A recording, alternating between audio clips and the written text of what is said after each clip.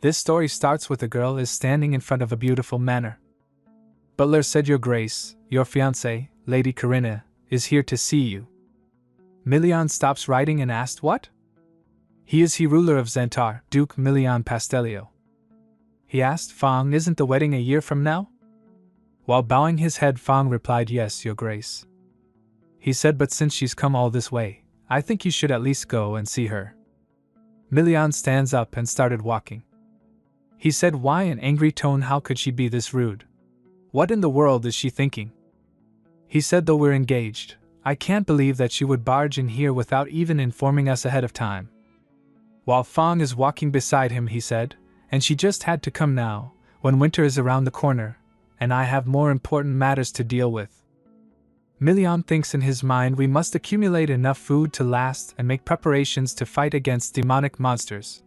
Please don't forget to subscribe and help me to reach 1K subs as soon as possible. Thanks for your support." Milian stops at a door and asked while opening the door, "Is it too late to call off the engagement now?" Corinna said, "That sounds wonderful." Milian looks at her and thinks in his mind, "TSK, did she overhear?" He said, "What did you just say?" Corinna said, "I'm willing to call off the engagement. In return, I'd like to live here for a period of about 6 to 10 months. Milian asked, "Who?" Corinna replied, "Me." Milian asked, "Are you out of your mind?" Corinna replied, "Not at all." She said, "I don't need a room in the main building. I'm fine with staying in the annex, as well." She digs up a paper from her robe and said, "I even brought the document to break off the engagement." While presenting the paper to Milian, she said, "Here you go." Milian looks at her, and then looks at her clothes. She's wearing worn out and shabby clothes. He asked, "Is your family struggling financially?" Corinna tilts her head and while confused asked, "Pardon?" While looking at her clothes, Milian asked, "Did you travel like that? Where are the rest of your bags?" Corinna said, I didn't bring anything else, in case something happened to me." He asked, "How did you come all this way?" She said while remembering her journey in her mind, "I paid for a carriage ride, got off and walked for a while, then hitchhiked the rest of the way." Milian asked, "When did you depart?" Corinna replied, 2 months ago. Milian takes a sigh and said, "You could have sent a message during that time. No, more importantly, how could you embark on a dangerous journey all by yourself? How naive can you be?" Corinna replied, "That's because..." While smiling, she said, "This may be my first trip as well as my last." While remembering the scenery of her journey of forest and wildlife, she said, "I've always wanted to accomplish something with my own strength." Milian thinks in his mind, well, it wouldn't make sense for a noble lady to go on such a reckless journey more than once. Corinna asked, "May I please stay here?" Milian walks close to her and asked, "What will you do if I say no?" Corinna thinks and said, "Well, I did think of going from place to place and working here, and there is my plan B." Milian takes a sigh and thinks in his mind, what kind of a plan is that? He looks at her and thinks, is she really the same person I saw at the engagement ceremony? He recalls his memories of his engagement with Corinna in his mind. He thinks in his mind, I had no idea that she was this rash. Corinna said while smiling, "But I believe you won't say no, yes?" He asked, "What makes you think that?" She replied, "That's because Your Grace doesn't like me." While showing him the paper, she said, "I'm quite good at catching on to stuff like that. As you can see, I've already filled out the form to call off our engagement." He said, "Very well. Come in for now." She said, "Thank you. I promise not to be a bother. You won't even know that I'm here." She said, "And when I suddenly disappear one day, just think that I've returned home." While closing her eyes, she said, "Or you can think that you've been freed from an annoying burden." Milian said, "As you wish. Fong, prepare a room for her." Corinna tells in her mind, "And that was how I ended up living in the manor of my fiancé who hated me." Before some time, Corinna and her family was sitting at the dining table. Corinna's father said, "Lia, you look very well today." Abilia said, "It's all thanks to the wonderful medicine that you and mother bring me every day." Felden said, "How could you call that wonderful? It looked awfully bitter." "Yuck." Corinna's mother said with closed eyes. "Lia's ill. She needs to eat her medicine to get well, even if it's bitter." Enfric said, I also bought you a gift to cheer you up, Leah. Felden asked, no fair. What about me? Enfric said, of course, I brought you one too. Abelia said, thank you, Enfric. Karina tells his story of her childhood. She tells, when I was little, I wondered why I was the only one with dull, brown hair in my family. While looking at her family photos, she tells, we all share the same blood, but I don't look like them at all. While putting her spoon back on table, she tells, later on, I found out that I had inherited my dark hair from one of my grandparents. She stands up and said, I'm finished. May I be excused? Karina's mother said, all right. Karina walks away and closed the door to the dining hall. She said, while walking, they don't even care. While walking, she thinks in her mind, it's all right. It doesn't bother me anymore. She staggers while walking. She grabs the side of a pillar and stands. She then started running. She stops and vomited up everything she ate. She thinks in her mind, he didn't say, my condition would deteriorate this quickly. A few days ago, while writing on the paper, doctor said, I'm sorry to say this, but your organs seem to be functioning at only half of their potential. Karina asked, is it that serious? Doctor replied, yes. It's a miracle you're still walking about. If you suddenly became like this, though you were healthy before, I suspect that it could be the art disease. Karina gets shocked after hearing that. She asked, the art disease? Doctor explained, oh Karina, among artists, there are a few gifted individuals who can bring about miracles. And among these individuals, there are some whose abilities cost them their life force. That being the case, I assume you can create miracles as well. Karina said with a sad face. Yes. Doctor said, every time you use your power, your health must have weakened considerably. Why didn't you get a checkup? If you discovered that you had this illness beforehand, it wouldn't have worsened to this extent. The doctor asked, didn't your family say anything? Karina shakes her head. Karina talks in her mind, the reason why I didn't tell my family about this is because they wouldn't have listened. While remembering her miracle art, she tells, I guess you could say it was out of pride. While imagining her parents in her mind, she tells, of course, it wasn't that my parents didn't love me. They always tried to be fair. But my younger siblings needed my parents more than I did because they were younger and ill. Inevitably, mother and father couldn't afford to be fair all the time. She tells, I was neither the firstborn nor the youngest in the family. I was the second child who could look after myself. Naturally, the amount of attention my parents gave me was smaller than a grain of sand. She started shaking while thinking, if I tell them now, they'll probably start paying more attention to me. But how will I know whether they truly care for me? What if they're just interested in my ability? Back to present. The doctor asked, you said you're vomiting blood and feeling anemic? Karina replied, yes. Doctor said, that's serious. I'm sorry to say this. With a serious face, doctor said, but you have a year to live, at most. He said, since you won't be able to eat properly anymore, your body will become weaker. While Karina is shocked, he said, so even 1 year is a stretch. Karina asked, is there anything I can do to live? Doctor replied, no, not as far as I know. But come back after a while if you still wish to live a little longer. I may come up with something. While sitting near the window, Karina saw birds flying. She thinks in her mind, I wish I had wings too. She said, I'm going to die. She squeezes her hand and thinks, but before that happens, I want to do everything I had ever wanted to do. I'm not going to force myself to smile. I'm not going to act like I can do everything alone. She thinks, and I'm going to start speaking up for myself. While leaning on the window, she thinks in her mind, what will everyone think when they find out about my illness? While imagining her family, she thinks in her mind, if they start treating me like I'm an inconvenience. While taking a sigh, she thinks, I don't think I'll be able to bear it. That's why I can't tell them. She thinks while looking outside the window, should I just run away? But I have only a year left. Even if I do run away, where will I go? What will I do? While standing up, she thinks in her mind, I wish there was someone who would look at me for the way I am, regardless of whether they like me or not. She remembers something in her mind. Karina recalls her engagement day in her mind, in which Milian asked, are you a sheep? He said you meekly do everything you're told, going this way and that. If you didn't want to come here, you shouldn't have. Karina looks at him. While walking, she thinks in her mind, but if I think about it, he didn't reject the engagement either. She thinks then, shall I go to the north? While imagining herself on journey, she thinks it'll be a journey I'll embark on, with my own 2 feet. She thinks in her mind, all right. But what should I bring with me? While writing on a paper, Karina thinks in her mind, I should exchange gold for cash beforehand, make sure to pack comfortable clothes, jerky, water, and she thinks, I need to bring the document to call off the engagement. She started writing. While writing, she thinks in her mind, I should probably drop by to see that doctor again. While sitting in front of mirrors, she thinks in her mind, anyway, I didn't go down to eat breakfast, but no one came to find me.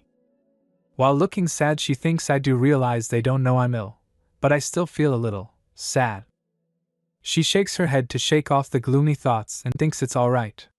I only have a week to get ready, so I need to begin now. While touching her money bag, she thinks I've prepared enough pocket money. While standing in front of the mirror and looking at her, she recalls her memories. Someone walks to Karina and said, Excuse me. Karina asked, Yes? What is it? She asked, Are you well acquainted with Lord Enfrick? I saw you talking to him a few moments ago. Karina replied, Yes. Karina answering her, Karina thinks in her mind, that's because he's my brother. The girl started talking to the other girl, Oh, how I envy you.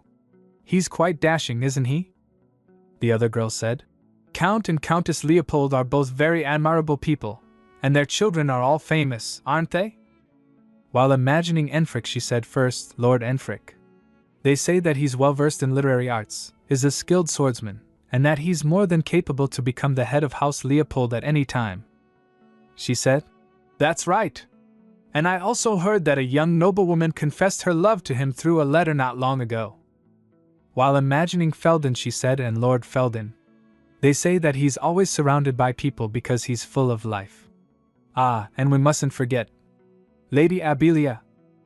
While imagining Abelia, she said she has beautiful, wavy blonde hair flowing down her back, and blue eyes that shine like jewels.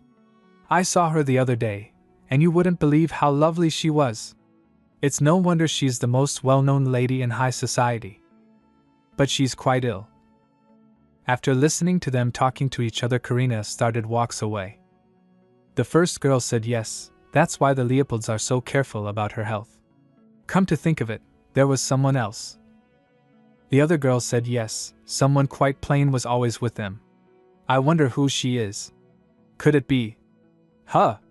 Where did she go? Karina was remembering all of this while standing in front of a mirror. She puts her hand on her cheeks and said, Someone plain. While walking in the hallway, she thinks in her mind, I remember turning away and going straight back home that day. I wonder what happened afterward. While walking down the stairs, Karina saw Nocturne. Nocturne also saw Karina. Nocturne said, Oh, hello, Lady Karina. Karina glares at him for a moment, and she said, It's been a while, Nocturne. What brings you here? He cheerfully replied, Yeah. I mean, Lady Abelia is getting her checkup today. Karina thinks in her mind, Leah, While remembering her younger self, Karina thinks in her mind, I once had feelings for him, but... While imagining Nocturne and Abelia, she thinks in her mind Nocturne only had eyes for Abelia. Perhaps it was because she reminded him of his little sister, who died when she was young. I had no choice but to let my affection for him wither away. While passing by Nocturne, Karina said, I see. I'll be going now. Nocturne looks at Karina, gets an intuition, and said, You don't look too well. Are you all right? Karina thinks in her mind, Since when did you care? She said, I guess I didn't get enough sleep. Nocturne then said, I could give you a checkup along with Lady Abelia, if you'd like. Karina said, That's all right. While both of them were talking while standing at stairs, Abelia came. Abelia walks to Karina and cheerfully hugs her. While hugging, she said, Karina! Due to this unexpected hug, Karina stumbles and Nocturne grabs Karina. Karina looks surprised by Nocturne's gesture. While looking at Abelia, Nocturne said, It's dangerous to run around here, Leah. Abilia said, sorry, Nocturne. I was just so happy to see Karina. Karina. Abilia keeps hugging Karina as she asked, Karina, where are you going? Karina replied, I'm going out. Karina grabs Abilia by her shoulders and said, Abilia, you should be more careful. What if you fell down the stairs? Abilia said, I knew you would catch me. After hearing Abilia, Karina mumbles something. No one heard anything. Nocturne and Abilia looks confused. Huh? Karina said, it's nothing. You should go get your checkup done so you'll get better. While putting on a pout, Abilia said, but Nocturne always scolds me. Abilia said, besides, I feel better these days. Can I go outside with you? Karina pushes her hand away and said, Nocturne came all the way here to help you. It wouldn't do to just send him back. Abilia looks a little sad and said, but. Nocturne said, Leah, I'm sad that you think I only scold you. I'm just doing my job.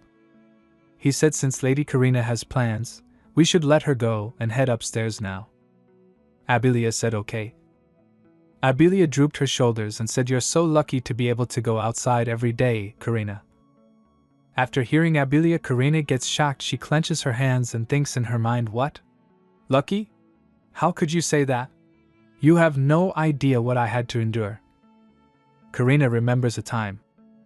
While taking care of Abilia, Karina tells in her mind, Abilia loved clinging to me. So I always had to stay by her side and tend to her. While remembering the letters, she tells in her mind, all those tea party invitations gathered dust on my desk because I couldn't go. Naturally. She tells in her mind, I wished I could attend parties and have fun. I never got a chance to make any friends. That's how it was all the time. While talking to Karina, her mother said, I'm sorry, Karina. Enfric fell off his horse, so I need to go and see him. Karina said with a sad face, but today's my birthday. While maids are tending to her dress, Karina's mother said, your brother could have been seriously injured. Karina asked, what about father?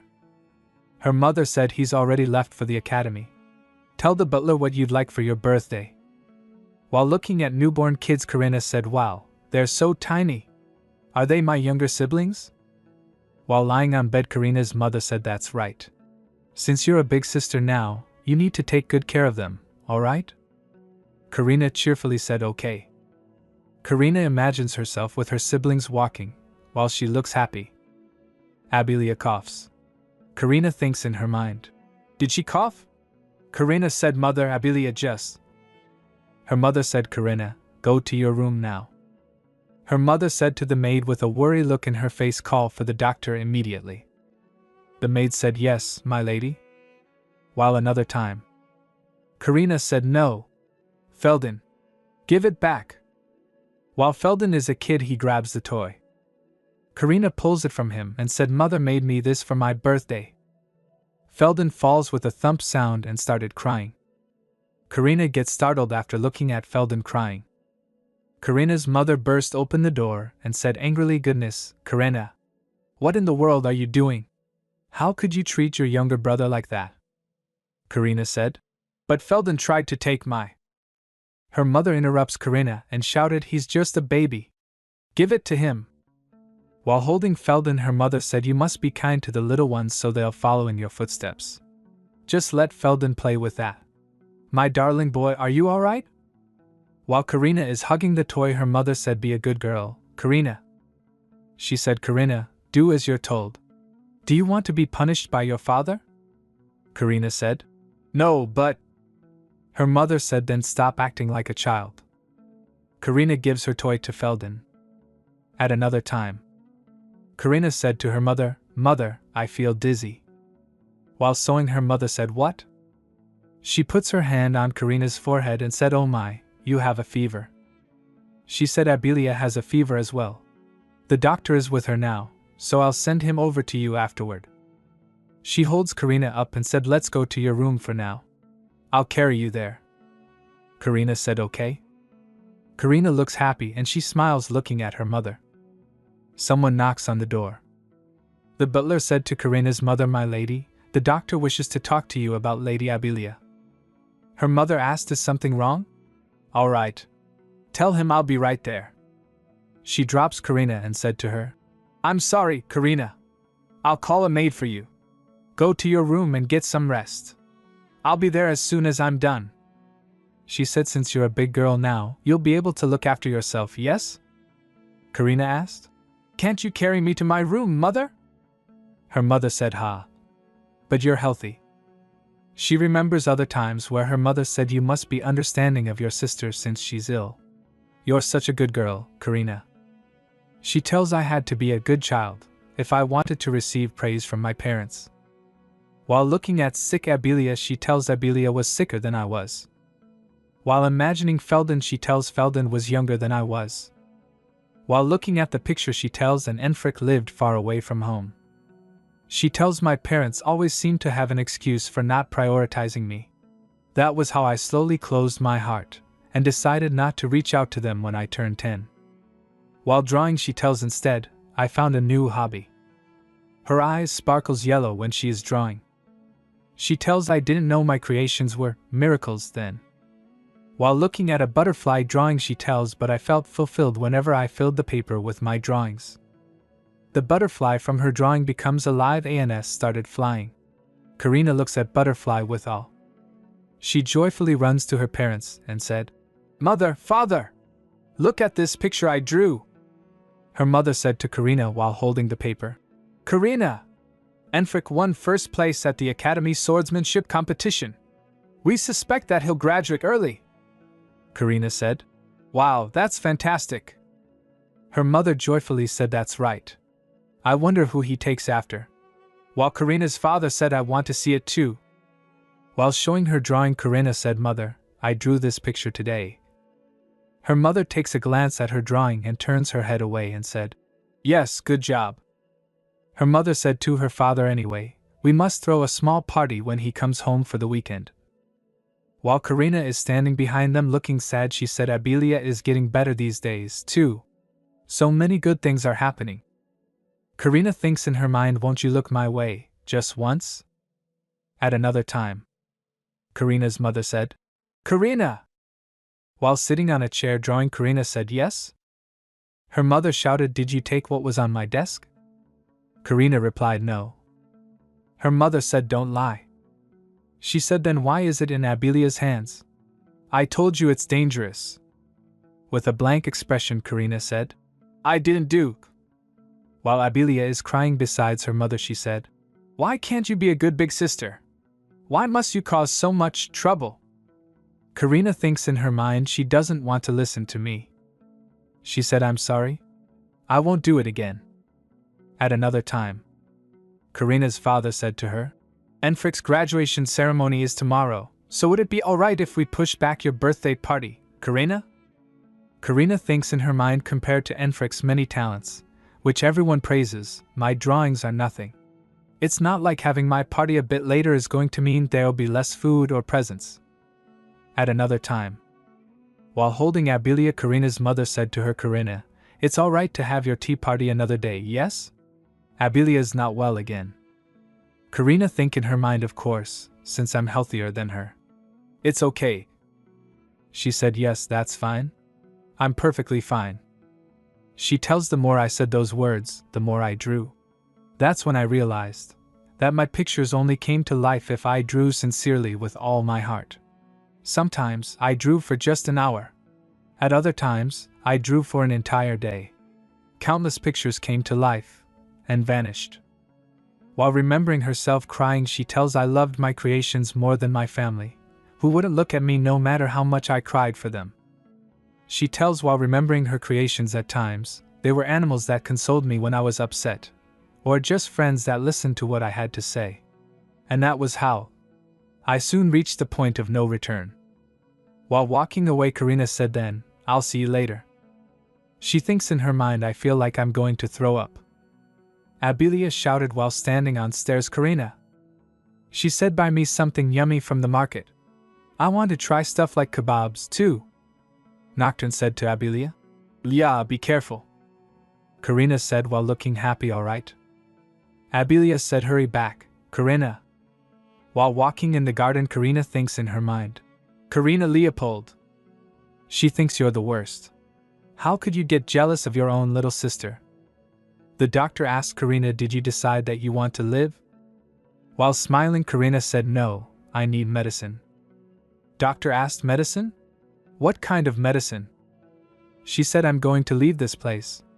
I've never been in control of my own life, not even once. She said, I don't want to live like this anymore. The doctor asked him, so, where are you going? She replied, it's a place at the end of the northern region. She said, have you heard of Zentar? While cheerfully smiling, doctor said, you might as well dig your own grave now. He said you'd be better off taking a pill that'll kill you in a snap of a finger than going to a place like that. While walking away from her, he said, if you're here to ask to be killed, you're at the wrong place. Get out of here.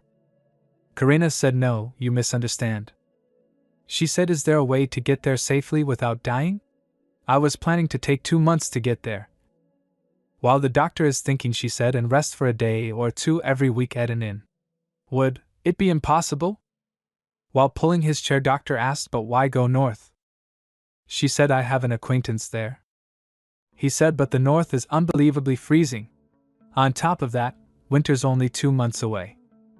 She said, I don't think that'll be a problem, since I plan on only staying indoors. With a worried look, doctor asked, what are you trying to do, exactly? While looking at him, Karina thinks in her mind, he's looking at me as if I'm an ignorant child. She said, I would like to get there without dying. That's all I want. The doctor asked, when do you plan on leaving? She said, next week. While writing something, doctor said, there's not much time left. If you have heart disease, there's not a lot I can do about your declining health. He said, but I can delay the process. If you stop taking the pills, your condition will get a lot worse. And I'll only prescribe you 2 months worth of them. After hearing the doctor, Karina cheered up and said, that's more than enough. Karina gives money to the doctor. He said, that's too much money? This medicine isn't even that expensive. Karina said, you're prescribing me 2 months worth of medicine. And I also wanted to give this to you as a sign of thanks. I don't have anywhere to spend this, anyway. I'll see you in 6 days, sir. While looking at her leaving, doctor thinks in his mind, she's so young, and yet she's so quick to give up. I wonder what kind of life she lived to look so relieved about leaving. While walking in the bazaar, Karina thinks in her mind, once I get the medicine, I'll be all set to go. While walking in bazaar, she smells the aroma of kebabs. She thinks in her mind, that smells heavenly. The stall owner said to Karina, don't be shy and give it a try, miss. You'll thank me later. Karina remembers Abilia in her mind saying, I want to try stuff like kebabs, too. While smiling, Karina said to the stall owner, I'll have 2 to go, please. While sitting in the carriage, Karina looks outside. She looks at a girl wiping a little girl's face with an handkerchief. She remembers Abilia's words in her mind. You're so lucky to be able to go outside every day, Karina. While looking sad, she thinks in her mind, I know she didn't mean it in a bad way. And I know that she adores me as well, though I don't know why. While her heart throbs, she thinks in her mind, I wish I could be more easygoing about things like this. While coming from the gate and walking, she thinks in her mid, after all, Abilia and Felden are younger than me. And I should be understanding as their older sister. She said, I guess this would be perfect for a light snack before dinner. Felden asked Karina, where have you been? Karina replied, hello, Felden. While sniffing the bag Karina is holding, Felden said, smells delicious. He snatches the bag from Karina and said while smiling, isn't this too heavy, Karina? I'll carry it for you. Karina said, you only offer to help when I have food. While smiling, she said, go and eat it with Abilia. She told me to buy her some. While running away, Felsen said, Yahoo, thanks, Karina. Hey, Abilia! Look what I've got! Karina thinks in her mind, I'm drained. I should take a quick nap. At night, Karina was sleeping in her bedroom. She heard a voice saying, Karina Leopold! She rises up from bed and asked, what brings you to my room at this hour? Father. Her father angrily said, Karina, did you buy street food for Abilia? Karina replied, yes. I went out today. While her mother and Felden are standing behind her father, he said, Ha, you know that Abilia should be careful about what she eats, don't you? While looking down, Karina thinks in her mind, so this is what brought them to my room. I simply got her what she wanted. Karina asked, did something happen to Abilia? Her father said, there must have been something wrong with the food. She threw up everything to the point of dehydration. While remembering Abilia vomiting up, he said, how could you be so thoughtless? You're her older sister. Her mother said, your father's right, Karina. You're an adult now. You should have been more careful. Karina said, but Lia. Her father interrupts her and shouted, I don't want to hear your excuses. Felden said, father, mother. Karina talks to herself in her mind, keep calm. This will end as it always has if you say sorry. They're simply worried about Abilia. There's no one else to blame. But she thinks in her mind, why are they taking it all out on me? Karina said to her father, so what? Her father gets stunned. Huh? He asked, what did you just say? Karina said, what do you want me to do? She thinks in her mind, how much longer do I have to endure this? For a year? While she clenches her clothes, she thinks in her mind, until the day I die. Will they know how I felt after my death? Her father said, what an insolent. Karina interrupts him and said, I simply bought those kebabs for Abilia because she asked me to. She said, and you should have firmly told her that she shouldn't eat such foods because they may be bad for her health. Her father said, what? How ignorant are you about your sisters? Karina interrupts her father again and said, no. I thought that it'd be alright because Abilia asked me to buy her some. While getting shocked, her mother said, Karina, how could you talk back to your father like that? She thinks in her mind, my head hurts. She said, what do you mean? I simply told him my opinion, that's all. I don't believe I did anything wrong. Her mother said, but if you were going to buy her food like that, you should have gotten permission from the doctor. Karina said, what do you mean buy food like that? Felden was fine after he ate it. She said, besides, I bought some after trying one myself, so I thought it'd be alright. She said to her father, I'll be careful from now on, father. And please warn Abilia about this as well. While trying to get calm, her father said, alright. Please be more cautious. While her father, turning Felden, asked her mother, Mother, may I go see Abilia? She replied, go on. Her father stopped at the door and said, Karina, you know that your sister has been unwell since the day she was born, don't you? Karina said, yes. He said, you might feel like this isn't fair, but you're perfectly healthy. So please understand. Karina said, all right. She thinks in her mind, I'm sick of hearing about how healthy I am. It's not like I'm the only healthy one in this family. And Frick and Felden are perfectly fine as well. Why does he always talk as if being born healthy is a sin, and keeps demanding me to make sacrifices? Karina said, I know. Karina's mother said, your father must be worked up because Lia passed out. Karina, please be understanding. She asked Karina, you're not upset or anything, are you? While they were going, Karina said, is that all you have to say to me? Both of her parents stopped. Her father asked, what? Karina asked mockingly, I'm surprised you even knew where my room was, father. Mother. He replied, of course we knew. Karina said, I thought that both of you had forgotten, since you never came here to see me these past few years. After listening to Karina, both of them get shocked. Karina said to them, please tell Abilia that I'm sorry I caused such an inconvenience. I'm tired, so I'd like to get some rest. They left after that. While lying on her bed, Karina thinks in her mind, I didn't do anything wrong. I hope Abilia's alright. While looking worried, she thinks in her mind, as for dehydration, I've been through it a couple times recently myself, it'll be alright. It's not a big deal. After that, Karina quickly stands up and take her colors and started drawing. She draws a little fairy, and she came to life. The little fairy starts lying. Karina said, hello there, Miss Fairy. While the little fairy hugs her, she thinks in her mind, I should just forget it all, like I always did. I have my drawings. She thinks creating art is the only way I can breathe. I cannot stop drawing, even if I have to exchange my life for it. After all, it's my everything. The next day, maid asked Karina, "Oh my! Are you here to eat in the dining room today, Lady Karina?" Karina remembers Feldon and Abilia apologizing to her. Feldon said, "Karina, sorry about the other day." While crying, Abilia said, "Karina, I'm sorry. I won't ask you to buy me street food ever again, so will you forgive me?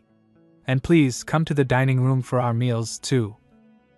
While standing in front of the door, Karina said, "Yes, I will." The maid said, "That's good to hear. Everyone will be pleased." Karina talks in her mind, "Today will be my last day here, anyway."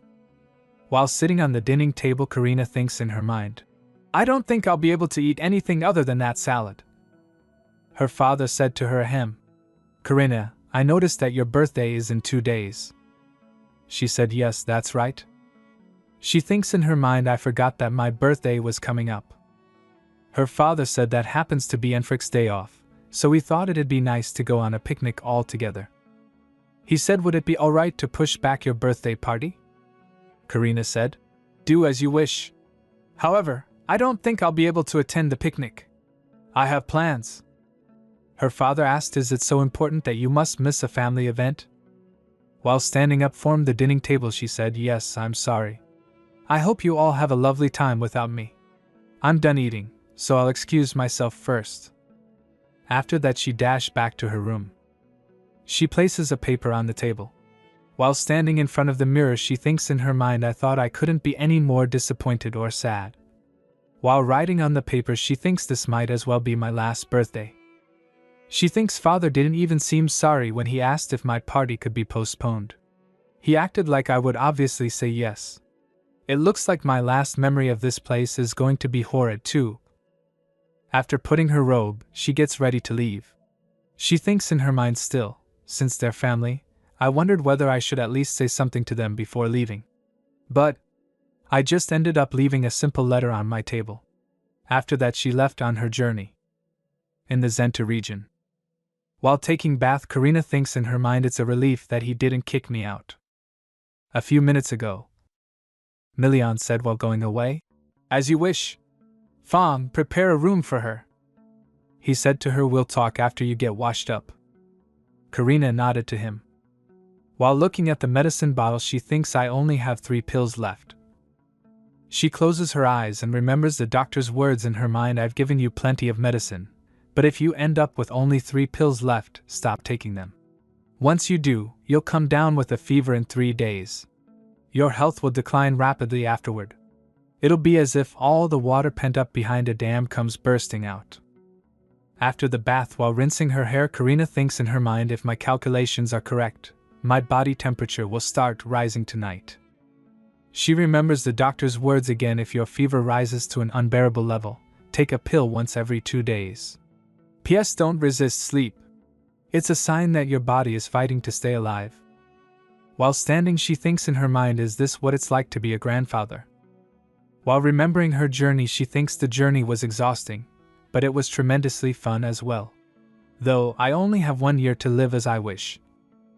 After getting ready, she thinks, no, that's more than enough for me. I should do whatever I want. And in order to do that, she remembers something in her mind. While standing in front of Milian, she thinks in her mind, this study smells like paper and ink. I think I kind of understand why he seems so touchy now. While looking away from him, she thinks in her mind, I'm sorry to bother you when you're busy. Milian said, take a seat first. Karina said, all right. Both Milian and Karina sat on sofas and the butler pours them tea. Milian said, now, explain why you came all the way to Zentar. Karina asked him, must I?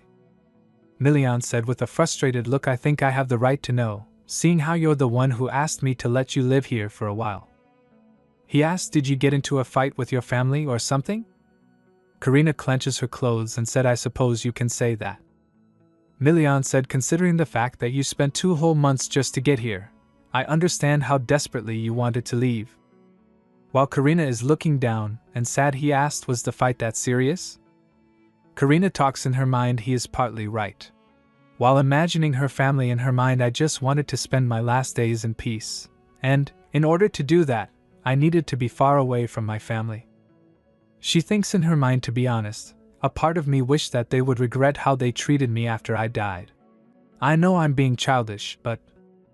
While holding the teacup she said, everyone needs time to be alone sometimes. Milian said, yes, but now's not a good time. Winter's the busiest season of the year in Zentar, so I won't be able to tend to your needs. Karina joyfully said, that sounds great. While looking gloomy, Milian thinks in his mind, what in the world is this tiny lady trying to say? No, more importantly. Karina started babbling. She said, so if you happen to have an annex that you're not using, may I use it? If I were given a room right next to your graces, I imagine that it'd be awfully awkward when we run into each other, and… While looking at her babble, Milian thinks in his mind, is this really the same lady that I met at the engagement ceremony? She seems rather different now. He said ahem, the annex needs a bit of touching up. Karina asked, is it dusty? Milian said, no, it's clean, but it needs to be refurbished, and I have yet to assign servants there. While putting her cup and table she said, if there's fire and warm water, it's more than enough. I don't even need a maid. Milian said, if you say so. It's ready for use, so you may move in whenever you'd like. Fine, make preparations. He said, and don't even think about going outside by yourself. With a concerning look on his face he said, the north is different from the south during the winter. It's dangerous because you never know when a demonic monster could appear. Karina stands up and said, don't worry. I don't plan on venturing out. I'd like to get some rest. May I go to the annex right away? Milian said, go ahead. While going away, Karina said to Milian, thank you for allowing me to stay here. Milian said, I didn't exactly have a choice. It's not like I could kick you out. While walking, Karina stops at the door. While opening the door she said, Your Grace, I'm sorry to be an inconvenience. She left while Milian and Fong are still there. While walking, Karina collapsed at the side of a wall. She thinks, I feel a bit dizzy. Karina was sleeping on the bed. While lying on bed she thinks in her mind, it's so cold.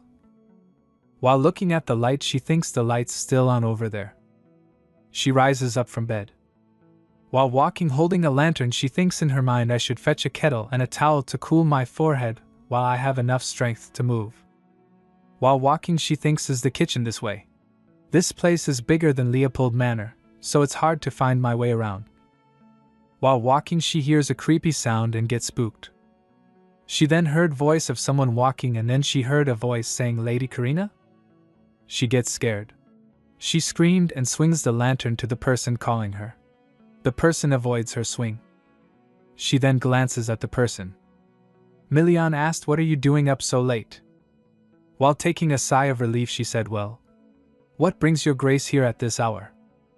Milian said, While scratching his neck he thinks in his mind, I can't tell her that I came because I was worried about her.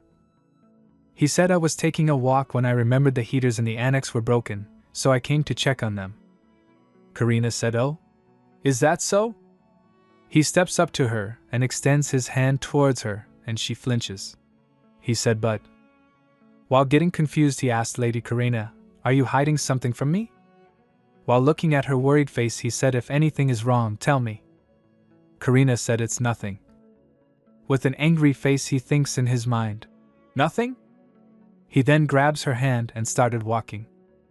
While walking he thinks in his mind, while looking at her, she's out of breath, her cheeks are red, and unlike before, her voice is shaking. He said to her, You have a fever? Karina said, It's all right. I'm sure it'll go away if I get enough rest. He said, I should have seen this coming when you told me that it took you 2 months to get here. Why didn't you just say you were feeling unwell? Only a foolish bear would try to endure something like this. Karina imagines a bear in her mind and asked, A bear? He said, On the battlefield, it's more troublesome to deal with someone who dies from hiding their wounds. So, if you don't want your condition to worsen even more, I need you to tell me about these things beforehand. He asked, Do you understand? With a sorry face she said, I'm sorry. She thinks in her mind, Wait a minute. Why do I have to be scolded here like this in the middle of the night? Karina said, I. Milian interrupts her, and he raised his hand in front of Karina's face. Abd asked, Lady Karina, how many fingers am I holding up? Karina thinks in her mind while her vision of his fingers is blurry. There's no way he's holding up 6 fingers, and since I'm seeing doubles. She said 3. Million looks at his 2 dingers. She thinks in her mind, did I get it right? Million said, you really are such a handful. He then lifts her up and holds her in his arms. While surprised, Karina said, I'm fine. He said, this isn't a good place for a patient to live in. I'll take you to the main building. Karina said, but. He said, I know that you don't want to, but I'd be a horrible host if I just let you stay in the annex. Karina said, okay. Million starts walking while holding her in his arms. He said to her, I'll call someone to take care of you. Get some sleep. While feeling dizzy, Karina said, no doctors. Million asked, what? She said, don't call a doctor, no matter what, please. He said, all right. Just go to sleep. She said, Your Grace, you promise? Million brings her to the main building. She falls asleep on bed. While looking at Karina sleeping, Million thinks just. He first stops his hand and then thinks in his mind, what is she trying to hide from me? 2 months ago. Maid said to Karina's father, Goodness, your lordship. Lady Karina's nowhere to be found. He said, why are you making such a fuss? She frequently goes out on her own, doesn't she? While bowing her head, Maid said, I apologize, my lord. Well, I don't think that's the case this time. While presenting a letter, Maid said, I found this letter on her table when I was cleaning Lady Karina's room this morning. The letter's content were as follows. I'm going to go on a journey. Karina Leopold. He said, what in the world? While reaching her hand to the letter, her mother asked, what is it? After reading it, she asked, where could she have gone without saying a word? He father asked the maid, when's the last time you saw her? She said, well, I believe I saw her go outside 2 days ago. He asked, what about yesterday? She said, yesterday? I don't recall seeing her. He asked, did any of you see Karina yesterday? Felden and Abilia looks oblivious. Abilia asked, since she wasn't in her room, I thought she went to the market again. Felden said, I haven't seen her recently either. Enfric said perhaps she was upset that the picnic overlapped with her birthday. I should have picked a different date. Enfric remembers his conversations with Karina in his mind. He said, Karina, if you're upset, you can say so. Don't forget that mother and father love you. Karina said, I know. I'm their child, so they probably do love me, somewhere deep inside their heart. But one thing is for certain. I'm not their favorite. After putting the letter on the table, her mother wipes her mouth and said honestly, how could she be so inconsiderate? Didn't she realize we'd worry once we discovered she was gone? If she hated the picnic so much, she could have said so. Her father said to the butler she couldn't have gone too far. Dispatch a few of our men and find out where she went. Her mother asked the maid, did any money go missing? The maid replied, just 2 gold coins from today and yesterday combined, your ladyship. Her father said, see? She couldn't have made it too far with so little money. He said she'll probably be back after 2 weeks or so. I'll make sure to scold her properly when she returns. Her mother said, I hope nothing happens to her. Her father said, what an ungrateful child. This will serve as a good lesson for her when she finally realizes how blessed she was to live in comfort under this roof. After a few days, while standing beside the table, her father shouted, Karina Leopold. What in the world is she thinking? While crumpling the paper, he said, no matter how upset she was, how could she do this? His mother came and asked, darling, what's wrong? He said, it seems that Karina went south. She asked, so, how is she? While putting his left hand on his face, he said they lost her when she got on a carriage headed for the capital. He thinks in his mind, I understand that Karina might feel upset, but how could she stir up trouble on purpose? What a disgrace to the family. While sitting, her mother said, who knows what may happen to her? We must send more people and bring her. Her father interrupts her mother and said, bring her back? For what? If she hates being here so much, let her be. She left of her own volition, so I refuse to let her into this manner unless she gets on her knees and begs for forgiveness.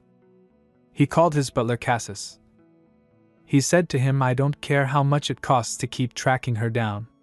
Find her. Cassis replied while bowing she head, yes, my lord. Her mother said, I know that it was rash of Karina to do something like this, but I can only imagine how dismayed she must have been. Her father said, stop making excuses for her. She ran away because she was upset about a birthday party. He said, if word gets out about this, I won't be able to hold my head up. She's a smart girl. I'm sure she'll be back before that happens. Her father asked her mother, how's Leah? Isn't she lonely now that Karina's not here? Her mother with a worry face said it seems as though she goes in and out of Karina's room, but she doesn't say much. Still, it must be hard for her. Her father said she's more mature than her childish sister. Her mother said though Abilia acts out sometimes, she's quite thoughtful. I'm sure Karina had her reasons for acting this way too. While imagining Karina in his mind, he said, what in the world could she possibly have been upset about? We gave her enough pocket money and always bought her the things she asked for. Her father said, we must have spoiled that girl. Her mother thinks in her mind that's true. We gave her everything a child could ever want. No, let's not talk about this anymore. She'll probably return in a month, at least. Karina opens her eyes and blinks. She was lying in bed. Milian asked, are you awake? He was sitting on a chait while reading a paper. Karina turns her head and looks at him and said, Your Grace? She gets shocked and talks in her head, it really is him. Milian said, you still have a fever? Stay in bed. While rising up from bed, Karina asked, Your Grace, what are you doing here? Milian replied, don't you remember? You refused to see a doctor, and it was too late to call for anyone. He steps up to her and said, so I decided to stay by your side until morning. While Milian is pushing her into the bed, Karina asked, really? He said, then why else would I be reading my papers in here instead of my study? She said, but am I not a bother to you? Milian talks in his mind, why would she be a bother? She's a patient, so of course, I have to take care of her. He said, I am the owner of this manor, Lady Karina. Since I accepted your offer, it's all right for you to act like a guest. With a relieving face, Karina said, okay. Milian sits on a chair near the bed and asks, do you need anything? I've never looked after anyone before, so I'm quite new to this. Karina asked, really? This is your first time? He replied, that's right. She said, this is a first for me too. While smirking, he thinks in his mind, of course it is. There's no way a noble lady would ever need to tend to someone who's ill. She's babbling nonsense because of her fever. Karina said while smiling, but it is quite nice to have someone nearby when you're sick. She said, I'm used to looking after my siblings, so. Milian thinks in his mind, she must have been referring to being taken care of, not taking care of someone else. He talks in his mind, come to think of it, I believe I heard that Count Leopold's youngest daughter is quite sick. While imagining the Leopold family in his mind, he thinks things can be difficult for a family with a patient. For instance, it's inevitable for a parent's attention and affection to tilt in one direction. He said, anyway, it seems like your fever's not going down, which is a problem. Karina said, I have medicine in my bag. I forgot to bring it. Milian stands up and said, I'll go get it then. Karina grabs his hand and said, no. Not right now. Milian said, no, your fever's still high. Karina said, it doesn't matter. Milian sits back on chair and said, you're more stubborn than a donkey. Karina giggles while lying down in bed. She thinks in her mind while holding Milian's hand, I feel cold and heavy. The room is really dark, but his hand is so warm. It feels so good that I can't help but giggle. Milian said to her, it's still dawn. You should get some more sleep. Karina asked, will you leave if I fall asleep? Milian squeezes her hand and said, no. I'm going to stay until Fong wakes up. I'll be right here until you fall asleep, so don't worry. Karina gets stunned after hearing him. She thinks in her mind, it feels like I just got an unexpected birthday present. She falls asleep after that. While sitting, Milian looks at her and thinks in his mind, should I send a letter to her family? No, I suppose it'd be better to do that once winter passes. He thinks she probably needs time to sort out whatever she's troubled with. He thinks it doesn't seem like she wants to depend on her family, so I don't think helping her out for 3 to 4 months will be a problem. After a while, Milian knocks on the door and asked, Lady Karina? While covering herself in warm clothing, Karina replied, Ah, Your Grace. He asked, Should you be walking around when your fever has just gone down? Karina cheerfully replied, I wanted to stretch my legs a bit because I was in bed for so long. Karina talks in her mind, It has been a week since I collapsed. 2 things have changed since then. The first is that my health deteriorated so much that even walking at a normal pace makes me run out of breath now. Milian walks close to her and puts his hand on her forehead, while she is thinking. The second is that the Duke comes by every day and puts his hand on my forehead to check my condition. Milian happily said, Your fever's definitely gone down now. But, while Karina is blushing and covering her head with her hands, he said, Why are you acting like a scared rabbit? While laughing, he said, Don't worry, I won't bite. He asked, Have you had lunch yet? Karina replied, No, not yet. She talks in her mind, I didn't want to be a bother, so I tried my best to stay out of his sight, but, while turning, Milian said, I haven't either. Would you like to join me?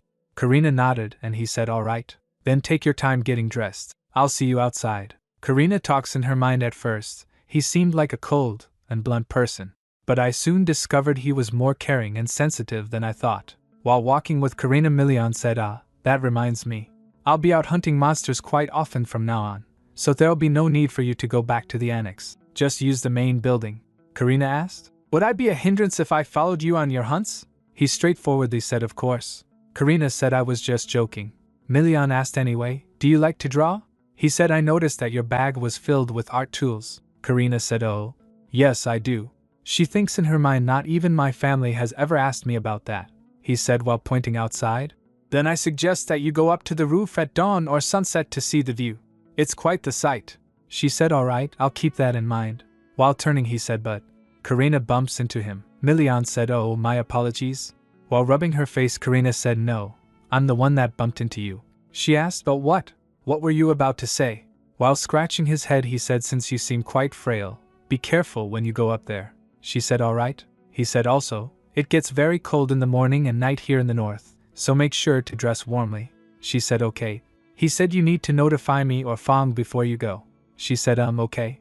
While pointing upward, he said, And you must come down once every hour or so to warm your body up. While listening to him, Karina thinks in her mind, I bet his subordinates don't like him because he lectures so much. He said with a serious face, You better remember all this if you don't want to end up as a dry squid. She said, A dry squid? He asked her while turning, Huh? Did you forget what you were like at the engagement ceremony? While remembering the engagement day, he said, You were practically dragged around by your maids. It was clear from your expression that you didn't want to come. He said, If you didn't want to be there that much, you should have said so. While getting sad, she said, That was. She talks in her mind, I didn't have a choice. While remembering her parents in her mind, she tells, My parents planned the engagement without even asking for my opinion. While remembering Abilia's sick, she tells, and they couldn't attend the engagement ceremony because Liao was sick. While bowing her head, she said, I apologize if I had offended you. Milian said, No, there's no need for you to apologize. While closing his eyes, he said, I guess I was also at fault for not asking you how you felt about the engagement. I was too focused on carrying out my predecessor's final wishes. He said, Anyway, what I'm trying to say is, if you don't like something, while looking her in her eyes, he said, Just say that you don't. Karina thinks in her mind, But I've never been able to express my opinion so openly before. If I had refused to get engaged, Abilia would have been forced to take my place. She doesn't say anything. Milian scratches Hugh's head and then turns and starts walking. As he walked, he asked, What kind of foods do you not like? Karina replied, I'm not good with greasy foods. While opening the door, Milian said, I suppose that's understandable. Come, you must be hungry. While amazed, Karina said, Your Grace, Milian said, This place is beautiful when it snows, but the cold is unbearable. So, I gathered all the experts of the north and had them make a glass dome here. While excited, Karina asked, Wow, when will it snow? Milian replied, Since this year's been fairly chilly so far, I suspect it'll start snowing early next month, Karina told. It wasn't cold enough to snow back at Leopold County though, Milian said. What an absurd comparison. Of course, the north is colder. Anyway, the food's getting cold. You should eat. Karina imagines Milian saying to maids, Don't put any greasy food on that side. She thinks, He's so considerate. Milian then asked, You're not that weak, right? You're not going to throw up blood while eating, are you? Feeling pressured, Karina replied, I'm not that ill. She thinks in her mind, I feel so sorry that he had to go out of his way for me. I thought he was just a cold and mean person. If any problems arise because of me, he'll have to deal with the consequences. Perhaps I shouldn't have come here. While she was busy in her thoughts, Milian looks towards her and asked, "What's wrong? Does it not suit your taste?" Karina said. "Your Grace," he replied. "You can just call me Milian. Or Lien is fine as well," she said. "Oh, all right," he asked. "So, why did you suddenly call out to me?" Surprised by his question, Karina shakes her head and then replied, "I just felt apologetic," he asked. "Apologetic? For what?" she replied. "For not notifying you before coming here. I thought you'd say no if I asked beforehand, so," he replied. "Of course I would've," he said, "but it wouldn't be because I don't like you or find you annoying. It's simply because it'd be dangerous. Forget about what I said to you when you arrived." "I'd like to officially apologize for how I acted that day," Karina replied. "It's fine. And," she wondered, "should I tell him about my illness? Even if I do, the situation won't change for the better. In the worst-case scenario, I may no longer be able to stay here." And, while smiling, she replied, "Thank you for this meal," Milian said. "That's it. Enjoy. The main chef will be sad if you don't. And I'll have him prepare something easier for you to eat next time," she said. "Huh? Yes, thank you," Milian asked. "How is it?" she replied while eating. "It's delicious." After a few moments, while walking, Karina thinks, "I haven't been this full in such a long time." Our conversation was lovely as well. Looking through the glass window, she thinks, "Maybe I should go up on the roof tomorrow," Milian shouted. "What did I tell you?" While furious, he said, "Did you think I was joking when I warned you about going up there?" Karina replied. "I'm sorry," Milian said. "Would you please explain to me why you went up to the roof wearing only a robe over your clothes? I thought you promised me you'd be careful." Averting her eyes, Karina asked, "Did I?" While Milian glares, she admitted, "I think I did. Firstly, I must tell Milian or Fang if I plan on going up to the roof. Secondly, I must dress warmly. And lastly, I must come down every hour or so to warm my body. But," she looks into the hallway and thinks, "there's no one here. Are they all asleep?" While she dashes, she thinks, "I don't think I should bother them. I'm just going to take a quick peek, so I suppose it'll be fine if I go alone." She went upstairs and opens the door to the balcony. She was in awe by the scenery and thinks, "I've got to draw this." While she was drawing, just a bit more, someone grabs her from behind and she gets shocked. It was Milian who grabs her. She said, Your Grace?" "Back to the present," Milian shouted. "If you want to turn to ice, just say so. I'll pour ice cubes into your bathtub myself," Karina replied. "The thing is, I really had no idea that so much time had passed. I didn't do it on purpose." Looking at her, Milian furiously asked, "Are you giggling?" Karina gasped and Milian puts his hand on Karina's head and said, "Why don't you just turn into a human furnace? It'll save me money on heating this place up." Karina asked, "Your Grace, are you cold? If you are, you can take this blanket," he replied. "I don't think you're in a position to ask me that." She thinks in her mind, "It's been an hour since I've been under these blankets." Milian asked, "May I take a look at your drawing?" Handing her the drawing, Karina said, "Of course. It's not that remarkable, but," Karina tells in her mind, "Enfric became a part of the Imperial Order because of his swordsmanship skills. Felden can do anything he's seen once because he's a quick learner.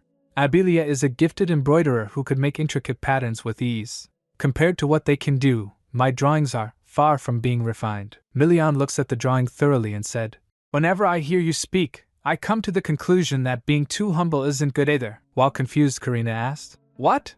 Looking at the drawing, Milian said, "I'm not that knowledgeable in this area, so I can't give you an accurate evaluation, but this is incredible." Karina gets surprised by his remark and blushed. Huh? Milian continued, "I never thought the view from the top of my manor could be this beautiful." "Lady Karina, you should have more confidence," she replied. "That's the first time I've received such a compliment," he said. "Well, I'm dead serious. I can't wait to see the final version," she replied. "Thank you for being so generous, but," he said. "Generous? I meant what I said. I don't joke about things like this. If I really thought your drawing was horrible, I would have suggested that you find a different hobby." Karina laughs and said, "I suppose you're right."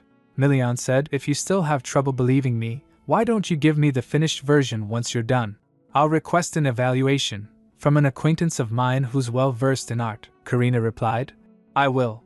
But as for the evaluation, I don't think it'll be necessary. I don't draw to show to other people, you see." She thinks, "I only started art because I was lonely and ended up continuing, but I'm too embarrassed to say so." She asked, Your Grace, can I take off these blankets now? While they were talking, someone knocks the door and said, Your Grace, it's Marius, Milian said. Come in. He came and asked, Your Grace, did you turn this lady into a blanket caterpillar? Milian said. I didn't summon you to hear such nonsense, Marius.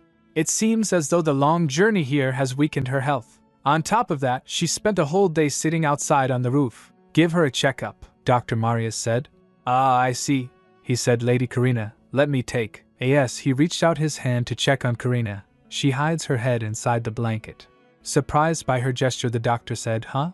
Your Grace? While surprised, Milian asked, Lady Karina, what are you doing? She mumbles from inside the blanket. I told you that I didn't want to see a doctor, Milian said. Well, then you shouldn't have fallen ill. Let him take a look at you, she replied. I'll get better once I get plenty of rest, Milian said. I see I'm not getting anywhere. He lifts her up as he was folding the blanket and said, Come, let's get you to bed. Shocked by his action, Marius shouted, Your Grace, how could you pick up a lady like that? If you're going to move her, you should carry her gently in your arms. Milian puts Karina on the bed and she was also shocked. Milian said, I did carry her gently. While crying, Marius said, How was that being gentle? She's not a sack of potatoes. Your Grace, you shouldn't treat a southerner like you would a northerner. They're not accustomed to our rough ways. Scratching his head, Milian said, Is that so? I apologize, Lady Karina, Marius then said. My lady, please forgive his Grace. And would you be so kind as to give me your hand? He checks up on her, as she was breathing heavily. Milian said, How is? Marius cuts him off by pointing with his finger. Sure, he then said to Karina. If you're tired, get some sleep, my lady. Lie down comfortably. As she was lying down, Karina thinks, I shouldn't fall asleep. Marius then examines her with a serious expression. Milian asked, What's the matter? Why do you look so serious? He replied. She seems severely ill. He concludes. Her pulse is unstable and weak, as is her heartbeat. She also has a light spot on her skin. After examining her, Marius said, This illness is rare in the north, but it looks like she has art disease. Milian asked. Art disease? He told. Yes. As you know, the Ios Empire was blessed with art. The north is filled with soldiers because it was recently occupied, but the capital and the south have always been bustling with marvelous artists, Milian replied. I'm aware of that. So, Marius continued, though it's rare, there are some cases where a few artists are overly blessed with the gift of art. They are able to bring about miracles with their creations. Such miracles surpass human capabilities and are even called the power of a deity. Milian, remembering in his mind, said, Come to think of it, Ferial's performances have the power to heal, Marius said. That's right. House Carlos is famous for being a family of artists for generations in the empire. Then Milian asked, So you're saying that this squid, Lady Karina, is an artist that has the ability to bring about miracles? Marius told. Yes.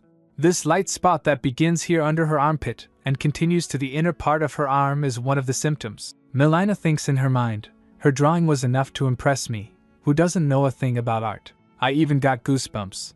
The sketch depicted a familiar sight, and yet, it was far more beautiful than anything I'd seen before. Looking at it made me feel as if I was right there on the rooftop, staring at the view with my very eyes. Scratching his head, Marius replied, Well, she's quite weak right now, but with my skills, I don't think I'll be able to figure out what type of art disease she has. Milian asked. Type? Marius told. There are several different types of art disease. The mildest type brings about a decrease in the person's stamina, while another causes the loss of sensation in limbs. And though it is rare, there are also cases where the disease takes away one's life, Milian said. So, what you're saying is, in the worst case, Lady Karina may die, Marius replied. Those cases are very rare, but to put it bluntly, yes, Milian said. That sounds like a rather cruel blessing, Marius said. Well, we are talking about a power that transcends human boundaries. Milian looks towards her and thinks, Since she's sleeping right now, I can't ask her anything. He asked, Is there a way to cure her illness? Marius replied, As far as I know, there isn't. All I can do is prescribe painkillers for her. Milian asked, So does that mean I can do nothing but watch as she loses a limb or her life? Marius replied, If the artist really wants to live, then they must stop creating art. However, most do not, Milian said. Why not? How hard could it be to choose life over art? Marius explained.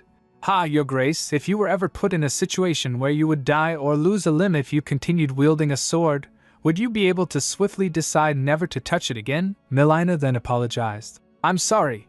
That was thoughtless of me, Marius told.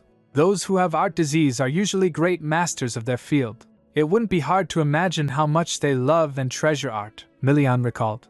She never mentioned this during the engagement ceremony, Marius added. They probably dedicated most of their lives to creating art, Milian then said. Thank you. I'll send a message to Fariel. As he was leaving, Marius said, since she's quite weak right now, please keep an eye on her. I'll leave some medicine that will reduce her fever. As he closes the door, Milian said. All right. After he left, Milian wondered. How long has she suffered on her own? At night, while smoking, Milian thinks she had a long face that time too. He recalled the day of his engagement and tells, on the day of the engagement ceremony, she looked at the spot where only her brothers sat, with such a sad expression on her face. But whenever someone came up to greet us, I was flabbergasted at how she would flash a smile at them like nothing happened. As he puts her drawing in a tube, he tells, I couldn't help but blurt out that she reminded me of a sheep back then. I thought she'd get mad at me, but she only smiled like a fool. Then standing in the balcony, he whistles and a falcon came and sits on his hand. The falcon rubs his head on Milian's face and then flies away. Looking at the falcon going, Milian thinks in his mind, I hope Fariel sends me a reply before it starts snowing. Meanwhile, Nocturne asked the doctor, Sir, are you serious? Are you really going to the north? The doctor replied as he was preparing to leave. I'll leave the clinic in your hands for a while. I'll be back next spring if things end quickly, Nocturne said. But the north is dangerous in the winter, sir, the doctor said. It'll be fine. I'll be cutting it close, but I'll probably get there before winter starts. While worried, Nocturne said, I'm pretty sure it will begin during your journey. But why are you going to the north anyway? Rummaging through his things, doctor replied. A month ago, a young lady with art disease came by to see me. She didn't have very long left to live. She told me that she was heading north. I got a little worried about her, so I decided to go there as well. The north probably has very few doctors who know about art disease, Nocturne asked. But if she doesn't have long to live, doesn't that mean she has the worst kind of art disease? As he puts on his hat, the doctor said. Well, it was my first time seeing such a type in my whole career as a doctor. I imagine it'll probably be too late to help her, but, Nocturne then asked, then why are you going there? As he was about to sit, he said, it seemed like she was from a wealthy family, but judging by how much her illness had progressed, it's clear that her parents didn't care about her very much. If they had paid a bit of attention to her, her condition wouldn't have worsened to this extent. Nocturne replied, some parents abandon their own children, leaving them to die on the streets. So it wouldn't surprise me if such cold-hearted and neglectful parents existed either. Sitting inside the carriage, the doctor advised, anyhow, Nocturne, make sure to treat all your patients fairly. If I hear strange rumors about the clinic while I'm away, mind you, I'll be very angry. Nocturne smiles and said, all right, don't worry. I'll run things as you would, sir, he asked. But what was the name of your patient? The doctor replied as he thinks. What was it again? Lena or something? I don't remember. Well, I'll be heading off now, Nocturne then said. Yes, sir. I hope you have a safe journey. As the carriage was leaving, Nocturne looks at it and thinks, Lena? Could it be House Leopold's? No, Lena is a common name. On top of that, he said that she didn't have long left to live. It couldn't be her. At Leopold household, Enfric asked. Did we get any news about Karina? It's been a month since she left, his father replied. All I received was a report saying that they were still searching for her in the capital, Enfric said. Father, I think it'd be better to make use of the soldiers. As he puts down his pen, his father said, if she has already gone beyond the capital, then it would be unreasonable to send soldiers. It could complicate things if the imperial family were to misunderstand. Showing disapproval, he said, who did she get her stubbornness from? Enfric said, I'm getting worried. I hope nothing has happened to her. His father looks at the portraits of his family members that were on his desk. He picks up Abilia's portrait and wonders, did I not have Karina's portrait made? After a few moments, while walking in the hallway, her father remembers these words. I'm surprised you even knew where my room was, father. Mother, I thought that both of you had forgotten since you never came here to see me these past few years. He stops and looks at the rooms and tells, we gave Abilia the room closest to the stairs so it would be easier for the doctor to find her. And since Enfric has to go to work every day, we gave him the room next to hers. We gave Felden the next room because he's younger. And Karina's room. He looks towards where Karina's room was, and it was at the end in the dark. While walking towards her room, he recalls, what did she say back then? He remembers Karina saying in his mind, Father, I want a room over there as well. This one is too far from the stairs, so it's scary. He tells, I scolded her, telling her not to be so childish because she was a big sister. But now, I see that this room could have been frightening for a child her age to stay in. Standing at the door, he recalls, I remember going to Karina's room to reprimand her when she gave Leah street food. Other than that, I don't remember the last time I came here to see her. He went inside the room and looking at the table he observes, this table is a bit too small for an adult. If she needed a bigger one, she should have said so. He pulls out the drawer and picks the drawings that were inside there. He looks at a painting and said was it 2 years ago? Abilia's condition got worse, so we went on an outing to get some fresh air. Did Karina not go with us then? Yes, he was reminiscing. The door opens and his wife came and calls. Cassius? What are you doing in here? He replied, I was just dropping by. What about you? She said. Seeing Karina's empty seat in the dining room made me think of her, but I haven't been to Karina's room in a while, so this feels strange. Looking at the painting he's holding, she asked. What's that? He replied, I think it's one of Karina's drawings. His wife also looks at the painting and said, it's been some time since I saw her drawing. He asked, did she draw before? She tells him. She used to bring her illustrations to show me from time to time when she was little. But she stopped after a while, so I thought she had gotten tired of it, she said. I wonder how she's doing, her father said. She's a bright girl, so she's probably doing fine. I'll send a few messages to nobles that are close to our family. Her mother wonders, she's always been such a good and obedient girl. Why did she do this? She told. Leah keeps asking me when Karina will be back, and Felden says he wants to go look for her. I'm getting worried day by day. Her father said, since Karina's not here, take good care of Leah. Her condition will get worse if she has any trouble sleeping. Her mother said. Why don't you try sending a message to the Duke? Her father replied. Duke Pastelio? No, I doubt she went to Zentar. Shaking his head, he said, the road to the north is very dangerous. She couldn't have gone all the way there with what little money she took with her. She's timid and doesn't have the courage to do something like that. She's probably hiding somewhere in the capital. I'll take care of everything, so don't worry. I'll also make sure to ask friends who live near the capital. Her mother thinks. Why do I feel frighteningly lonely when I look at this drawing? Meanwhile, Nocturne asked. Why the long face, Leah? She replied. Did it show? I was just thinking of Karina. It's been 2 months since she ran away. Nocturne remembers Karina Leopold. She was a quiet lady who never stood out. It was easy to overlook her because she had dull brown hair, unlike the rest of her family. But her blue eyes were strangely more beautiful than anyone else's, Abilia said. You know, Karina always stayed by my side whenever I was sick. That's why I never felt lonely, even though I didn't have any friends. While smiling, she told, she would read me a picture book whenever I asked her to, and even sang me a lullaby when I requested it. Hearing her, Nocturne replied. I see, Abilia continued. And if I told her that I was lonely, she didn't go out to meet her friends and stayed right next to me. While giggling, she told, actually, when I was younger, I was jealous that she got to go out when I couldn't, so I made her stay with me a couple of times. But I don't do that anymore. Nocturne smiles and said, Lady Karina must have been a kind sister. He concludes in his mind, though, she may not have liked you as much as you think she did. He then remembers a past incident. Abilia said. I knew you would catch me. Karina said, don't trust me.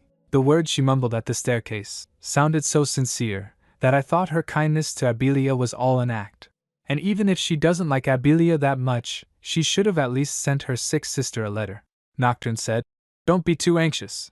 But if you're really worried, how about you get healthier so you can go and look for her? While rummaging through her things, Abilia said, that sounds good too. Oh, and I also found out something amazing about Karina the other day. Showing him a picture, she said, Tada, look at this. Nocturne asked, a drawing? Looking at the drawing, he thinks, it feels like I'm staring at this scene with my very eyes. It feels so real. Amazed by the drawing, he asked, did Lady Karina really draw this? In disagreement, she said, yes, I took it from her room. I have no idea why she didn't say anything about her drawings when she's this talented. If I were her, I would have run to Mother and asked her to compliment me. Karina's really good at doing things by herself. As she was talking, Nocturne stands up. Abilia asked, are you leaving already? He replied, yes. I just remembered that I had something to take care of, she said. Oh, all right. Goodbye. Nocturne left the room. After closing the door, he puts his hand inside his bag and thinks, could it be? He pulls out a prescription which contents were, name Karina, condition, suspected of having heart disease, has 1 year left to live, at most. Note, slim chance of living longer. He said to himself, no way. Back at the Duke's manor, Karina opens her eyes and she Vav's lying on the bed. She rises up from bed and thinks, I'm thirsty. She extends her hand to reach the jug and wonders, did His Grace leave this for me? She said to herself, I shouldn't have come here. She thinks in her mind, I wonder if he found out about my illness. She said, I hope that he never finds out. When I was told that I didn't have much time left to live, the first thing that came to mind was how my family treated me throughout the years. If I told them I was dying, I thought they would give me more affection and attention. But I didn't want to face a reality where such love would only be given to me when I'm about to die. I felt miserable and disgusted at the thought of trying to seek their attention with my illness, which was eating away at my life like sand escaping through the crevice of my fingers. That's why I ran all the way to the north. My family can't reach me here, and Milian. I thought he'd ignore me because it seemed like he didn't like me. I tried to live as quietly as possible. She then remembers his words. I am the owner of this manor, Lady Karina. Since I accepted your offer, it's all right for you to act like a guest. While crying, she said, Why is he treating me so kindly? It's inevitable for people to have favorites within their family. That's why things are unfair sometimes, because everyone has their own set of priorities. But I'm merely a guest to Milian. I'm not even family. So how can he be so caring toward a stranger like me? While crying, she thinks, I'm going to die, and he'll keep on living. I should have made sure that he didn't develop any feelings for me, regardless of whether such feelings stem from sympathy or worry. If Milian ends up feeling guilty about my death, then she said to herself, I remember reading about a charm that can erase one's memory.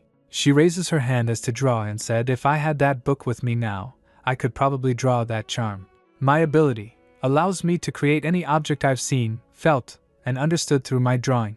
For example, if I draw the heart of a dead person, I could bring them back to life for a while. Of course, the power wears off as time passes, so a complete revival is impossible. But it's a powerful ability. If I had been born in a family that valued art, I imagine they would have supported my talent in every way they could. But what's the use in blaming my family now? Maybe I shouldn't stay here. Perhaps I should go to a monastery. I'm about to run out of pills, and I don't think I'll be able to go back to the south in my current condition. She then wonders, what should I do? A voice came. Do what? Milian came and said, You're up, Karina said. Your Grace. Yes, he walks close to her, he asked. What type is it? Milian drags the chair to sit and asked. You seem to be suffering from art disease. According to Marius, there are several kinds of art disease. I was asking what kind yours was. Karina averts her gaze and said, I'm sorry, he said. Don't apologize. Just answer my question, she replied. I know that I'm selfish and acted out of line, he said. Lady Karina, I'm not trying to blame you, she said. I'm sorry I barged in here. It was thoughtless of me to do so. Milian takes a sigh and said, I see I'm getting nowhere. Karina asked, Is it too late to pretend that this never happened? With a serious face, Milian asked, What are you talking about? Karina doesn't speak. Then Milian said, Karina Leopold, she replied. Yes? He asked. Is it that difficult to answer my question? Clenching his fists, Karina said, Why, Your Grace? May I please move to the annex so that I won't be a bother to you? You won't even know that I'm there. But if I still end up getting in your way somehow, I'll leave. Then Milian asked, Will you get better if you move to the annex? Just tell me, are your limbs going to be paralyzed? Or are you going to die? Are you really not going to cooperate? There aren't any doctors in the north that'll be able to treat you. It's also impossible to go outside because of the monsters. Karina shakes her head and said, I don't need a doctor. It's impossible to cure me, anyway. Milian told. Marius said that you'd be able to live if you stopped drawing. Karina replied. Then I will have nothing left. I've been an artist my entire life. If I stop drawing, I'll have nothing else to hold on to. Feeling puzzled, Milian said. Then explain to me why you came here. Was it really because you needed time to yourself? And don't say that you can't tell me this either. Out of consideration for you, I've been holding back for quite some time now. Karina replied. It might take a while for me to explain everything though. Would you be alright with that, Your Grace? Milian replied with a smirk. Of course. I'm all ears. Karina thinks in her mind. I've never really opened up and told my story to anyone before. Where should I begin? 10 minutes later. While feeling annoyed, Milian said, Lady Karina? Karina said, Actually, I found out that I had art disease a week before coming here. She told, I wanted to organize my thoughts in a quiet place. and I didn't want to stay because I felt like I was being treated unfairly by my family. Milian asked. How so? She explains.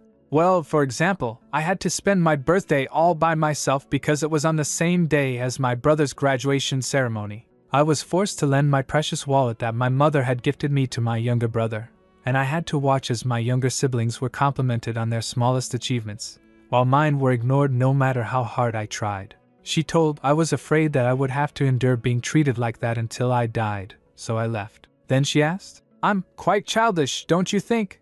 Milian said with a straight face. Why? Did your lonely birthday party interfere with your brother's graduation celebration in any way? Karina replied. No, he asked again. Did you sprawl on the ground and throw a fit until you got your wallet back? Or did you hit your little brother? She replied. And no, he again asked. Then have you ever harassed your siblings just because you were jealous that they got more compliments than you did?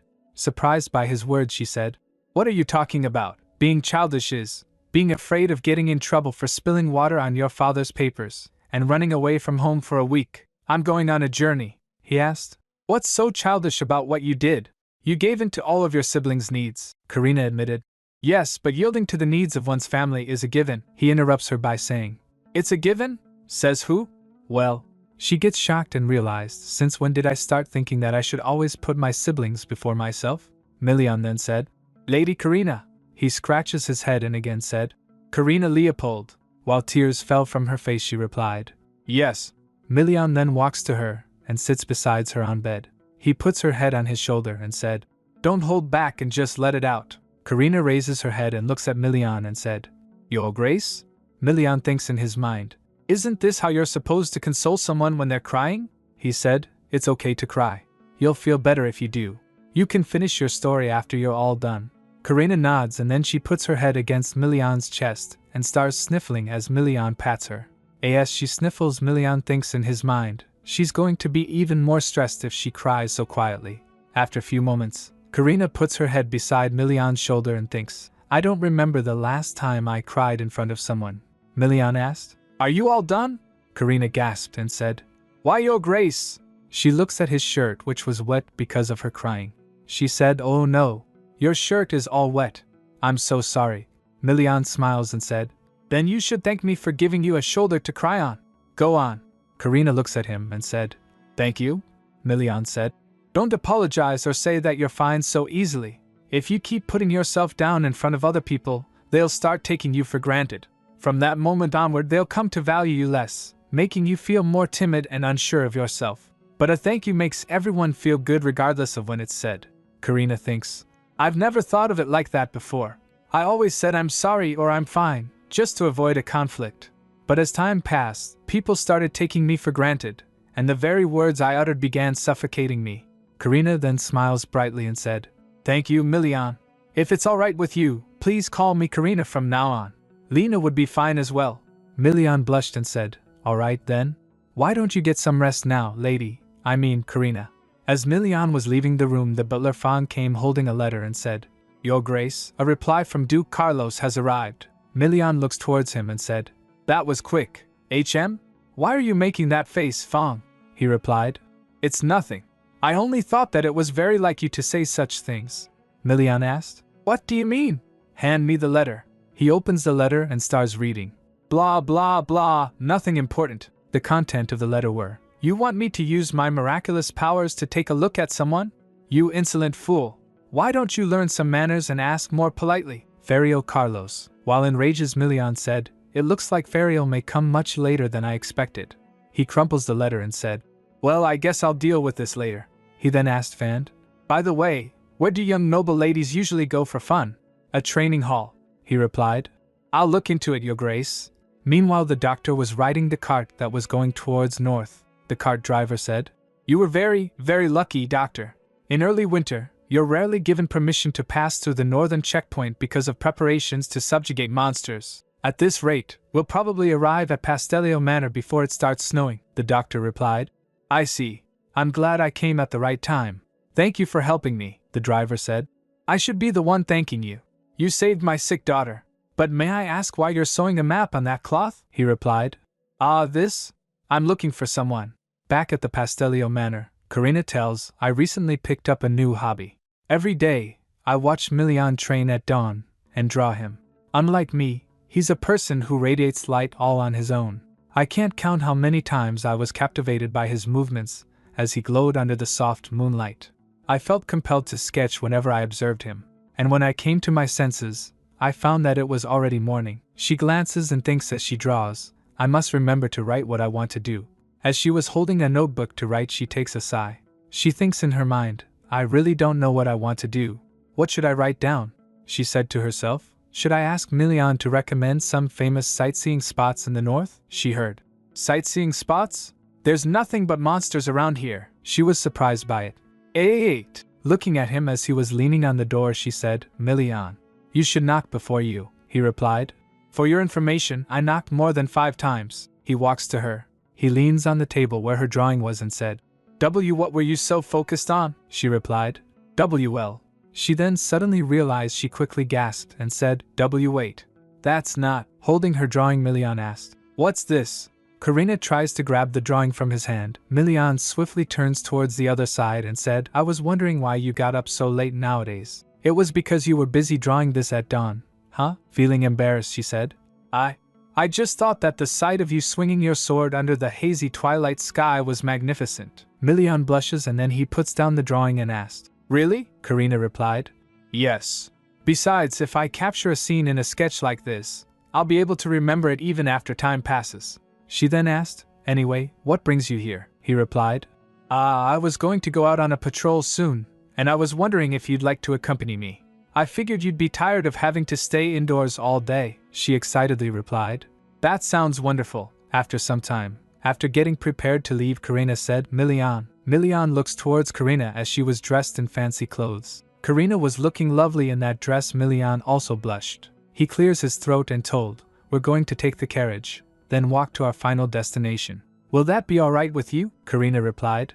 Yes, it's fine. Milian then holds her hand and said, Then shall we? The maids bowed their head and said, Please have a safe journey, Your Grace. Sitting in the carriage, Milian thinks, Looking at her like this makes me realize that she really is a noble lady. He asked, Did you learn your etiquette from your parents? She replied, No, I learned it from a viscountess, while the rest of my siblings learned from my parents. He asked, And why was that? She answered, My sister was quite sick then, so I guess they didn't have the time to give me lessons. He concludes, I'd better not probe any further. He then asked, What's that in your bag? She told, It's a notebook that I was going to use to write down the things I want to do, but I'm having some trouble getting started, Milian said. Your goals don't have to be grand. Don't think too much. Just write down whatever comes to your mind. Who says you can only write down what's possible?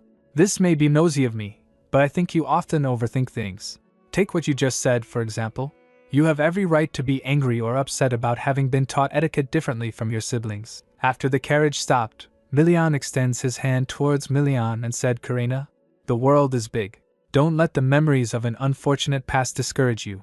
Asterisk. As Karina grabs Milian's hand, he said, It seems as though Count and Countess Leopold kept a great tree in a small pot for too long. The tree had no choice but to keep growing its roots out in that tiny pot. So even if that tree finally decided to jump out of that suffocating pot, that wouldn't be your fault. After that, as she gets off the carriage, she smiles. Milian asked, Why are you laughing? While smiling, she replied, Well, I just pictured a tree with legs, Milian said. I was being serious, she whispered. Thank you, Milian, he asked. What did you say? She replied. Nothing. The bazaar was bustling with people. One of the vendors calls, Come in and take a look around. Karina looks at the decorated houses and bazaar. A festival? She asked Milian. Is there enough to eat in the north during winter? He replied. Yes. You can eat all the meat you want in this season. He takes a peek towards Karina as she mumbles and thinks she's horrible at hiding her thoughts. Karina mumbles, All the meat you want. Is it to stack up on protein to fight monsters? She asked. What kind of meat do you eat? He replied. The meat of demonic monsters. Surprised by his answer, she asked. Excuse me? Milian explains. The north closes its gates in preparation for fighting monsters, so where else would we get our food from? We kill monsters that come down to the village in search of food, and we feast on their meat. But meat isn't the only thing that's useful about these beasts. Their fur and bones are used to make clothes and ornaments. Karina gets in awe imagining all the things. Karina was looking at a fur. Milian asked, Is it that fascinating? She replied. Yes, it looks so real. It's like it's really alive, he asked. Is there anything you'd like to have? As he was saying, a passerby went past Karina and Milian pulls her towards himself. The passerby said, "Sorry there." Passing through, Milian was holding her close to him. Both of their hearts raced. Karina said, "And Milian." As she spoke, they heard a bell ringing. Ding dong, ding dong. Karina asked. "Milian?" he replied. "It seems like a monster has appeared nearby. I'll be right back." After a few moments, one of the soldiers called. "Have reinforcements arrived?" A soldier looks towards Milian and said while saluting. "Your Grace."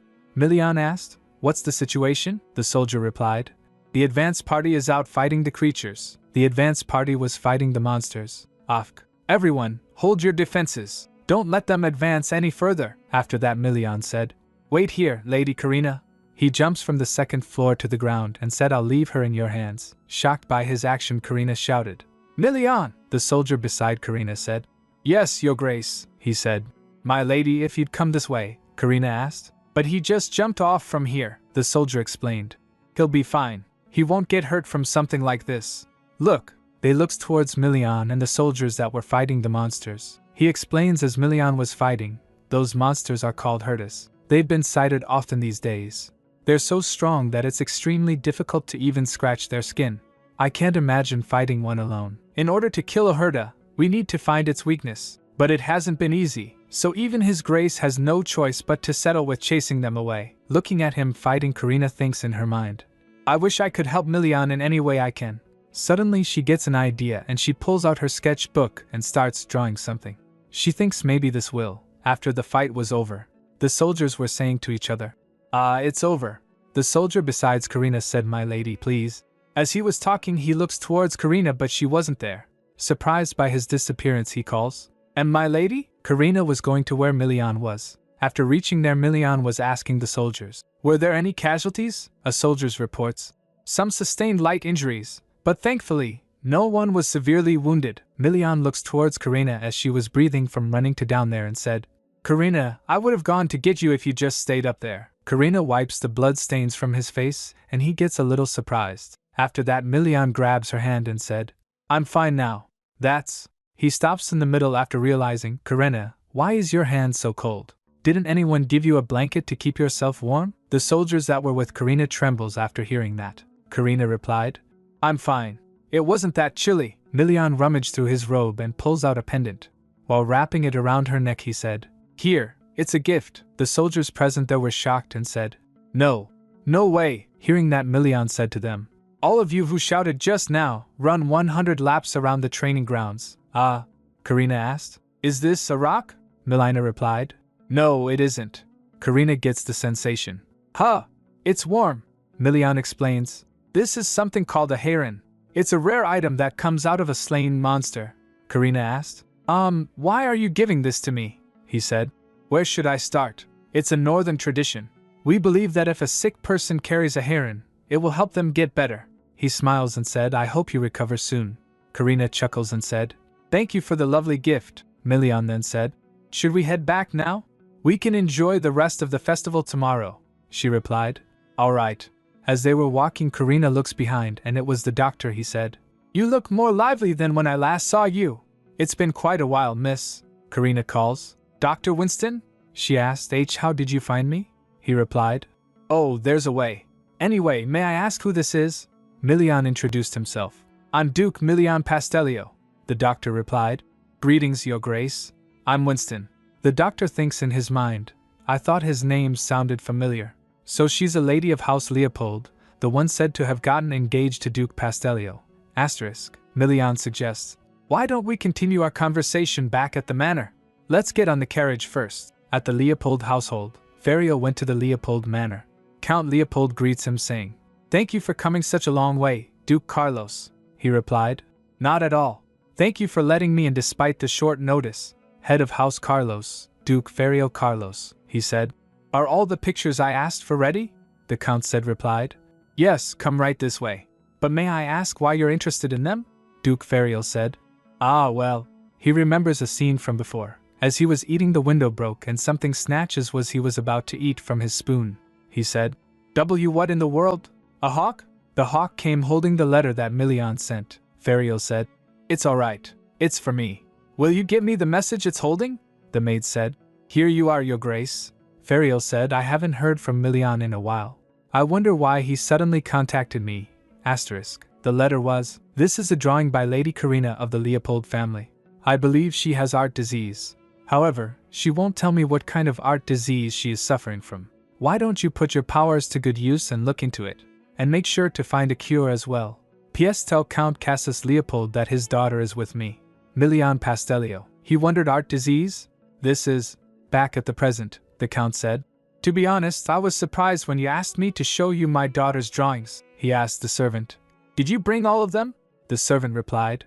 Yes, Your Grace. He flips through the drawings and puts them down on the table. He said, Your Grace is a master of arts, so I'm not sure whether you'll find these meager sketches to be pleasing. Ferial takes a sip and said, I think that you should study art more, Count Leopold. Even a passing layman would laugh at your words. A little shocked by his remark, the Count asked, What do you mean? While shaking, he said, I don't know why you suddenly came here demanding to see Karina's drawings, but I must say that I'm quite offended by what you just said. Ferial thinks in his mind, goodness, he took the words right out of my mouth. I'm offended that he would store such wonderful artwork like that. Asterisk. He tells, I've supported numerous artists for years, so I know for a fact that those with art disease rarely get along well with their family. It was common to see them hide their condition. In Lady Karina's case, it seems like her relationship with her family was so bad that she hid the fact that she did art. Ferial sarcastically said, It sounds like you're not even aware that your daughter is suffering from art disease. Shocked by this reveal, he Count said, That can't be. She doesn't even have that sort of talent. You must be mistaken. And if she was really sick, then how could she have run away? Ferial asked. She ran away? The Count replied. Yes, unfortunately. And we haven't been able to track her down, Ferial said. Aha! I guess going to one's fiancé is considered running away from home here. The very person who sent me here was Duke Pastelio, the Count asked while in shock. Karina's in the north? Duke Ferial said. You don't even know where she is, and yet you claim that she's in good health. It seems like either you or my friend has lied to me. Then the Count said, How dare you make such rude speculations? He stands up and said, If you're done looking at the drawings, please leave. Duke Ferial smiles and said, I guess I will. I don't have anything more to find out here anyway. He stands up and said, Please excuse me. The Count said, I'd like to thank you for telling me my daughter's whereabouts. I'll make sure to pay you back in some way later. The Duke said, Now that's fascinating. The Count asked, Fascinating? Your Grace, do you find this situation amusing? The Duke replied, Count Leopold, you did not believe me when I said your daughter has art disease. And yet you believed me when I said she's in the north, the Count said. What are you? Duke Ferial said as he was about to leave. It's interesting how you only hear the things that you want to hear. If someone told me that my child was suffering from an illness, the first thing I'd ask is if the child was all right and how ill they were. Well, goodbye then. He closed the door, and standing outside the door he thinks, the subjects of the sketches are missing, and a good amount of the drawings are mostly empty. He speculates, this seems like the miracle of creation. He said to himself, it looks like I may be too late. After Duke Ferial left, the Count was organizing his thoughts sitting there. Suddenly someone knocks on the door. He said, Come in. Enfric and Nocturne came. Enfric said, Father, I came back because work ended early today. Nocturne here says that he has something to report to you, so we came in together. The Count looks towards them and said, I see. How's Abilia? Nocturne replied, She's not very energetic, but she's doing quite well. I think it'd be alright for her to attend tea parties or banquets as long as she doesn't overdo it. Her father said, What a relief. Please look after her. I imagine she must be quite lonely. He asked, What about Dahlia? Nocturne replied, Her ladyship wore herself out because she hasn't been sleeping well these past few days. She'll recover once she gets plenty of rest and takes her medicine, his father said. I see. Then Nocturne bowed his head and said, Then I'll take my leave now. At the door before leaving, Nocturne looks back and thinks, should I tell him about Lady Karina's art disease? But if Lia finds out about this, I'd better not. Dr. Winston's already gone to the north, so I'm sure he'll return with an answer. After Nocturne left, his father said, Just moments ago, Duke Carlos paid a visit. Did you run into him on your way here? While remembering, Enfric said, I thought I saw an unfamiliar carriage. What brought him all the way here? His father said, He said that Karina is at Pastelio Manor. Getting shocked after hearing that, Enfric asked. What? Then we must go right this instant too, the Count said. Lower your voice. He takes pill while drinking water. He said the gates of the northern checkpoint must be closed by now, so it'd be impossible to get across. He puts down the glass and curiously asked, Enfric, when you attended Karina's engagement ceremony in my place, what was your impression of His Grace? Enfric told. HN. Duke Pastelio was just as the rumors described him. He was courteous and had an impeccable character, and it seemed like he took good care of Karina throughout the ceremony. Though I'm not absolutely certain, it seemed like Karina liked him as well. His father thinks in his mind. Is this why Karina went to Duke Pastelio? Because she was touched by his kindness? Honestly. He takes a sigh and said, they're not even married yet. How improper. And she didn't even send a single letter to her own parents. What an unfilial daughter. Enfric suggested. Why don't you have a conversation with her after she returns? There could have been a misunderstanding between us, his father replied. But we must meet her first if we want to do that. Just where did everything go wrong? Asterisk. Back at Center, sitting inside the carriage, Karina asked. How did you find me? The doctor replied. I got help from the power of a miracle. Surprised by his words, Karina asked. Huh? A miracle? Showing the piece of cloth, doctor said. Believe it or not, I have a gift for embroidery, Karina said. Goodness, Milian asked. HM? What does that have anything to do with it? Doctor puts the cloth back in his bag and said, well, I can find whatever I want. For example, he demonstrates, let's say I want to find my glasses. I first picture the item in my mind. Then, when I burn my needlework, which has been embroidered with any kind of pattern, I can find out where those glasses are. When I was a sprightly young man, I used this talent to help my town's guards catch criminals. Both Milian and Karina claps. Then Milian asked, I noticed that you used the past tense. Then are you? The doctor takes a glance towards Karina and said, yes, that's right. I'm suffering from art disease as well. And unfortunately, I'm slowly losing my sight. If a deity truly exists, I thought that they are quite cruel. After all, what sort of god would take away an embroiderer's sight? Then Karina asked, then are you unable to see right now? The doctor laughs and said, ha, no. To be exact, I almost lost my sight. I can still see to some extent. I got here perfectly fine, didn't I? Milian asked. Then has your art disease been cured? The doctor shakes his head in defeat and said, to be honest, there's no cure for it. Milian asked. There's no cure? But you can still see, the doctor told. That's because I gave up on embroidery. It was the fastest and simplest solution. Milian asked. Is that the only way? The doctor explains. Yes. To begin with, art disease isn't something that everyone suffers from. Only 1% of artists who can perform miracles have it. Losing one's senses, such as sight, isn't a rare symptom of art disease. The rarest is losing one's life in exchange for a miracle. Karina gets stunned hearing that. He added, of course, such cases only happen once every 50 or 60 years, Milian said. In that case, I guess it's extremely rare, the doctor then said. If you don't have any more questions, may I ask you a few things, Lady Karina? Karina flinches and then said, yes. Would it be all right to discuss it in my room? The doctor replied. I'm fine with that as well. Milian looks at her surprised by her reaction. Her face, after the carriage stopped, Karina stands up and said, Milian, I had a wonderful time today. After getting off the carriage, she looks back and said while smiling, if it's all right with you, please invite me out next time as well. Karina went inside the manor, and the doctor follows her. As they were walking, the doctor asked, does His Grace not know yet? Karina stopped and sadly said, he doesn't?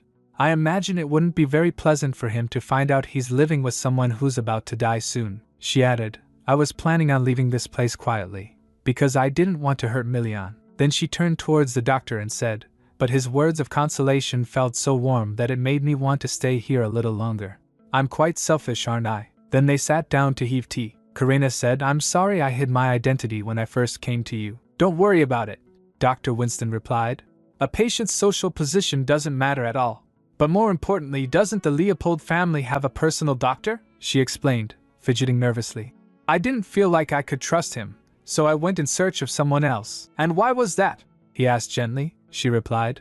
It's a long story, the doctor pressed. Please go on. Anxiety can be the root of numerous illnesses. What happened? Karina hesitated before beginning. Everyone in my family but myself was at the center of my world. I had to be a supportive younger sister cheering on my older brother, who was the successor of the family, and I had to be a kind older sister who gladly made sacrifices for my younger siblings. I didn't have the luxury of demanding things for myself. She paused, memories flashing vividly in her mind. Even on the day I had been upset about having my wallet taken away by my younger brother, she asked her mother, "Can I sleep with you tonight?" But she refused, saying she was too tired from dealing with Feldon. She scolded her for making him cry, telling her she should have just given him the wallet. In frustration, Karina blurted out that I wished I didn't have any siblings. That earned her a slap and harsh words about how ungrateful she was. Her mother said, "How could you say something so horrendous and childish? You should be thankful that you're not sick like Lia, and you should be ashamed of yourself for not being kinder to Feldon. I couldn't ask for anything more if Lia was half as healthy as you." She continued, "Whenever I said that I didn't feel well, I was accused of lying. My happiness was always compared to that of those less fortunate than me, and my parents once said they'd send me to the slums if I complained again." After hearing that, Doctor said, "It must have been exhausting to live with people who hurt you again and again. You did a good job enduring all that pain until now." Karina sniffled as she heard that. He said, "Compared to your story, mine could seem trivial, but I had my share of pain when I was younger." He began reminiscing. "I loved doing embroidery ever since I was a boy. But people looked down on me and said that embroidery wasn't for boys. My parents wanted me to become a knight and earn a title, but I hated even the idea of it. So I stubbornly continued stitching. Whenever I picked up a needle, all of my worries would evaporate. I suppose you felt that way too." Karina nodded as he said that. He continued, "Then one day, I lost something I cared for greatly but gave up trying to find it. I embroidered that object and set it on fire, just like how people burn the belongings of the deceased after their funeral. And as I showed you before, a miracle happened. Afterward, it was as if I had become a hero. I helped track down criminals and found lost pets or missing children. After years of being ignored, that was the first time I felt like I had accomplished something great. There weren't any words to describe how happy I was. And when 20 years passed, I found that my sight was deteriorating. I couldn't embroider as well as I used to. Then I was diagnosed with art disease. I was told that I would become blind if I continued to sew. I despaired. I even thought of ending my life, so I left everything behind to do just that. But on my journey, I found a new dream. I wanted to help the sick, and give hope to those suffering from art disease. That's why I came to find you." Hearing that, Karina smiled and said, "I see." He added, "Also, I want to tell you that you did the right thing by distancing yourself from your family. Some say that confronting your problems is the shortcut to healing your pain, but I think that spending some time away from it is also a way to heal. Since you've escaped your family, try to make new relationships and wonderful memories." Karina concluded, "I thought I was being a coward by leaving without saying anything." As she was busy thinking, the doctor said, "You didn't explain the part about your family, doctor." Karina said, "It's quite an embarrassing story, but..." She began recalling. "I think I was about 17 when our family doctor came to Leopold Manor. It was just an ordinary day. I was taking a walk in the garden. Suddenly Nocturne came and said, 'Excuse me. I didn't know there was anyone here.'" Karina asked, "Who are you?" Nocturne introduced himself. "I'm the new doctor for House Leopold. My name is Nocturne." "Pleased to meet you, my lady," Karina said inwardly. That was how I met my first love. When I first met Nocturne, it felt as if spring had finally arrived. He was a very friendly person and a great conversationalist. I had never felt such warmth from someone before. She felt like wanting to know him more. She went to him and said, Nocturne?" He stands up and asked, "Lady Karina, how may I help you?" She said, "I was just curious about what you were up to." Nocturne said while smiling, "The flowers in the garden were in full bloom, and I wanted to pick one to show someone." Karina thought perhaps he was going to give it to me. Her heart raced at the thought. I had never received flowers from anyone before, so I didn't know how I should react. Nocturne then turned and said, "Abelia, look at this flower. Isn't it pretty?" Karina realized, but I was mistaken. Later in the study, Karina was burrowing through books. Abelia whined, "Karina, I want to go outside and play." Karina reminded her gently, "Remember what Nocturne said. You need to rest today." Abelia walks close to Karina while saying, "Humph, but he always says I shouldn't go outside if I feel even a little unwell. Even if I act like I'm fine, I can't fool him. That's because he's always looking your way." Karina thought, feeling a pang of upset. Nocturne treated Abelia especially well. He always seemed so protective of her, and I couldn't help but feel overshadowed. Meanwhile, Abelia was saying, "He always suspects me of lying and tells me not to do this or that," she muttered while frustration spilling out. Karina was putting the book back and thought, I'm such a horrible sister. I can't believe that I feel jealous of Abilia. Then Abilia comes from the opposite of the bookshelf and pouts. Suddenly the bookshelf tilts and fell. There was a loud crash. Nocturne came burst opening the door. Abilia? He saw Karina underneath the bookshelf while the other bookshelf was holding it from falling on Karina. Abilia was standing beside the bookshelf. Nocturne rushed to Abilia, who was weeping and saying, "Nocturne! I didn't do it on purpose." Nocturne rushed over. His concern was entirely focused on Abilia. "Are you hurt anywhere?" he asked. "I'm fine," she replied weakly. Karina, who was still underneath it, felt pain. Ouch. She was about to begin Abel, but got interrupted by Nocturne's yelling. "What in the world do you think you're doing?" he yelled, his anger directed at Karina. "Unlike you, Leah's frail." Karina again tried to speak, but the shelf suddenly. But Nocturne doesn't stop. "Thank heavens it fell to your side. What would you have done if it had collapsed on Leah? What were you thinking, bringing her to such a dangerous place? Are you trying to kill her or something?" Karina's ankle was hurting and was swollen. She doesn't complain about it. "Do you like Abilia?" she asked hesitantly. "What? No. But I'll do anything to keep her safe. I can't afford to lose someone again," he said firmly. And just like that, he picked up Abilia and left the library without a second glance at Karina. Karina told, "I was so shocked and hurt from having all those books fall on me. So I sat there for a while, trying to calm myself down. But he didn't come back to check on me." After hearing that, Dr. Winston thought, "Nocturne, this is exactly what I feared he would do. I told him so many times that he should be careful not to project his dead sister onto a patient, and that he should treat all his patients equally." Karina continued, "That's when I realized Nocturne, the family doctor, didn't care about me. He was just like my parents. Abilia was his priority, not me." She taked a sigh and said, "Even if I was given a checkup and he found out I had heart disease, I don't think he would have told me out of fear that the news would shock Abilia." Millian was listening to all of this standing outside the door. A while ago Millian was walking in the hallway thinking, "It seemed like Karina was about to say something to me. I wish she should just tell me everything honestly." He suddenly heard.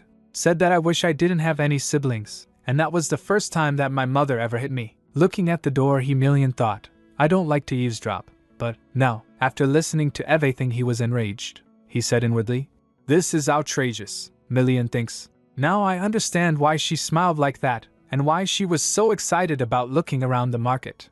It also explains why she acted so frustratingly at times. She had no choice but to act that way because of the walls surrounding her life." He remembered her saying, "If it's alright with you, please invite me out next time as well." He then said aloud, "Alright, I can do that." Later at night, Karina was drawing the monster Millian had slain. After drawing his portrait, she looked at it and said, "All I have to do is color this." After a few moments she realized, "No, this isn't enough." She thought, "I feel a bit guilty about trying to use one of my creations, but I want to help Millian in any way I can. He was of the few people who were genuinely worried about me. I don't want him to get hurt." She said aloud, "I'm about to die anyway. This won't make much of a difference." She then pulls out her supplies and said, "My art supplies are running low. Should I ask Millian to get me some more?" She quickly rejected those thoughts. "No, I can't ask him to help me. Not when he's already helped me so much." She shakes her head. While thinking, she glanced and her gaze fell on heron. She remembered, "It's a northern tradition. We believe that if a sick person carries a heron, it will help them get better." She thinks, "Maybe that's why I feel a bit better today. It's almost like magic." Later, while in Courage, Karina said, "I could have gone alone." Millian replied, "We couldn't look around yesterday because those herders suddenly appeared, and we weren't able to buy you clothes for the winter." Then he asked, "Did you sleep in today?" Karina was surprised. "Huh?" Millian said, "I didn't feel you watching me this morning." Upon hearing that, Karina gets blushed. While fidgeting, she said, "I slept late last night because I was drawing." He replied, "Really? Do you need any more drawing supplies?" Karina panickingly said, "No, I have my pencils." Hearing that, Millian thought, "Huh, they do say that only a bad workman blames his tools, but," he then said, "in the north, it could be a bit difficult to find specialized, high-quality tools that you're used to using. But if we look carefully, I'm sure we'll be able to find something to your liking." Karina beamed with happiness. "I'm fine with anything." She chuckled while thinking, "I didn't get to use such tools back at home anyway. I was scared that father might find out if I ever bought high-quality materials myself." Millian asked, "Do you feel better today? If you don't, make sure to tell me right away." She asked, "What will happen if I do?" Millian groaned. "We'll head back immediately, of course." Isn't that obvious? Karina averted her gaze, thinking, haha, it's a good thing I got enough sleep last night. Then Millian said, anyway, I'd say you're quite lucky. Dr. Winston came just in time for the winter. I think my friend will stop by soon as well, Karina asked while getting off the carriage. Your friend? They started walking towards the shop. Millian said, he's the head of the Carlos family. He's quite interested in finding new talents. I sent him your drawing a few days ago. Karina jolted. What? You sent that? He replied. Since he knows a lot about art disease, I thought he could be of help to you. They were inside a shop where Millian said to a servant, we're here to buy winter clothes. The servant bowed and said, yes, Your Grace. Karina said to him. How could you just send that sketch to Duke Carlos? He asked. Is there a problem? Saying that, they started following the servant. Karina said, it's embarrassing. The drawing isn't that good and, he asked, what's embarrassing about your work? She replied, I'm not trying to be humble. I'm just flustered and nervous. Like when someone reads your diary, he said. A diary, huh? I'm sorry. I didn't think of it that way. Suddenly the shop owner came and greeted them. Welcome, Your Grace. We've been expecting you, Millian replied. Yes, it's been a while. Karina, this is Arya, the owner of Chiffon Boutique, Karina said. It's a pleasure to meet you, Miss Arya. I'm Karina Leopold, shop owner said. Oh, please feel free to just call me Arya, my lady, Millian said. I'd like to see a couple of winter dresses, clothes for daily wear, as well as some comfortable work clothes. Karina gets surprised. That many? Millian asked. Don't you need more comfortable clothes? Karina gets flustered. I don't need work clothes, Arya smiled and asked. What kind of work clothes do you have in mind? Millian replied. She needs them for when she draws. Just bring out all of the expensive ones. Karina stopped her. Millian! Really, you don't have to. He glanced at her hand with which she was tugging her robe. He beamed with joy. Choose as many as you like. Then the shop owner said, why don't you look over the dress samples first? Then we'll take your measurements and make the clothes accordingly, Karina said. All right. But I don't need that many. Just a couple would do. As the servant was taking measurements, Karina was thinking, I had no idea this was going to happen. I won't be able to wear them for very long anyway. She looked towards Millian. He was staring at her. She quickly turns her head and thinks, what should I do? Later, Karina slumped in her seat, exhausted. Then the boutique owner came and said, Lady Karina, now you just need to take your pick from this selection of dresses. She thought, this wasn't my first time at a boutique, but I've never been to one where I was asked so many detailed questions before. Karina, are you alright? Millian's voice broke through her thoughts. She looked up at him and noticed his hand resting on her head. His touch felt cool and refreshing, almost calming. Without thinking, she rubbed her head against his hand. Sorry, she gasped. It felt so cool that I couldn't help but. Do you have a fever? Millian asked, concern clouding his expression. If you're not feeling well, we should head back to the manor, Karina stammered. No, I don't think so. I'm just a bit exhausted, Karina groaned inwardly. I must have been out of my mind. I can't believe I just rubbed my dace against his hand like that. Looking at her flustered, Millian thought. She's terrible at hiding her thoughts. Well, do you see any clothes you like? Millian asked, changing the subject. She admitted. They're all very beautiful, so... Millian cut her off. Oh, really? You like them all? As he stands up, she realized she tried to stop her. Huh? Millian? She stuttered as his expression turned serious. Later, as they were walking in the market, Millian asked, Why are you so sullen? I said I was fine with buying you that many clothes, she replied. And I told you I don't need that many. She was feeling blushed. I've never heard anyone say they wanted to buy everything off the rack, Millian said. Really, think of this as my apology for showing my friend your drawing without asking you, Karina sighed. Honestly, I can't stay angry at him, but I won't be able to wear them all anyway. If you keep the clothes, I'm sure you'll end up wearing them someday, Millian said with a kind smile. Karina thought, his gestures are making me hesitant to leave. How should I repay him? She wondered. Are you sure you're fine? Millian pressed while staring at her. Of course, she replied quickly. He said, the store Arya mentioned isn't far from here. Let's stop by there before heading back to the manor. As Karina doesn't reply, he asked, Karina, are you listening? Karina grabs her hand and squeezes it. Noticing that, he grinned and said, let's go. We don't want to be too late getting back. After reaching that shop, Karina was amazed. This place is filled with the sharp smell of paint. Karina let go of Millian's hand as soon as they walked in. The storekeeper greeted them with a skeptical look. I don't see folks like you often in a store like mine. What brings you here? We're here to buy painting supplies, Karina replied happily. You've come to the wrong place. We don't have any of the high-end stuff you're probably looking for, the shopkeeper said gruffly. Milian grumbled. Are you out of business? Karina quickly stopped him. I'm not looking for anything fancy. All I want are some paints and flat brushes. The shopkeeper then noticed something. He leaned towards Karina and said, May I examine your hands? What are you?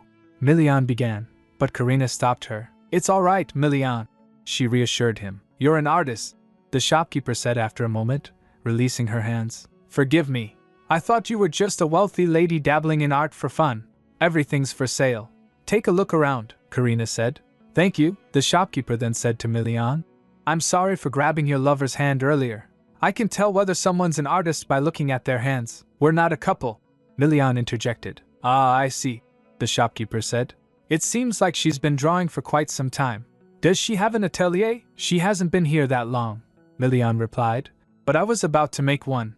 Bring whatever's needed for an atelier. I'll pay for it all, the shopkeeper replied. All right. We have all of the most basic equipment here, Milian said. I'll send someone to bring everything to you, he then asked. Were you an artist as well? How can you tell just by looking at someone's hands? I was, he admitted. Before I lost my arm to a disease, Milian asked. Are you referring to art disease? The shopkeeper said. You know about it. That's right. He looked at his hand reminiscently began. One day, my fingers started going numb. Then they hardened, and I couldn't move them freely anymore. I tried drawing with my left hand, but the same thing happened. After moving to the north, though, the pain and fever got a lot better. Pain and fever? Milian murmured. He began. Then, but hot interrupted by Karina. I'm all done. She was holding the supplied. Milian. Is that all? Karina replied. Yes, this will be more than enough, she thinks in her mind. I can't choose more when he's already spent a fortune on those dresses for me. Mister, include this with everything else that will be delivered, Milian said firmly. Everything else? Karina asked, confused. Milian declared. You don't have a proper workshop at the manor, right? So, I'm going to make you an atelier, Karina began.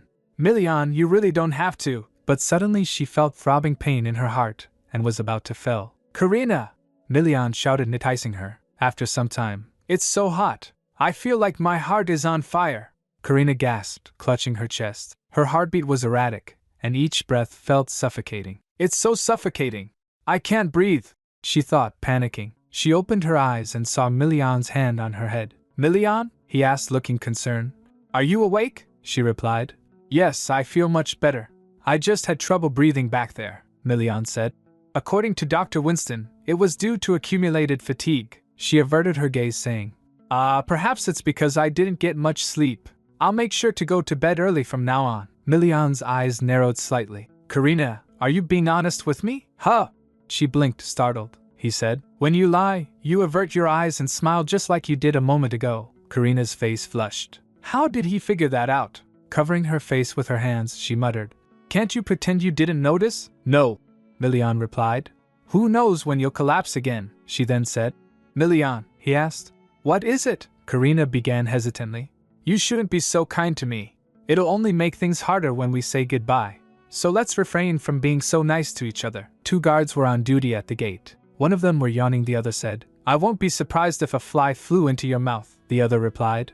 Well, I'm bored out of my mind. I wanted to go slay demonic monsters too, first one said. It's your fault you always lose bets, the other replied. That's true, but the first then noticed a carriage approaching. He pulls out a telescope to take a look at the carriage, he then said. Open the gates and let him in, the other guard replied. Right away. But who is it? Can't you tell?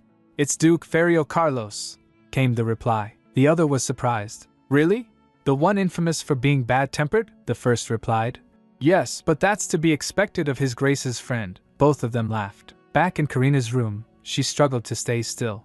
Haha, I finally managed to get out of bed, she murmured. She remembered Milian saying, No, you must rest. He hadn't let her move around for 3 whole days. Though grateful for his concern, Karina felt restless. Looking at the canvas of the monster she drew, she picks up paints and brush and said inwardly, I want to help Milian, she resolved, her determination shining in her eyes. After some effort, she sighed in relief. I finally finished it.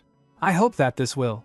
Her sentence was cut short as the ground began to tremble violently. A foot came out of the painting she drew. She was shocked. Wait, this is... Everyone in the manor heard the loud noise. Milian burst into the room. Karina! Are you alright? The entire manor is shocky. He saw Karina holding back a monster. "Me Milian," she cried. He gets ready to hunt the monster. "Karina, get out of the way!" he yelled, but Karina rushed to him to stop. She shouted, "Milian, wait!" He gets surprised as to why is she stopping him. "Karina," she said, "this one is good," her eyes glowing with an unearthly hue. "Karina, the color of your eyes has—" Milian hesitated, concern etched on his face. Karina asked, stepping back. "I'm sorry. It's disturbing, isn't it?" "No," Milian said softly. "I think it suits you. But more importantly, did you just create a miracle?" Karina flinched hearing that. Milian groaned. "As far as I know, art disease gets worse the more you perform miracles. Or am I wrong? So let me—" Milian began, reaching for his sword. "No, you can't!" Karina exclaimed, hugging the monster. "Then let's keep it outside for now," Milian suggested. "Is it dangerous?" he asked. Karina assured him. "No, not at all. At least, I don't think so." Then he said, looking at the mess in the room. "All right." The mess left in the aftermath was overwhelming, Karina said. "I'm so sorry. I had no idea it'd be so big. I promised to pay for all the damages." "There's no need," Milian replied calmly. "You didn't do it on purpose," she began, but Milian stopped her and said, examining her closely, "Are you in any pain? No fever or dizziness?" "We'll talk more after we get that Herda out of here," she replied. "Okay." She turned towards the monster and said, "Then, Herda, should we head out?" The monster nodded and started walking. He stomped and cracked everything on his way. Karina turned back to Milian and again said, "I promised to pay for everything." "I said it's fine," Milian again said. "The creation growled at birds and different things," Milian said. "That thing," Karina filled in. "Herta, be good. You could startle people." He stopped and walks to Karina. She patted the monster, seeing that Milian sighed. "This is unbelievable. Aren't you even scared?" Karina replied. "Excuse me?" Milian pointed and said. "Even these trained knights are trembling in fear. But you don't look fazed at all," she replied while leaning towards the monster. "Ah well, I'm not afraid because it knows how I feel better than anyone in this world." After that, as they were walking, Milian thought, "Is she somehow connected to the creatures she summons through her drawings?" he asked. "Karina, of all the monsters out there, why did you summon a Herda?" she replied. Actually, I did it to be of help to you. Would you be angry if I said I did it to find out its weaknesses?" Milian frowned inwardly. "Of course I'd be upset. How could I not be?" he sighed.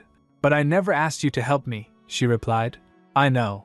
But I wanted you to hunt the monsters as soon as possible without getting hurt," Milian said. "Karina, you're not even well right now.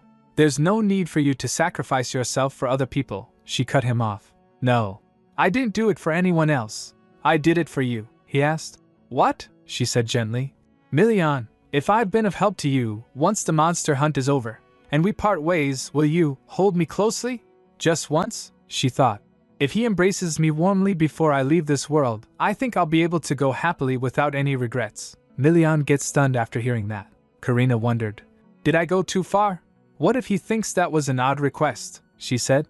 "You could think of it as a sort of goodbye present when I leave this manor," he then said. "All right, I will. In return, don't do this ever again. I don't need your help." After hearing that, Karina froze for a moment, then she said, "All right, if you say so. I promise not to do anything." Milian interrupted her. "Karina, what I'm trying to say is..." Suddenly Fang came and informed, "Your Grace, Duke Ferio Carlos has arrived." Both of them went to where Ferio was. Milian called out, "Ferio." He turned towards them and said, "You're finally here. I was just about to leave if you didn't show up. It's been a while, Milian," and he stopped as he saw Karina. He then stands up from his place and said, "It's a pleasure to meet you, my lady. I'm Ferio Carlos." He extends his hand towards Karina. Looking at him, she thought, "He's absolutely gorgeous," she replied. I'm Karina Leopold." She reached out to his hand, but Milian quickly grabs Ferio's hand. He said, "It's nice to finally meet you. But I didn't exactly reach out my hand to shake yours, Milian." Milian squeezed his hand tightly and said, "I'm just so happy to see you, that's all," he argued. "If you're that pleased, then why didn't you run over here earlier?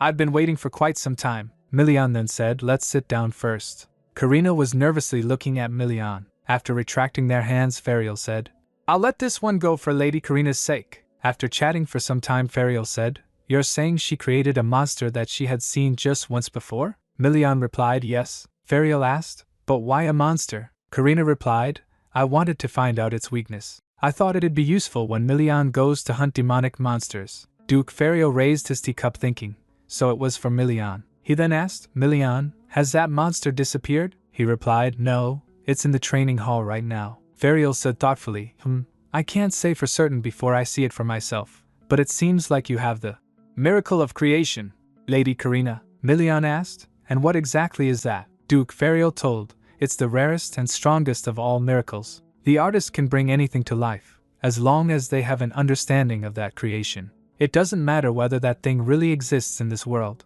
You can even create a person. At least, that's what the records said. After saying that, he said inwardly while looking at Karina, this is bad. After meeting her, I'm sure of it now.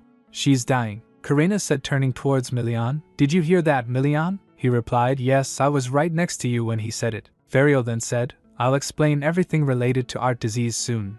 But more importantly, Lady Karina. She interjected, please, call me Karina. He agreed, all right, he said, Karina, I have something to give to you. She asked, what is it? He showed a letter and said, it's a letter from your family. He told, when I visited Leopold Manor, your father asked me to deliver this to you. Karina felt uneasy remembering her father's word. Karina, how could you be such an inconsiderate sister? Behave yourself and stop whining.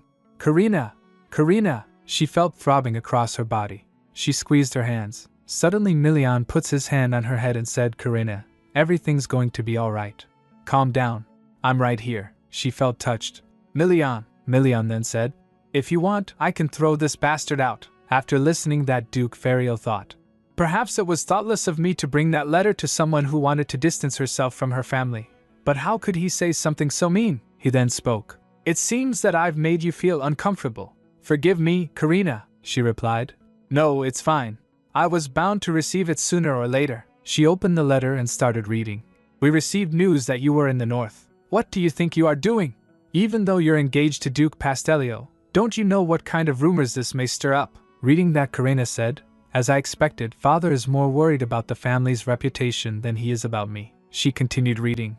If you were discontent with something, you should have spoken up. How could you decide to run away? Abelia's been so worried about you that she has been having difficulty sleeping and her health has worsened. How could you do this to your sister? Karina replied to the letter inwardly.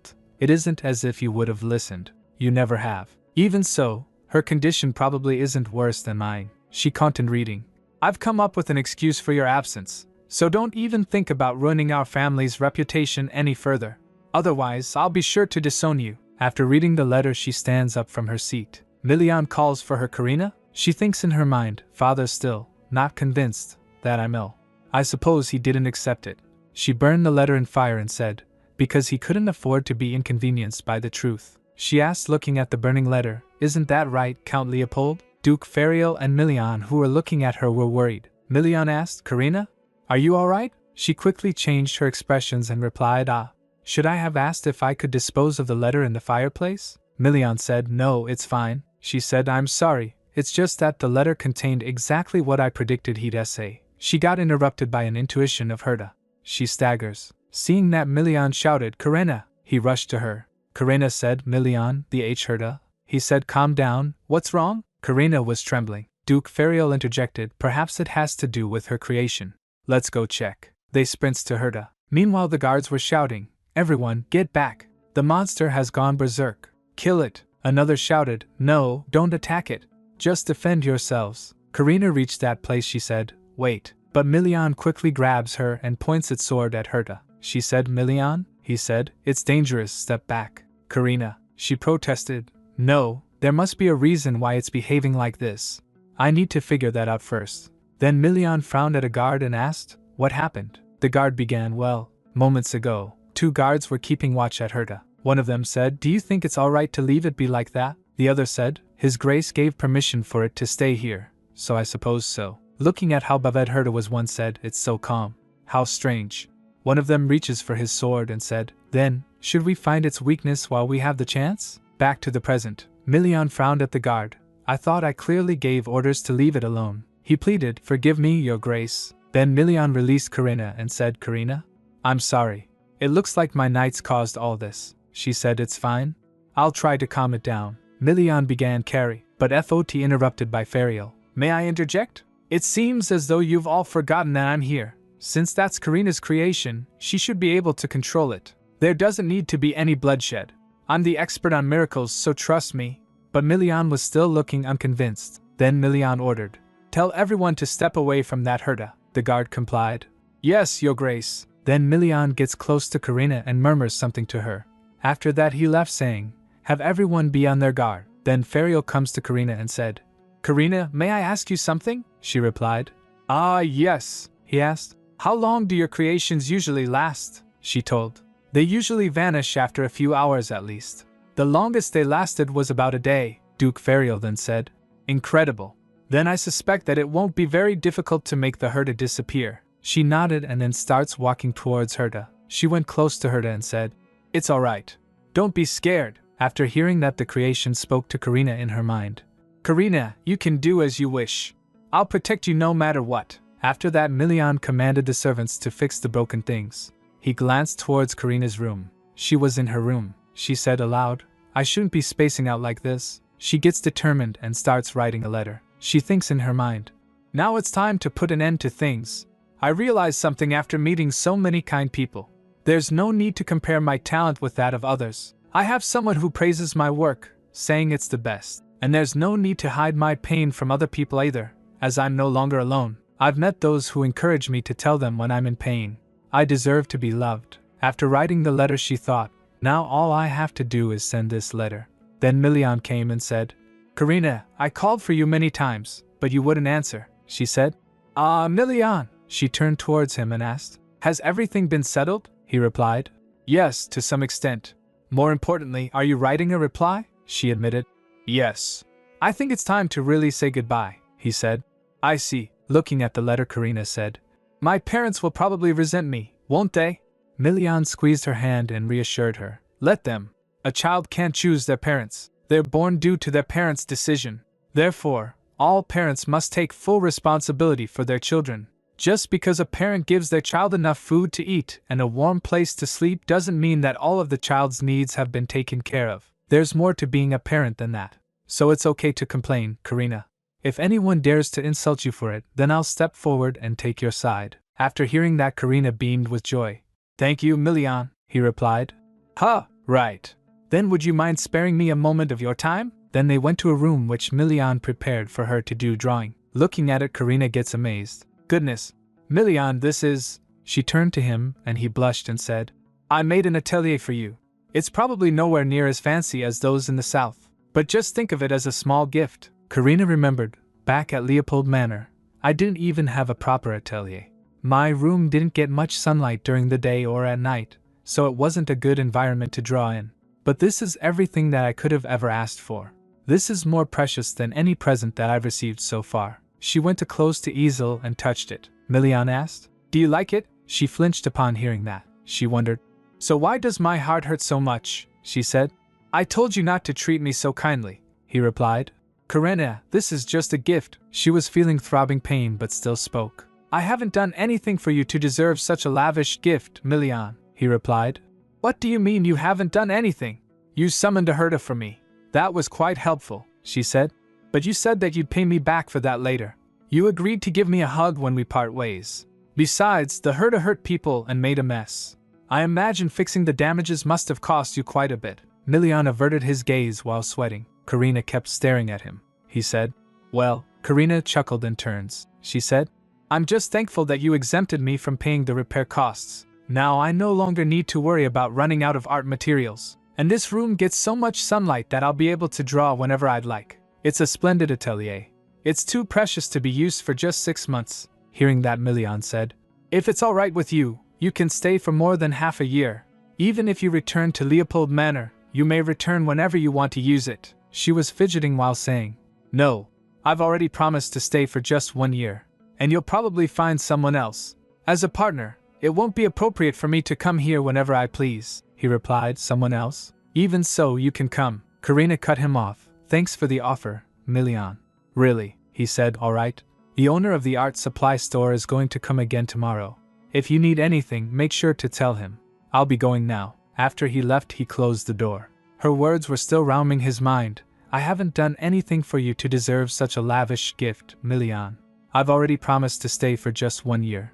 It won't be appropriate for me to come here whenever I please. He said there are only 6 months left now. He thinks while walking, is she really planning to leave after that?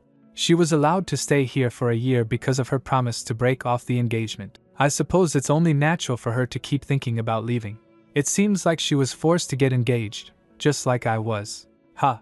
The monster hunt is just around the corner. I don't have time to be thinking about this, he realized. No, wait, but why am I thinking about Karina so much? As he was standing there busy thinking, Ferial came and asked, "What's on your mind? You'll get wrinkles if you keep frowning like that," Milian asked. "What are you doing here?" Duke Ferial shrugged. "I came to see Karina, not you." "Fawn told me that she was here," Milian asked. "Karina?" he realized. Is it because of her art disease?" Ferial replied. "Yes. Dr. Winston told me a few things as well. I wanted to see her condition and her drawings for myself," Milian said. "Then I suppose she's in good hands. You know much more about art disease than I do," Duke Ferial replied. "Of course. I'll do my best," then Milian said.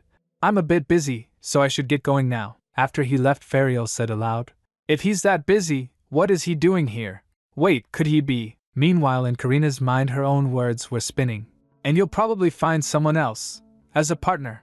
It won't be appropriate for me to come here whenever I please," she said to herself. "Karina, you fool." I was actually really touched by what Milian said.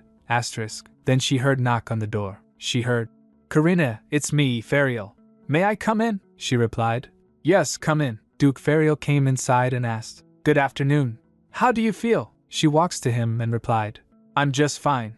I wanted to thank you for what you did last time," he said. "Not at all. All I did was tell you what I knew. More importantly, Karina," she replied. "Yes?" he said. "Dr. Winston told me that you have art disease. If it's all right with you, I'd like to speak with you about it." She gets stunned. Her mind raced. Dr. Winston told him? She spoke. Then, "Shall we take a seat first?" After they sat down, her mind was still at, "Did Dr. Winston reveal everything? I begged him not to tell anyone that I'm dying." She squeezed her hands nervously. Noticing that, Ferial said, "Just so you know, Dr. Winston didn't voluntarily disclose your situation to me. I pestered him into telling me your condition. That's how severe I suspected your illness was." She asked. "How did you?" he began. "It's thanks to the long-kept records of art disease my family owns. As you know, House Carlos has financially supported artists for a very long time. Among the artists, some had the miracle of creation, like you." After hearing that, Karina said, "I see. I wasn't even aware that such a disease existed till 6 months ago," Ferial said. "That doesn't surprise me. The miracle of creation is extremely rare. On top of that, your ability seems very close to the power of a deity." She gets shocked. "Really?" he replied. "Yes. Most creations that come to life from a drawing rarely last for more than a day. And there's no record of a creation of that scale," Karina said. "I never thought much of my abilities." "Ferial, did all the artists who had the miracle of creation use their life force in exchange for their art?" he said. "Yes. Artists that had the miracle of creation. I'll call them creators. They all came down with art disease and died before they turned 30. None of them had a strong attachment to life, only their drawings. The more they drew, the more insane they got. They even used their own flesh and blood as materials and had no qualms about sacrificing their lives for their work." Hearing that, Karina said in her mind, "Goodness, but I understand why they would go to such lengths. I don't think I would have a problem doing that either." Ferial added, "Karina, I want to help you. And in order to do that, you mustn't hide anything from me, not even trivial details. So if you have the symptoms that I'm about to list, tell me," she replied. "Okay," he began. "Other than becoming insane, creators grow more neurotic and emotionally unstable, and draw drawing after drawing as if they're under a trance. Some records also say that creators claim their creations are the only ones that understand them, and regard them as their everything," Karina said. "I have all those symptoms. As time passes, I feel more sensitive about everything and I keep drawing as if I've been hypnotized, but I can't seem to stop myself. No one ever cared about my feelings, but my creations knew exactly how I felt. I was so lonely, so that's why." Ferial gets shocked after hearing that. He stands up and said, "Karina, I'm not trying to admonish you. In the end, you're going to be the one that suffers more if you continue running away like that. If you let your anger, sadness, and loneliness take over you as you draw, you'll surely regret it." He asked, "I heard that you don't have much time left. Is that correct?" She replied, "Yes," he asked again. Do you have any intention of giving up drawing? She replied while smiling. No, this is all I have, he said. I see. I understand, Karina asked. Really? He said. Yes, just as you pour everything you have into your drawings, I myself devote my all to music. When I was young, I played my flute so passionately every single day that my parents even ordered a maid to keep a watch on me. Of course, I found ways to hide from her and kept playing. It's not easy to give up the joy of creation, Karina chuckled. He peeked at her and added, Anyway, Karina, if it's all right with you, may I ask you for a favor? She asked. What kind of favor is it? He said. I want to see you draw. To be direct, I want to see you use your ability, she said. Then, I was just about to leave a letter at Leopold Manor. Shall I draw a door that leads to it? After that he picks up the paint and brush and stands in front of large canvas to draw. Ferial was standing beside her. He asked, Are you going to paint without sketching anything first? She replied, Yes, I want to paint quickly right now. After she began to draw, Ferial was in awe. Goodness, this is just incredible. I can't take my eyes off of it. I've never seen such powerful, yet detailed brushstrokes. I feel like I'm standing in the middle of a painting, watching a breathtaking view. Her talent is beautiful and lovely. How can I express this surging emotion to her? Karina felt pain and thinks, I feel like something's pressing down on my chest. But I'm not finished yet. She then heard a voice. Huh! This sound is, Ferial is playing his flute. What a warm and calm melody. She felt refreshed. It's a lot easier to breathe now. My body feels lighter as well. How amazing! Is this Ferial's healing power? It's a very beautiful and lovely tune. After completing, she said, I'm done. She asked, Ferial, what is the name of that piece you just played? He said. Karina. She asked. Yes? He said. I think I just fell in love with you. She felt annoyed. What? He asked. How did you like my performance? She replied. It was exquisite, he said. I was inspired by the sight of you painting and improvised. I always carry my flute with me. Karina gets surprised and exclaimed. Are you saying that you just made up that song on the spot? He told. Yes, I heard the melody in my head the moment I saw your painting. It was that splendid, she said. Thank you, he said. This is just my personal opinion. I hope I didn't make you feel uncomfortable. Anyway, does it take a while for your miracle to take effect? She said. Yes, I think that it's activated right after I finish my painting. He stares at the painting and said, Is that so? And you're saying that this door will lead to Leopold Manor, yes? He thought.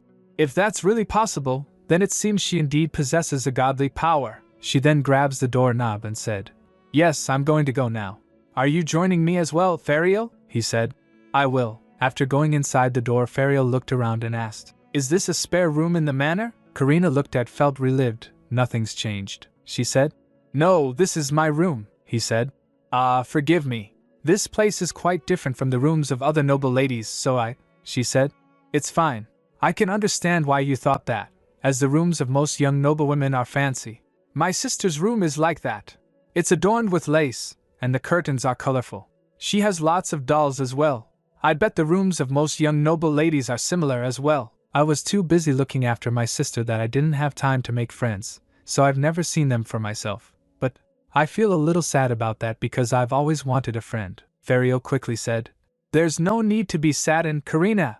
I'm here, he added. We've gotten to know each other, and we've even set out on an adventure like this. He extends his hand smiling and said, Don't you think that this would make us friends? Also, as I know everything about your situation, I can give you advice. As a fellow artist, I can empathize with you, and since I have a lot of time on my hands, I can go with you to various places, Karina said. But I don't know what friends are supposed to do together. Do you still want to be my friend despite that, Ferial? He replied. Of course. Besides, it's never too late to learn about such things, she said. Then, let's be friends, Ferial. She shakes his hand, he said. Of course, then Karina said. Now that we're friends, there's something I want to ask you, he said. Yes? What is it? She asked. How do you know what the rooms of other noble ladies are like? He flinched after hearing that. She nervously asked. Most men can't enter a lady's room unless they're that lady's fiancé. If you have a fiancé, wouldn't me becoming your friend complicate things? He said. I don't have a fiancé, she asked. Ferial, are you? He filled in. Karina, I think you've misunderstood something. I was simply invited to have tea. That's how I know.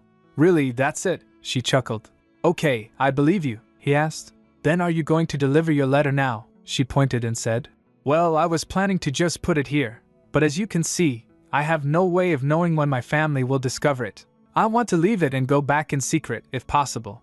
But I risk being seen because there are so many servants wandering in the manor," Fariel said. "I can help you with that." While showing his flute, he said, "Corinna, could you open the window a little bit? And please cover your ears." Outside the manor, 2 maids were sweeping. One asked, "Don't you think the atmosphere is quite tense in the manor these days?" The other replied, "Absolutely. I can barely breathe." She continued, "Have you been in the dining room during supper time? Count Leopold and her ladyship hardly talk anymore. Lord Enfric doesn't even come home, and Lady Abelia has recently become so depressed that she barely eats. And Lord Felden keeps nervously looking around. Just where in the world has Lady Corinna gone? She must return soon." One filled in, "Exactly. Everyone is worried." Suddenly they heard sound of music coming from the room. One asked, "Don't you hear music coming from somewhere?" Other replied, "You're right.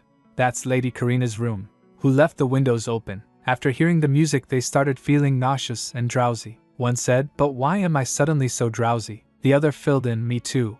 This has never happened before." After Fariel put everyone to sleep with his music, Corinna said, "I never imagined you'd put them to sleep." He replied, "It's a trivial trick compared to what you can do." She denied, "No, not at all." He chuckled, "Everyone in the manor is asleep. If there's anyone you'd like to see before leaving, you should go see them." Corinna said with serious expressions, "There's no one I want to see." Noticing her reaction, Fariel asked, "Lady Corinna, the letter you wanted to deliver to your family, is it a goodbye letter?" She replied, "Yes. In it, I wrote that they should stop being concerned about me." She explained, "Count Leopold won't believe that I'm sick till he sees my dead body.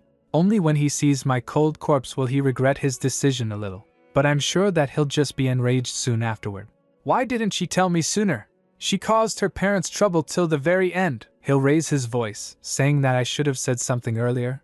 But when I desperately begged him for attention, he didn't even look my way once. As they were, she saw Abelia unconscious lying beside a pillar. She calls her Abelia. She gets close to her to check on her. Fariel said, "She's fine. She's simply asleep like everyone else." Corinna said, "Yes, it seems like she is." After examining her, Corinna thought, "What a relief. She looks healthy." She then said, "Fariel, if you don't mind, could you please help me move her?" He agreed, "Of course, Corinna." He picks up Abelia. Corinna said, "Please carry her to her bed over there." Hearing that, Fariel nodded. After putting Abelia in her bed, he looked around in her room. He noticed drawings lying around. He wondered, "What are these?" He turned towards Corinna and said, "Corinna, these drawings are." He stopped in the middle as he saw Corinna whispering something to Abelia. Then Corinna asked, "Shall we go now?" He replied, "Yes." After closing the door, Fariel said, "Corinna, I thought you were on bad terms with your family. You said earlier that there was no one that you wanted to see." Corinna started walking, saying, "Our relationship wasn't horrible." She said inwardly, "On the surface, we were a perfectly happy family. And that's because no one knew that their happiness was made possible with someone's sacrifice." She began, "I'm the good, ordinary, and obedient second daughter. As long as Abelia is sick, Enfric always brings good news, and Felden is a troublemaker. I won't be able to live for myself here. So I wanted to spend what little time I have left doing things for myself." She turned to Fariel. "You know, Fariel." He replied, "Yes, Corinna?" She told, "I want to leave my artwork in this world not as Abelia's sister or the oldest daughter in the Leopold family, but as Corinna, the painter. And in order to do that, I must first forget everything about this place." Later, when the Count Leopold returned to his manor, a servant informed him. He asked, "What did you say happened at the manor?" The servant replied, "Well, a moment ago, something strange happened." The Count asked, "Strange? Elaborate." The servant said, "Everyone in the manor, including me, fell asleep for a while." The Count asked, "Everyone?" The servant bowed, "Yes, please forgive me. According to my investigation, no one remembers anything after hearing a song." The Count said, "That's absolutely ridiculous." Then he noticed a letter. "What's that letter?" The servant said, "Huh? A letter? No letters arrived at the manor today." The Count picks up the letter and started opening it, saying, So did anything go missing, or did anyone get hurt?" The servant replied, "We checked, but everything seems to be fine." Looking at the envelope, the Count thought, "This seal looks familiar, but there's nothing written on the envelope. Did someone put everyone to sleep to leave this letter here? The intruder went through all that trouble, but it doesn't seem as if there's anything special about this letter here." He started reading the letter. "Dear Count Leopold," he realized, "this handwriting looks familiar. Whose could it be?" The letter continued, "If I begin this letter like this, I'm sure that you'll be wondering who I am, he thought. It's as if the writer knows me very well. The letter continued, there are so many things I wanted to say if I had the chance, but they don't matter anymore. I have a terminal illness, therefore I won't ever be returning to Leopold Manor. Reading that, he thought, could it be Karina? The letter my daughter sent was surprisingly short and to the point. She declared, consider this letter my last farewell. I'm going to become famous as Karina, not Karina Leopold, he thought. The tone of her letter was so stern and cold that I wondered if it had really been written by her. She sounded fiercely determined, making me doubt that she had been threatened into writing it. She mentioned that her name would spread from the far north to the central part of the empire, where you live. You always told me not to tarnish the reputation of our family, and I believe I have upheld that principle well, until now. But now, I ask something of you. Do not tarnish my reputation when I become well known throughout the land. She continued, I am done waiting. I am in love with someone who makes my heart flutter. Did you know there's a world out there where I am the protagonist? A world where I am not overshadowed by Abelia, Felden, or Enfric. In that world, no one raises their hand against me or threatens to throw me out of the house. This is because I am loved. No one yells at me or punishes me under the guise of, it's for my own good. Instead, I am gently scolded, treated with care and kindness. Suddenly a servant came and opens the door. The Count was saying, what a wicked, ungrateful child after everything I did to raise her. Noticing his anger, the servant said, my lord. The letter continued, you may be furious at your wicked, ungrateful daughter, who you believe should have said something sooner. But did I truly never speak out? Was I always the obedient girl who never cried? Reading that, the Count wondered, Karina, when did you stop crying? The letter continued, it's not that I never tried to speak. I simply gave up trying to talk to you. If you wish to see me, come to the north yourself. I will not return to Leopold Manor. Feel free to tell everyone that I am dead. After reading that, the Count crumpled the letter and throws it away. He shouted, contact Duke Pastelio immediately. I must tell him to send Karina back at once. The servant hesitatingly replied, but isn't it impossible to enter the north now that the checkpoint has been closed? Then the Count said, it doesn't matter. Something must have happened to her. Karina isn't the kind of person who would say such things. A terminal illness? Telling everyone that she's dead? How could she say that to her parent? He picks up the glass to drink. Then the servant said, Lady Karina really may be ill. The Count stopped in the middle as he was drinking. He said, are you trying to make me even angrier? The servant told, a few months ago, there was a report of her vomiting in her room. The Count asked, what? Why was I not informed immediately? The servant replied, well, I did. But every time you had other business to attend to and ordered that it be reported later. You told me that there was no need to report something like that every time it happens. You also said that since she is a grown woman who could take care of herself. The Count said, even so, I should have been informed. The servant said, forgive me, my lord. The Count ordered, firstly fetch me some parchment. I will write to Duke Pastelio immediately. Abelia was listening to everything. She trembled in fear, realizing that wasn't a dream. The Count continued, once Karina returns, I will speak to her properly. I'm sure that will solve everything. Abelia went back to her room. She was crying. She said aloud, no, father. Karina isn't coming back. She remembered Karina whispering, Abelia, goodbye. I hope you stay healthy. She thinks in her mind, she will never come back. Meanwhile, Karina was rubbing the wallet. She said, stay healthy. I must be stupid. How foolish of me to think I could forget it all. Still, I spent the most time with her, so perhaps it's fine. She then walks to the table and said, I plan to send this letter with this bird, but she draws a bird and made it came to reality. She said to the bird, I trust that you'll follow my instructions. The bird flies away with the wallet. Karina said, take this wallet and get rid of it, so I won't ever have to see it again. This is truly the end. At the dining table, Milian calls. Ferial, he replied. Yes? Milian asked. What are you doing here? He replied with a smile. Because I was invited, of course. Right, Karina? Karina said. Yes. I invited him because I thought it would be nice to celebrate our new friendship. I thought you'd like it too, Milian. But I suppose it was a bit thoughtless of me to assume that. I'm sorry, Milian said with sore attitude. It's fine. There's no need to apologize. Karina looked at him thinking. Did I make a mistake? He doesn't look very happy, he asked. Then what do you plan on doing today? She replied. I don't have anything special planned, Ferial interjected. But Karina will be studying with me for the day, Milian said. I didn't ask you, Ferial countered. But you weren't asking Karina either, Milian argued. Of course I was asking her. I don't care what your schedule is. Ferial again countered. Good heavens! You didn't specify who you were talking to, so I thought you were talking to me. Seeing them bicker, Karina chuckled. Both Ferial and Milian were surprised. He asked, Karina, what's so funny? She replied. It's just, you two seem to be very close friends, Milian said. We're friends, but not because we want to be, she said. Ah, I see, Milian said. I'm being serious, Karina, she again chuckled. Okay, Milian felt embarrassed asking. Are we that funny, Karina? She told. It's just that. I'm happy. I'm so glad that I'm with people I can talk comfortably to, eat a meal full of laughter with, and share these trivial joys of life. And I'm glad that I'm sharing all these moments with you, Milian, he smiled and said. Is that so? Well, don't push yourself too much. If you feel unwell, ignore Ferial and come to me, she giggled. Okay, I will, she said inwardly. I like you, Milian, she then asked. What do you plan on doing today, Milian? He replied. I'm going to check the information about the herda that you gathered and go on a patrol while I'm at it, she asked again. You're going to go outside, Zentar? He replied.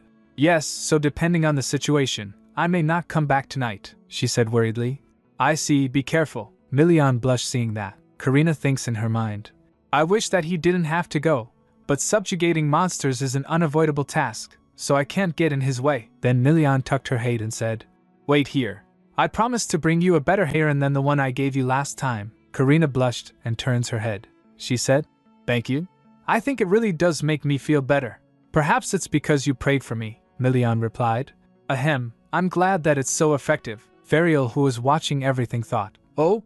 Well, would you look at that? It looks like he's completely fallen for her. I can't believe he's smiling so brightly like that. But that's odd. Didn't they say that they were going to break off their engagement? Karina then looked towards Ferial and Tuma sipped thinking. I don't think he noticed. She suddenly felt throbbing again and felt drowsy. Meanwhile, Milian was asking Ferial, Why are you looking at Karina with that face? Ferial replied, With what face? Then Karina stands up and said, I'm a bit tired. I think I should go upstairs and lie down. Milian asked, Do you feel unwell? I'll take you to your room, she replied. And no, it's all right. I feel a bit drowsy because of the warm tea. My room is nearby, so I'll go by myself. I wouldn't want you to leave when tea time isn't over yet, Milian said. Never mind that. Should I call a maid for you? She protested. I'm fine. I'll be going now, Ferial said. Karina, I'll see you later, she said. Okay. After she left, Ferial asked Milian. You seem quite worried about her, Milian asked. What are you planning on going back? He replied. Goodness, what a harsh thing to say to a friend that got here as soon as he could when you asked for his help, Milian countered. Ha! I doubt you came because you were worried. You were probably more curious about who drew the drawings, Ferial asked. Ha! Is that why you only sent me incomplete sketches? You're a cunning one, aren't you? Milian explained. I'm no professional, but even I couldn't wait to see the finished versions of those drawings. I figured you would want to see them even more. Anyway, how's Karina's art disease? Is it serious? Ferial looked at him with disdain, then turned his head saying, I don't know, Milian said. Ferial, I'm not in the mood for your jokes, he said. I know, but, he remembered his conversation with Karina, she said. I must first forget everything about this place. Ferial, may I ask you for a favor? Please don't tell Milian about how I don't have much time left. I don't wish to become a sad memory to him, he told Milian. Karina doesn't want me to tell you. Milian gets shocked. What? Ferial stands up and said. So I hope you understand why I can't tell you anything more than this, he then asked. Oh, that reminds me. What's a heron? You know, the thing that Karina said made her feel better, Milian replied. It's a special stone from the north which sometimes comes out of a slain monster, he asked again. Aha, but why did you give it to her? Milian told. There's an old northern tradition, a myth of sorts. They say that if you gift a heron to a sick person, it will help them get better, Ferial sarcastically asked. Since when did you believe in superstitions? Milian said ominously. There's also a northern superstition that if you point your finger at someone, it'll get broken.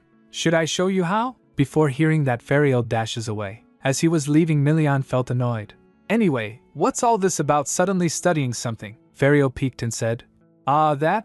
It's a secret. Later, a maid noticed voices from Karina's room. She opens the door and went inside. She saw Karina sitting on the ground stunned. She asked, Oh my, are you alright? Karina replied. I just tripped. I'm fine, maid asked. Shall I call for a doctor? Karina replied. No, I think I just need to rest. the maid said. No, my lady. His Grace said that even if you were in a little bit of pain, we should call for a doctor right away. Karina was surprised. Milian said that, she said. Then could you call Dr. Winston for me? Maid replied. Yes. After the maid left, Karina said to herself, I'm okay. I'm still okay. When Dr. Winston came to check, she asked, Has my condition worsened? Karina smiled. It's all right. I knew this was going to happen anyway. There's no need for you to feel sorry, doctor said. Right, let's try using a stronger medicine then, she asked. Dr. Winston, will I keep throwing up the food I eat? I don't want Milian to see the awful side effects of this disease, he told. The vomiting will probably continue, but you mustn't stop eating, she asked again. Even if I throw up every time I eat something? The doctor explained. Your body is like a sandcastle that's about to crumble due to the harsh waves. It's constantly being worn down, so you must do everything you can to keep it from falling apart, Karina asked. Is that the only thing I should keep in mind? The doctor replied. There are a lot of things you should be careful about, but above all else, you must have a will to live. After hearing that, she thinks, a will to live? As long as I'm alive, I don't want to spend my days waiting for death, which is how I used to be. I want to treasure every moment and live more joyfully than anyone else. I want to show my family what kind of person I am, and after I make wonderful memories with Milian, I'm going to say goodbye without looking back, she then said. Don't worry. I don't want to burden Milian with guilt, doctor replied. I see. Does it especially hurt anywhere? She replied. My heart. I'd be fine for a whole day, but it would suddenly hurt so much that it gets difficult to breathe for the rest of the day. Sometimes the pain is so great that I wish it would just explode. I mean, that's just how I feel. I'm not saying I really wanted to, the doctor said. No, I understand. When one of my eyes used to hurt, the pain would be so unbearable that I wanted to pluck it out. If the symptoms of art disease were the same for everyone, or if there weren't so many different records on it, then it would have been easier to develop a cure. It's such a shame, Karina said. I feel sorry for burdening you and Fariel. If everything had gone as I planned, the two of you weren't supposed to find out about this, the doctor said with resolve. Don't say that. It's my job to save people. And a doctor that makes a patient hide their disease isn't a proper doctor. She flinched hearing that. She said, I see, Fariel then said. You don't need to apologize to me either, Karina, he said. You didn't look very well back there. I had a question I was hoping you would answer for me. I needed to teach you something as well, so I decided to drop by. Then the doctor said, I see that you already had an appointment. Since I'm done here, I'll get going now. As he was leaving, Karina said, Thank you for coming, Dr. Winston, he said. Lie back down. You need to get rest for now. He suddenly remembered something. But before I go, I must tell you one thing. Don't give up. If you don't lose your will to live, then it'll help you live longer. After hearing that, she smiled. Thank you, Dr. Winston. I no longer want to die soon anymore. Actually, I regret the time I used to think that. If I had discovered a world like this existed a little earlier, I would have escaped that place sooner. But I only mustered up the courage after it was too late, so I feel like a fool. The doctor nods and said, Good. I'm glad you've come to that conclusion. After the doctor left, Karina said, Fariel, what did you want to ask me? He replied. Well, your miracle is completely different from other miracles. Could it be? There was something that I couldn't understand, though, she asked. What do you mean? He pulls the chair to sit and said, Your art disease is getting worse, at an abnormally fast rate. She gets shocked. What do you mean? He explained. Creators die early because they perform too many miracles, despite knowing that it'll cost them their life. But even those that made miracles every day created far more creations and lived much longer than you. So I wanted to ask you this. Are you aware of the taboos regarding making miracles? This came as a shock for her. She replied. No, Fariel said. I see. He thinks in his mind, it's impossible for an artist not to know this.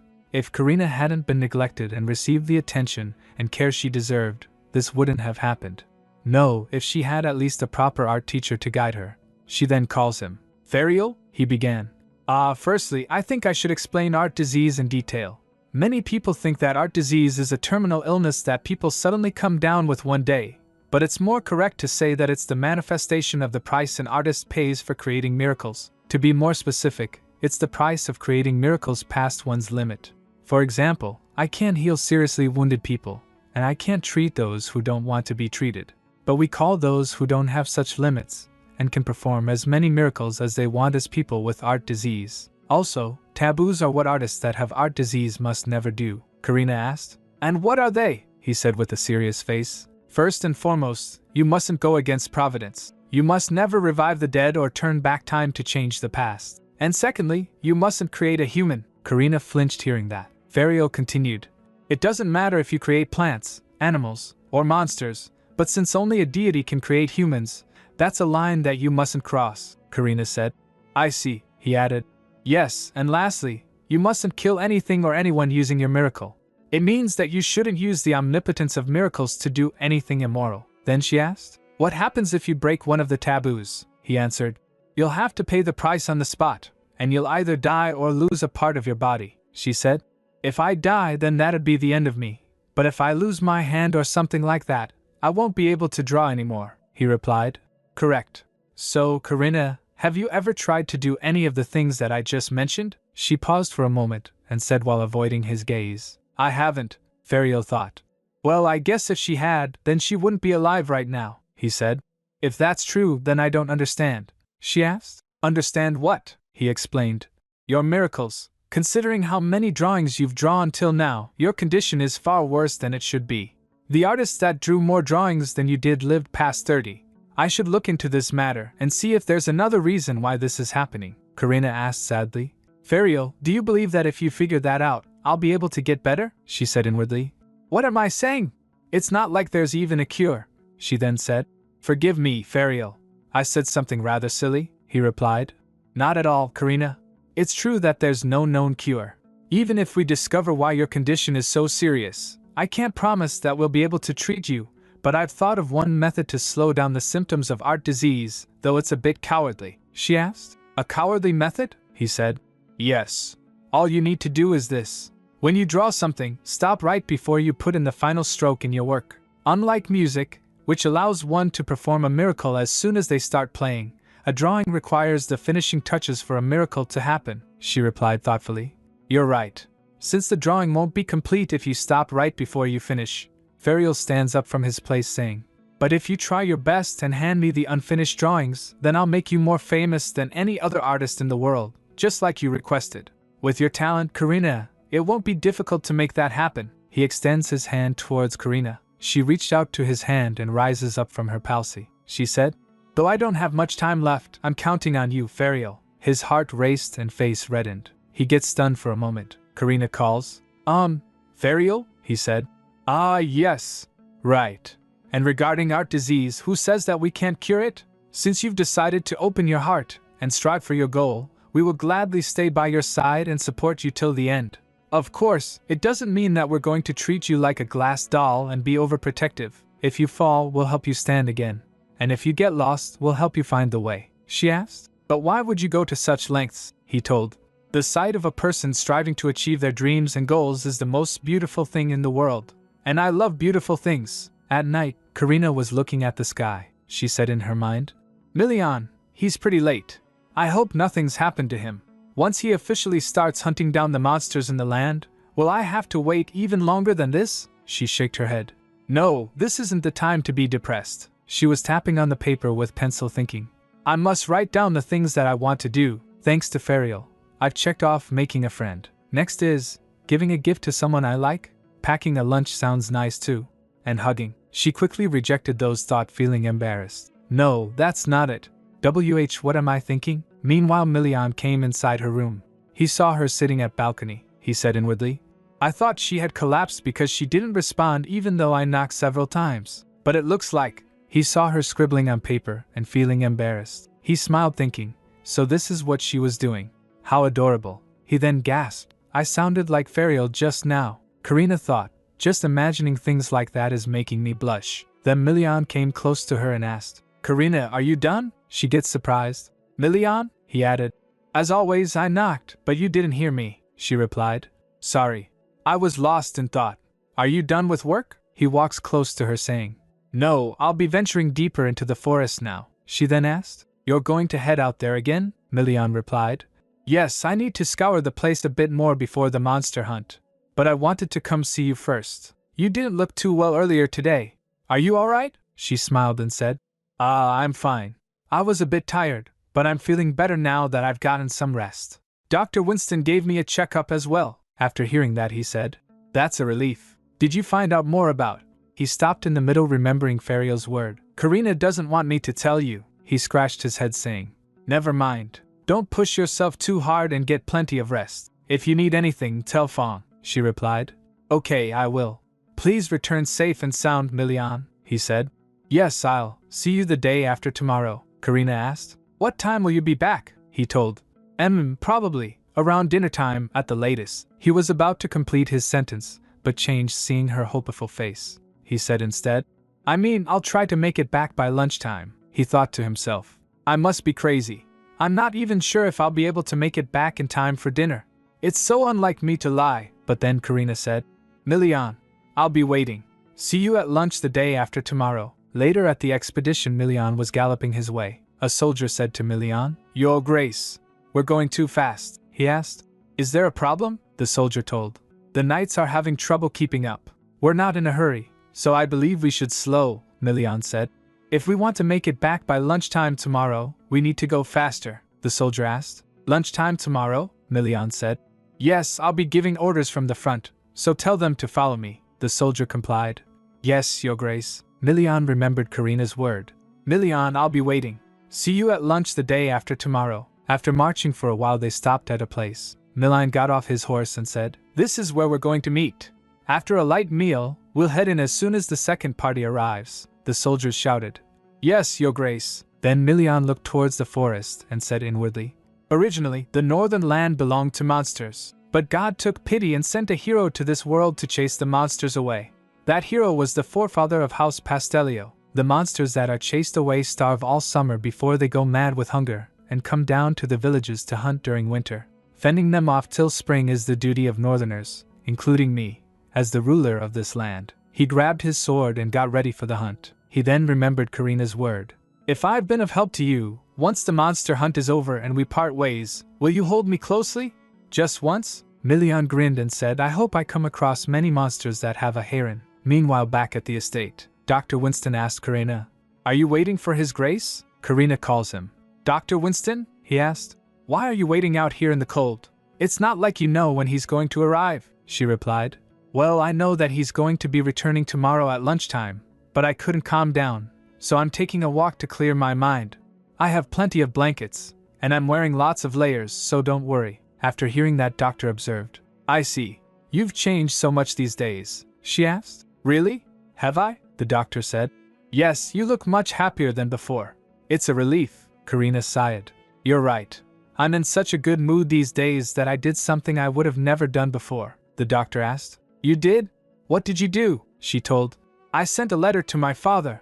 I told him not to bother with me anymore. I'm still trying to work this out, but I'm also planning on repaying him. I want to live as long as possible and become famous with the drawings that he and the rest of my family wouldn't even look at. Once I calculate how much it took to feed, clothe, and house me, I plan on paying them back that exact amount. I think that'd show that there's nothing left between us. I won't deny the fact that my mother gave birth to me, and that my father helped raise me. However, that doesn't mean they own my life." Then the doctor said, "You're right. Parents are merely their children's guardians, not their owners. Though parents do spend much time with their children, they cannot walk on the same path forever. One day, the child will become an adult, and the parents will have to look at them from afar. That's because the child must start living their own life. But if the child returns one day and holds their aged parents' hands, then that's proof that they were good parents." "I'm so sorry that you weren't given such parents," Karina smiled. "I'm alright now," she thought. "Even if they apologize to me this very moment, that can't make up for all of my lost time. Every passing second is precious to me now. I don't want to spend a single moment regretting the past. I'm going to go forward," she said. "Spring has finally come to my life." At the expedition, a soldier shouted, "Attention, everyone! His Grace is going to give us orders." Then Milian began, "Tomorrow at dawn, we'll be venturing deeper into the forest. As you all know, our first goal is to kill Herdas. A Herda's weak point is suspected to be right under its nails. Only try to attack it there if you can. If that's not possible, aim for its lower belly. The hide is thin there, making it another weak spot," the soldiers shouted. "Yes, Your Grace," Milian continued. "Our second goal is to monitor the monster's behavior. Do not venture deeper into the forest on your own. If there is a problem, come to our meeting place immediately." The soldiers again shouted. Yes, Your Grace. Milian continued, however, if you feel your life is in danger, prioritize surviving over following my orders. That will be all. Ah, and one more thing, if you discover any herons, bring them to me, a soldier said. Huh, but we need them too, Milian then sighed. No. Now return to your night watch posts. After the briefing, a soldier came close to Milian and said, Why do you need them, Your Grace? You've never been interested in them before. Ah, is it for your? Milian replied. Stop blabbering nonsense. The other soldiers started chuckling. Then Milian glanced around and saw a monster. He drew out his sword and said, It looks like I got very lucky. There was a herta nearby. He then commanded, All of you, spread out. Surround it. There's only 1 inch, the monster roared. A soldier wondered, seeing that. Is that some kind of call? Suddenly they started hearing loud voices. A soldier looked around and said, What's causing these vibrations? Soon they were surrounded by a lot of monster. Someone shouted, Hertas are charging this way. Back up. Don't let them pass us, a soldier said while trembling. Your Grace. You never mentioned anything like this was going to happen. But Milian jumped at a monster and stabbed it. He said to himself, You rascals. The herta called for its friends, cutting off our escape route. I didn't think a monster without intelligence could do something like that. However, it's still just a monster. After exterminating all of them, Milian said, I wasn't sure if the weak points we found in Karina's herta were correct, but it seems they were. He then instructed, Aim for the weak spots I told you about earlier.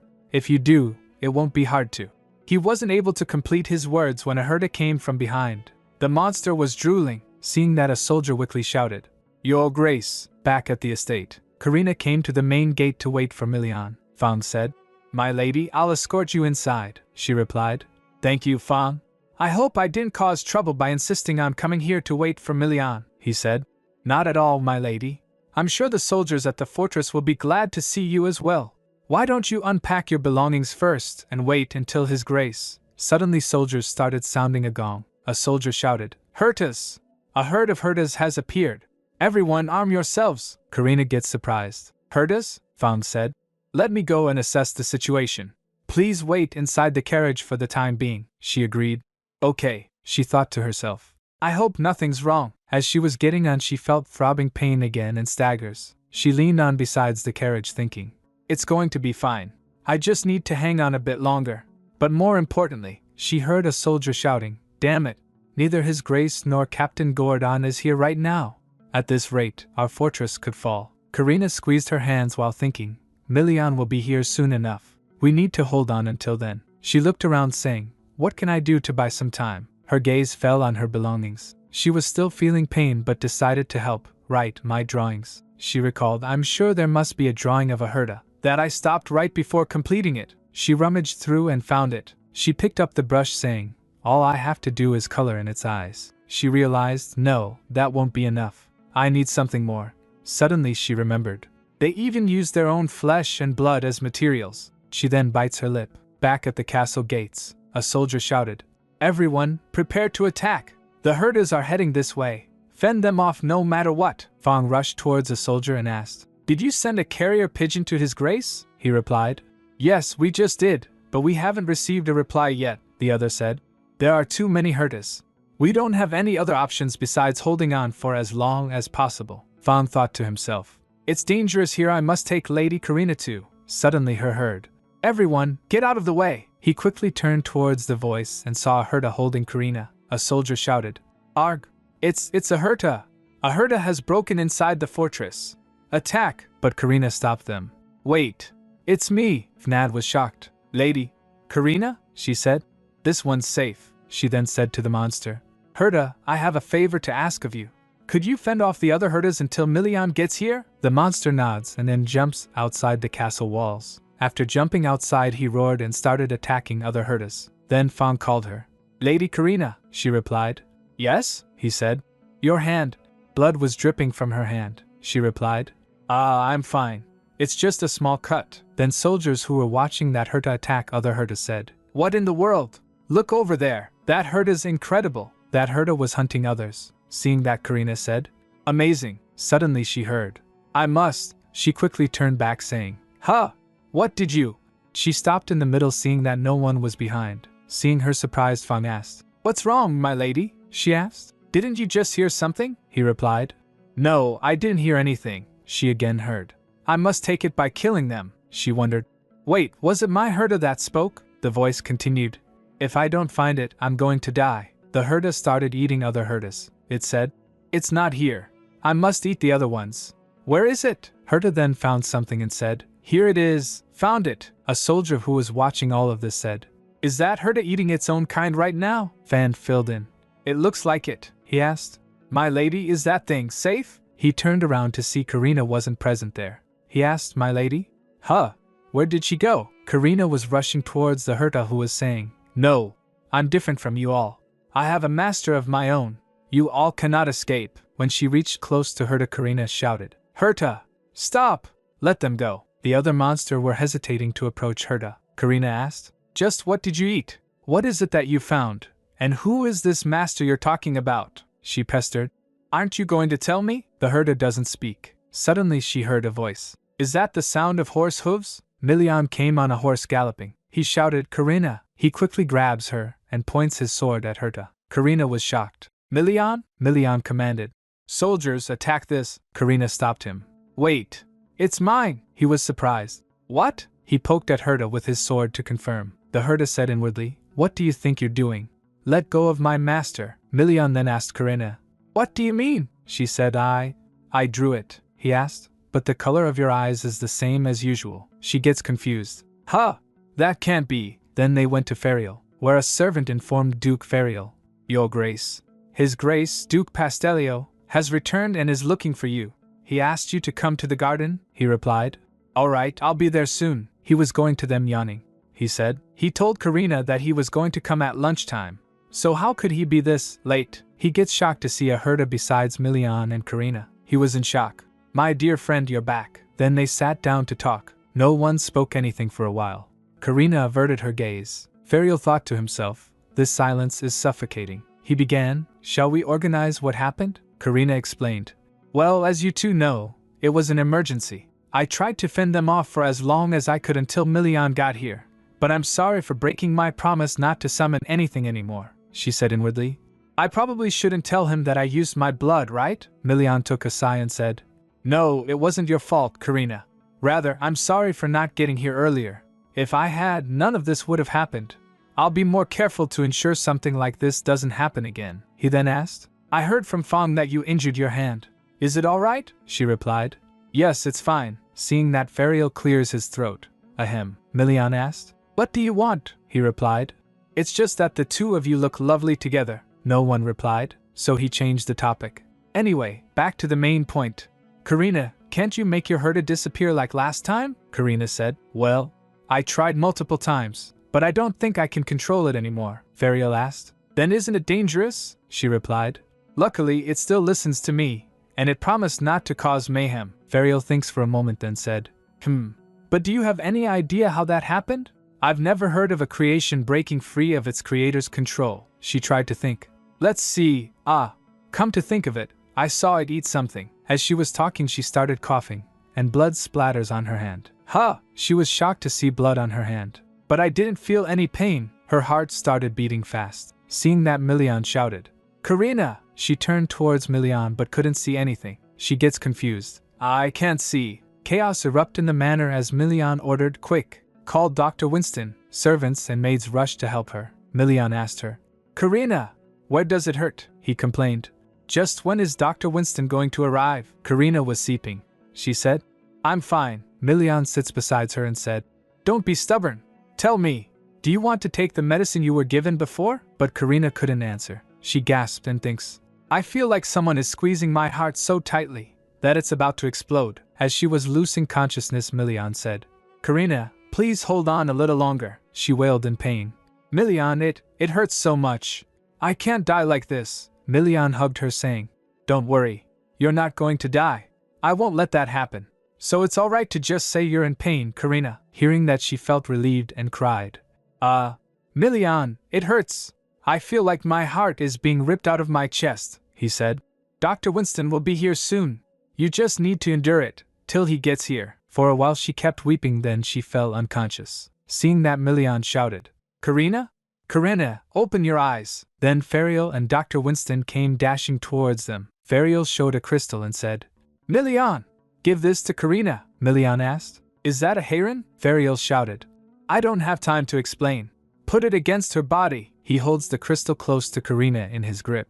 Then a black fog emerged from her body. After that, Milian observed. She's not as pale anymore. Then the doctor said, Let me examine her, Your Grace, Milian replied. Right. Please do. Then Ferial said to him, Milian, let's step outside for a moment. I have something to tell you as well, he replied. All right. After closing the door, Milian said, Ferial, was Karina's relapse caused by that herda, by any chance? He replied. Probably. As you know, a miracle comes at a cost. I predict that it took a huge chunk of her life to create the creature, Milian shouted.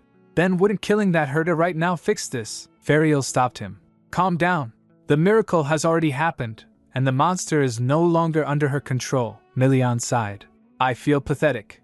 Karina's in so much pain, but I can't do anything about it, Ferial then said. No, Milian. There may just be a way, he asked. What? Ferial said. Didn't you see what happened a moment ago? When you gave her that heron, her breathing stabilized. Heron may be a cure for heart disease, Milian asked. That stone? Ferial explained. Yes. While you were out patrolling the area, I experimented with a heron, and it resonated with my miracle. It was as if the stone was trying to offset it. And judging by how it improved Karina's condition, I'm sure it doesn't only react to my abilities. On top of that, Fang told me a while ago that the herda Karina made ate the corpses of its own kind. Milian smiled. Wait, are you trying to say that the herda was trying to eat the heron inside the other herda's bodies? Ferial replied. Exactly. The heron may have nullified Karina's miracle and allowed the herda to break free from her control, Milian said. This is the first time you're starting to make sense, Ferial replied. What a hurtful thing to say. Anyway, this is only a hypothesis, so we need more herons to prove it, Milian asked. How many more do you need? Ferial replied. As many as possible. Hearing that, Milian grinned. Milian told. The coldest part of winter is coming. Starving monsters will swarm down the mountain in large groups, and the monster hunt will begin in earnest. Judging from the size of the herda's leader, it probably also has a huge heron inside its body, he said with determination. I'll make sure to slay it and bring the heron to her, he said to himself. This is all for you, Karina. After some days, Karina was drawing and thinking. Time flew by after my herda wouldn't disappear, and my seizures became worse. Before I knew it, winter had arrived. Though I wasn't used to the cold, I spent my days being overprotected by those around me while continuing to draw as usual. Thanks to that, falling asleep wasn't as scary as it used to be. While lost in thoughts, she completed the drawing. She realized, oh no. I promised Ferial I wouldn't complete my painting. Butte flies came into existence from her drawing and started flying around. She smiled. Guess it's too late now. Why don't you all have some fun since you've come to life? She stands up from her place and walks to the window. She opened the window and butterflies flew away. Seeing that, she said, How beautiful. She looked outside the window thinking, all of them must have gone out. Suddenly her D met Milian's. He was staring at her. Ah, he saw them. She quickly gets back to her seat. She recalled his face thinking, he looked furious. She flinched thinking about that. She feels like she got caught. She complained. I always end up finishing my paintings and using my powers when I'm not careful. What do I do? Then someone knocks the door. She gulped and gets ready. Milian said, standing at the door. Karina, I know you're in there, so open the door. He opens the door saying. Really, how could you? She pleaded. I didn't mean to. I was just so focused and excited to paint that I ended up finishing the piece. Milian calms down and said. You know that I'm worried about you, yes? She replied. Of course. He scratches his head saying. I know you'll end up becoming miserable if you don't paint, so I also hope that day won't come anytime soon. So please don't strain yourself. She glanced at him. Milian continued. I'd like to be with you as long as possible. She thinks in her mind. Why is this man so kind to me? Later Milian was in his office. He recalled his conversation with Ferial. Ferial told, no medicine can cure the excruciating pain caused by heart disease. It's known to resemble phantom pain. Milian asked. Phantom pain? He said. Yes. That's why there are no drugs that can slow down the disease or alleviate the pain. Hearing that, Milian thought. Is that why the sleeping pills Karina has been taking haven't been working? I can't believe I can only stand by and watch her suffer. He grits his teeth thinking about it. Ferial looked at him and saw how miserable he felt. He tried to comfort him. At least, That's how it's been until now. It's quite ironic that they found a clue for a cure in the north, where there aren't many artists. He speculated, Heron could be the foundation of a cure for art disease. Milian replied, Yes, I'll do all that I can to cooperate with your research, so please do your best to find a cure. Fariel teased. I think this is my first time hearing you ask me to do something so politely. He then asked, Are you worried about her? Milian replied. Don't ask such an obvious question, Fariel said. I recall that you thought your fiancé was bothersome not too long ago, Milian said. I absolutely abhor seeing someone die in front of me. Back to the present. Milian walks to the window and watched Herta that Karina created. Several days have passed, yet the Herta Karina created hasn't disappeared. It's impossible to control, but maybe I should be glad it obeys Karina's commands. Her eyes turned golden the last time she performed a miracle by creating the Herta, but this time, they didn't change color. There are several strange things about the recent incident, including the fact that the Herta spoke to Karina. There's nothing I know for certain, but she looked quite happy when I asked her if she was going to attend the upcoming banquet. He smiled thinking about that, Karina said. A banquet? That would be lovely. I'm looking forward to it. I clearly thought she was annoying when she suddenly barged into my home, as she already prepared the documents to call off our engagement. I figured ending it would rid me of a huge burden. But I don't know when I started having feelings for her. I can't help but look at her, and I find myself becoming upset at the thought that she'd be in pain, all alone, if she weren't where I could see her, and I feel the urge to kiss her every time I see her face. He blushed thinking about it. He shook his head to clear those thoughts. How could I think of doing that to someone who's unwell? If we had spoken to each other properly when we first met, would it have changed anything? Would Karina's condition and our relationship be different now? After a few days they went to a lake. Karina was amazed after seeing the scenery. Wow, it's a real lake, Milian said. Of course it's real. Did you think it'd be fake? She looked at it and said, It's so beautiful. And it's fascinating how it's not frozen, despite how cold it is, Milian said. This lake doesn't freeze no matter how cold it gets. But it's still chilly, so you must dress warmly, she replied. Yes, I will. As they were walking beside the lake, Milian asked, Is it really alright for you not to draw? I brought all your materials and tools, they're in the carriage, she replied. I'm fine. I just wanted to take a walk with you like this today, Milian. Milian then said, I'm overjoyed to hear that you consider me more important than your drawings, she smiled and said. Of course. Consider it an honor. Milian glanced at her and then said, Come to think of it, you said that you don't know much about the north, she replied. Yes, you're right. I'm ashamed to say this, but I'm oblivious about this place, Milian said. Then, you must not know the fascinating stories that exist in the north either. Karina gets intrigued. Fascinating stories? He told. There's one called The End of Winter, which is about the Winter Mountain Range. If you venture deep into a place beyond the point where the sea freezes, you'll find a mountain range there. No one has gone beyond that mountain range, and people say no one knows what's on the other side. There are rumors that it could be a paradise, the demon's realm, or the homeland of extinct dragons. I think the rumors have been exaggerated, because there's very little information on dragons. After hearing that, Karina said, Oh, those are some very extreme guesses. But I think that place would be very beautiful if it really existed, Milian said. Actually, it's just a cliff, Karina then said. Anyway, I think The End of Winter is an excellent name, Milian asked. Do you find this interesting? She replied. Yes. Spring comes after the end of winter.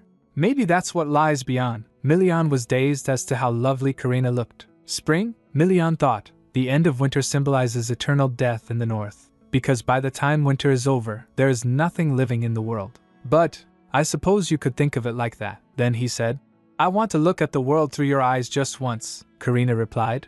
My eyes? I bet it'll be boring, Milian smiled. Even if it's boring, I bet it'll be beautiful, Karina asked. Do you think so? Her heart raced at the thought. Suddenly she stopped walking and said, I just remembered. I have a gift for you, Milian, he asked. A gift? She rummaged through her robe and pulls out a paper. Milian grabs it and asked, Is it a drawing? He unfolds the paper and saw a drawing. He asked, What's this? She told. This is medicine. He was confused. Medicine? She said. It'll help you recover from wounds. It'll heal any injury, but it won't work on someone who's been so severely injured that they're unrecognizable or dying, Milian asked. Such a thing really exists? First she hesitated, then said, Well, I made it. I thought it'd be nice if there really was such medicine, so I pictured it in my mind and created it. I'm not going to give it to you like this, of course. I'll hand you the actual potion once I finish the drawing. I'm sure it'll be very helpful to you, Milian. Milian then said. Karina, I don't need any medicine if you must suffer to make it. His expression was serious. Like I said before, I don't want you to be in pain. In fact, I wish you'd smile brightly like you did today. He raised his hand towards her face but stopped in the middle. He clears his throat and said, anyway, thank you for thinking of me, but what good would it be if you must suffer? She was surprised for a moment, then she said, this doesn't take much energy to make, he asked. What? She explained. Drawing inanimate things doesn't use too much of my strength, Milian argued. I'm strong enough without your help, she replied. I know you are, but I wanted to prepare this, just in case, she asked scantly.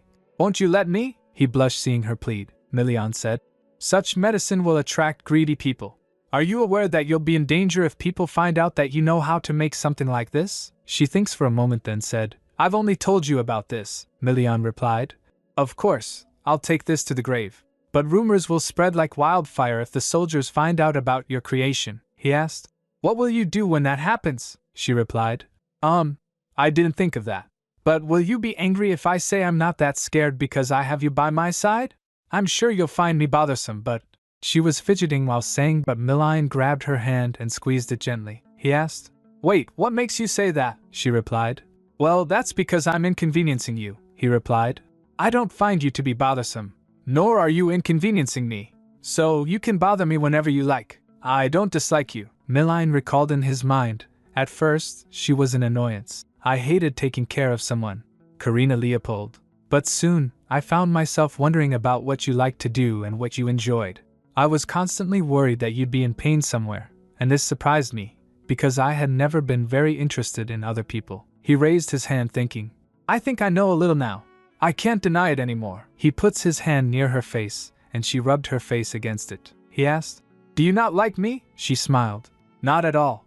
I've never hated you, not even once. He also smiled. That's a relief. Suddenly a butterfly came fluttering. She was amazed. Ah, a butterfly, he replied. Ah, yes. There are lots of butterflies around here, she said. So, this is how beautiful real butterflies are, Milian said. I'm glad you think that, she said. I'd like to draw them the next time we come here, Milian replied. Yes, let's come here again. Then they started walking hand in hand. Later Karina asked Duke Fariel, Fariel, are you really not going to come to the banquet? He replied. I'm fine. There's always a next time. I want to reveal your art to the world as soon as possible, Karina. I must start working hard now, so that everyone will know about you in the capital, Karina said. Thank you so much, Fariel. She then drew a door and said, This door will take you to a street without too many people in the capital. Fariel opened the door and said, Then I'll be back. I hope you have a lovely time at the banquet, she replied. All right. Take care. After he closed the door, Karina said to herself, I don't feel anything. Even if I use a lot of my power, I feel nothing. When I was little, I suffered from the side effects right after performing a miracle. I feel like my health's gotten worse after becoming used to the pain. On top of that, I never imagined, she remembered. Are you aware of the taboos regarding making miracles? That trying to forget about my sadness was a taboo. She then said, Should I paint a bit more? I can't wait for the dinner banquet. After a few moments while painting, her hand started trembling, and the brush she was holding with it fell. She gets shocked thinking, Just now, my hand. She shakes her head and said, It can't be. After that she stands up and started walking. She said to herself, Something was wrong with my hand. I should go prepare for the banquet now. I'm sure it'll be alright, for now. As she was going down the stairs, she started feeling nauseous. Her heart started throbbing. She thought, I'm feeling the pain more frequently. Would it get better if I draw more? She observed, My pain subsides when I perform a miracle, as if I'm being given painkillers in exchange for creating life. She tried to stand up. Milian saw her in that condition. He calls her, Karina? She flinched and said, Milian? What brings you here? He walks to her and asked, Are you having a seizure? She replied, Well, he said. No, you don't have to tell me. Let's go. He lifts her up and started walking. Karina was breathing heavily in his arms. After he puts her in bed, Karina said, I'm sorry. I did all I could to endure it, but... He interrupted her. You don't have to be sorry. It hurts me to see you hide your pain. He stroked her head and said, You can be honest in front of me. Karina wondered, how is he able to detect my suffering so easily, when not even my family has noticed it these past 20 years? She felt touched and tears welled up in her eyes. Seeing that, Milian asked, Karina, Should I call for Dr. Winston? Does it hurt that much? She doesn't reply but trembled. Milian hugged her and squeezed her close. Don't cry, she said. I'm fine, Milian complained. You don't look fine to me, he patted her. Like I said earlier, you don't have to hold it in when you're with me. It's alright to let everything out. After a while Karina said, Thank you, Milian, he said. It was nothing, she thought. I wonder if he would have been this kind, if I wasn't sick. If we got married as planned and lived an ordinary life as a couple. She then said, a lot of my pain went away. She continued, come to think of it, the banquet is coming up, but your clothes. His clothes got wet due to her crying, he replied. It's fine. I can just get changed. And today's the eve of the banquet, so why don't you get some rest as well? She asked, confused. The eve? He explained. It's a northern tradition. You meet before the day of the banquet and share a few drinks. Karina thinks he's probably being considerate of me by explaining these things even now. I thought I was done imagining what things would have been like if I had been healthy. He then stands up and said, I'll freshen up and return, so get some rest. She replied. All right. After he left, Karina thought, but still, if I were healthy, would he look at me with affection rather than pity one day? It seems I haven't been able to give up on my dreams, if I still harbor such selfish desires. She then gets back to her bed. Don't get confused, Karina. Milian's being nice to me because I'm sick. When Milian returned alone, Fang said, Welcome. Is Lady Karina? Milian replied. She'll be resting today because she's unwell. And make today the eve of the banquet and delay the event by one day. Fang gets shocked. Pardon? The eve of the banquet? That's unheard of. Milian doesn't stop. Let everyone drink as much as they want, and tell them the banquet will happen tomorrow. Fang tried to make sense. Wait, Your Grace. Milian went ahead and closed the door. Fang stands there in shock. He then said to himself, The nobles will be unhappy with this. What do I do? Fang went and explained to the nobles. Therefore, His Grace won't be coming today. It's the eve, Baron Krember asked. What? Fang bowed. He said that he wants you to drink and enjoy yourselves today, and have the banquet tomorrow. Baron slams on the table. How could he suddenly say something like that when all of us are gathered here like this? I remember him making a fuss because he wanted to end the banquet early last time. Viscountess Ariel chimed in. Baron Krember added. I was just thinking the same thing, Count Leonhard remarked. He's usually bored by such events. It must mean that he's not desperate yet. I suppose we'll be discussing the monster hunt tomorrow. On the bright side, we can drink to our heart's content today, Viscountess Ariel said. I suppose this could be good news for those who like to drink, but isn't this the first time His Grace is postponing a banquet? I wonder what's keeping him so busy. After some time, Milian visited Karina and asked, How do you feel? She replied, I'm much better now. I'm sorry for worrying you, he said. What a relief, he then asked. May I sit next to you for a moment? He sat beside her on bed. She thought he was going to sit in the chair, but instead, Milian said, I will be taking all of the heron from the upcoming hunt, Karina asked. Really? He smiled. Yes. I'm going to tell this to all the nobles who came today as well.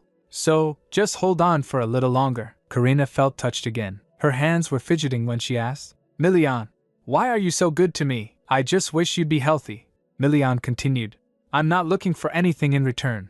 I want to see you draw without a worry next year, and the year after that as well. Hearing that, Karina thought, not knowing if you're going to live another year is truly painful. Though Karina knew the truth, she wouldn't survive much longer. His words warmed her. She hesitated, then asked softly, Milian, I have a favor to ask of you, he replied. A favor? What is it? She said. I'd like to accompany you to the hunt. He gets shocked. What? Karina bit her lip. After Milian returns from the hunt, they would only have 1 or 2 months to spend together. She couldn't believe that was all the time she had left with the person she liked. She pleaded, I'm fine with being at the back. I won't get in the way, he replied. No, it'll be too dangerous. If you want to go outside, we can go after I'm done hunting down the monsters. I can't even guarantee that the hunt will be safe for the knights. Karina lowered her gaze. It's all right, I just wanted to spend more time with you. Is that so?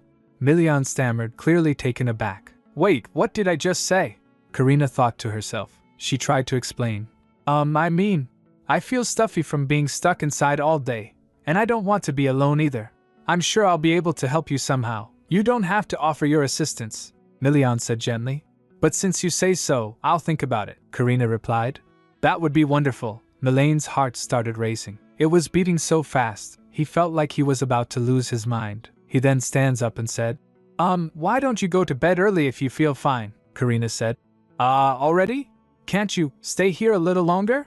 Karina's voice trembled slightly. Milian hesitated, then said softly, This is your fault. I tried to hold back. He leaned and kissed her. As they were having a passionate kiss, Karina thought, I feel so embarrassed, but I can't believe we just kissed. After they kissed, she thinks in her mind, has he come to like me, even a little bit? Or did he do that purely out of pity? I like how Milian squeezes my hand when I grab his, and I like feeling his warmth when he brushes my hair. Have I been acting too casually with him till now? Her heart was racing. Milian has feelings too. If pity or affection for me has budded in his heart. No, I can't let that happen. She then said, Milian, you're a kind person, she said inwardly. This isn't a lie. But I can't have him harbor special feelings for me. Because he'll be miserable if he falls for someone who's about to die. He asked. What are you suddenly saying? She replied. This is my first time being comforted like this. But I feel a lot better thanks to you. Comfort, Milian repeated. He thinks in his mind. I acted impulsively. It was my first time doing something like this. She was just someone I had to look after. But before I knew it, I was already in love with her. I used to feel awkward tucking her hair back, but it feels natural now. I've become used to having her by my side. I was never kind and sensitive enough to comfort someone by kissing them. That's why I thought you know how I felt about you, he asked. So, it was an act of consolation for you. You can call it that if it makes you more comfortable. Milian responded with a small smile. But you should know that you're terrible at acting. You look like an abandoned puppy. I think I'll go to bed now, she stammered, trying to escape the conversation. I'm a bit tired, he patted her and said. All right. Get some rest. Call for me whenever you feel unwell, she replied. Yes, thank you. I'll see you tomorrow. After he left, Karina smiled, thinking, he left without getting angry at me. If he had just gotten mad at me instead. He caught on that I was lying but let it slide. She then said aloud, I like you. She then thinks, but he'll get hurt if I become greedy. I'm afraid of hurting him, because we will never live the same lifetime. She said, I like you, Milian. The next day, Milian seemed as calm as always, but there was something slightly awkward in his demeanor. Karina noticed that and was staring at him. Karina, he began. She replied. Yes, he said. You can accompany me to the monster hunt if you'd like. But promise me that you'll stay out of harm's way. You have your Herda, so you won't be needing a guard, she sassed. Then should I make lots of potions and bring them just in case? I'll bring enough for you and the troops to use. Do you think I'll let you do that? Milian interrupted firmly. Also, I don't want you to sacrifice your life just to perform miracles. Sacrifice my life. Her heart sank. She wondered, does he know about my condition? Milian said, I heard everything from Fariel. Karina thought, I guess Fariel couldn't keep my secret. Milian continued, I'm saying that you must be careful because your life as an artist may be cut short. After hearing that, Karina was surprised. Thankfully, it seems like Fariel made up a good excuse, she said inwardly. Sorry for doubting you, Fariel, she then said. Right. But I thought you'd be upset. If any of your subordinates died, I won't deny that, came the reply. Karina said. Exactly. I want to help. You saved me. Hearing that, Milian smiled and said, I'd feel the same way if something happened to you. Karina asked. Pardon? Milian said. I'll be terribly upset if you die. So you mustn't die. Karina was stunned. She thought, I've always wanted to hear those words. But now that I have, I suddenly feel so sad and find it so hard to breathe. Milian added softly, You'll only be able to see spring if you don't die during the hunt. Spring, Karina murmured, she said in her mind. I'll be leaving this place when spring comes. But, later Milian told her, I'll take you to the waterfall in the north when spring comes. The waterfall? Karina asked, intrigued. Milian said, It may be difficult to imagine since it's winter, but it's quite beautiful, Karina admitted. I've never seen one in real life. I'll be looking forward to it. I hope we'll be able to go together. Milian smiled. You'll be able to see summer, fall, and a winter that's different from the one you've seen so far. The north is vast, and there are many things to see. Perhaps I'll end up staying here forever, Karina said with a laugh. She thought, summer, fall, and the winter that will come again.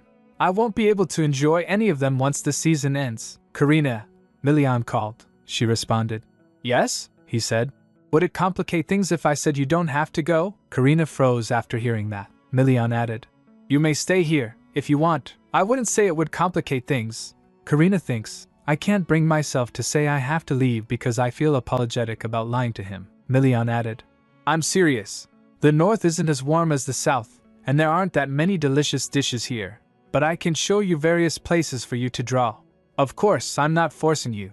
Just think about it, clenching her fist, Karina said.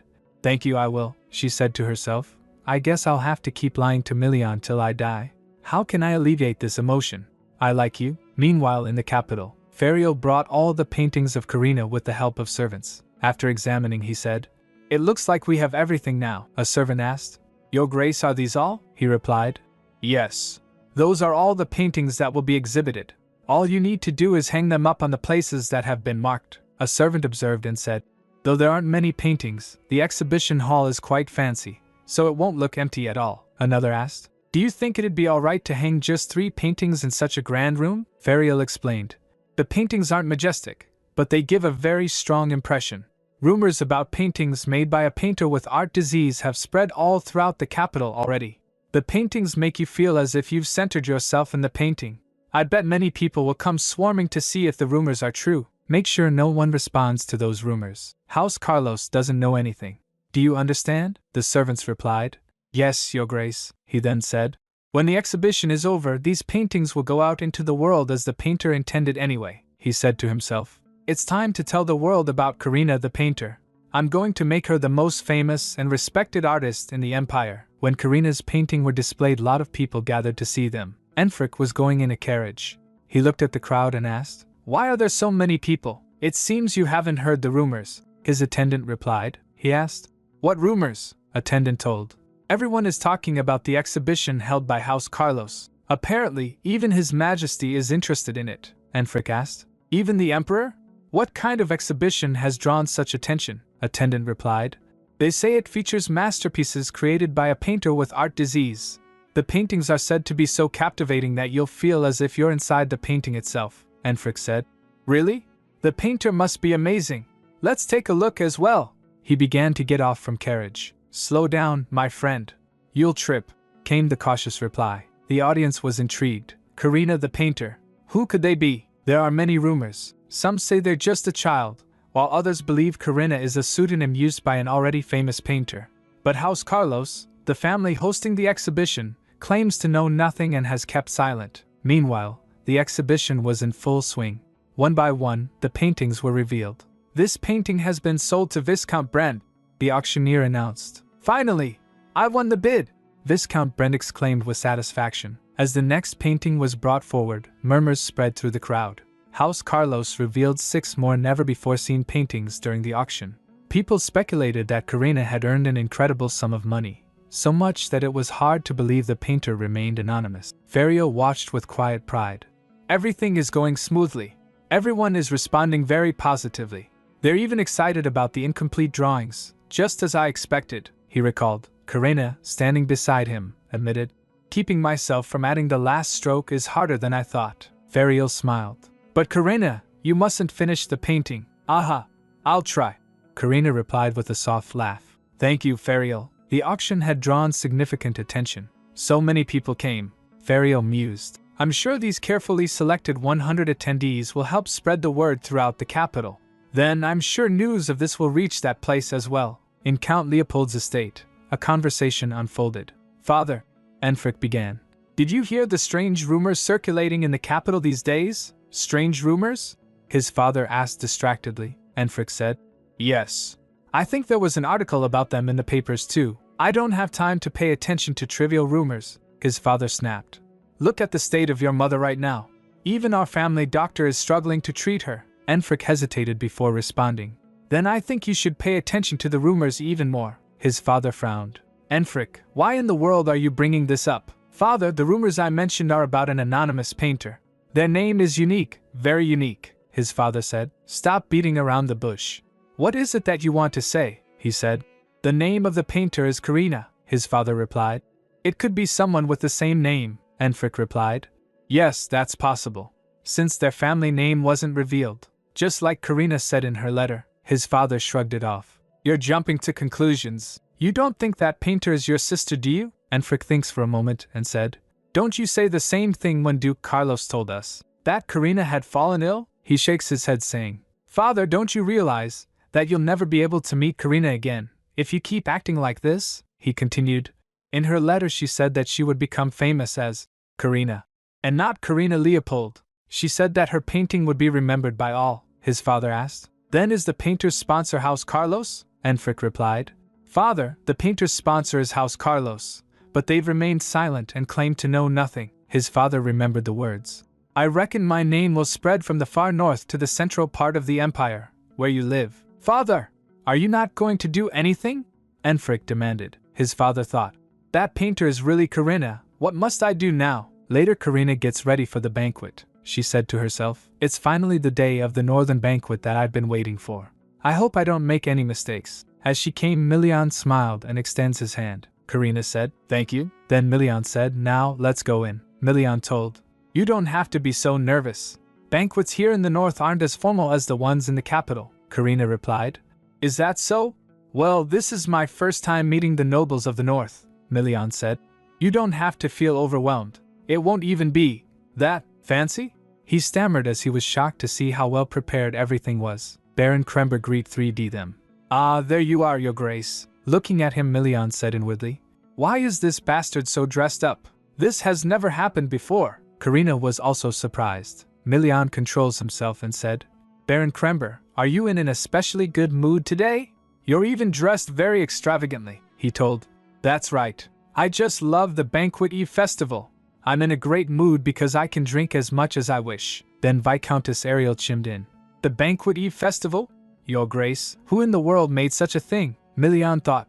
No one is helping, he said, but Baroness Ariel, you seem to be having a wonderful time. Despite your many complaints, you look like you've drunk a little too much, in fact. He then remembered. Did you do the favor I asked of you? Ariel asked. Favor? Milian said.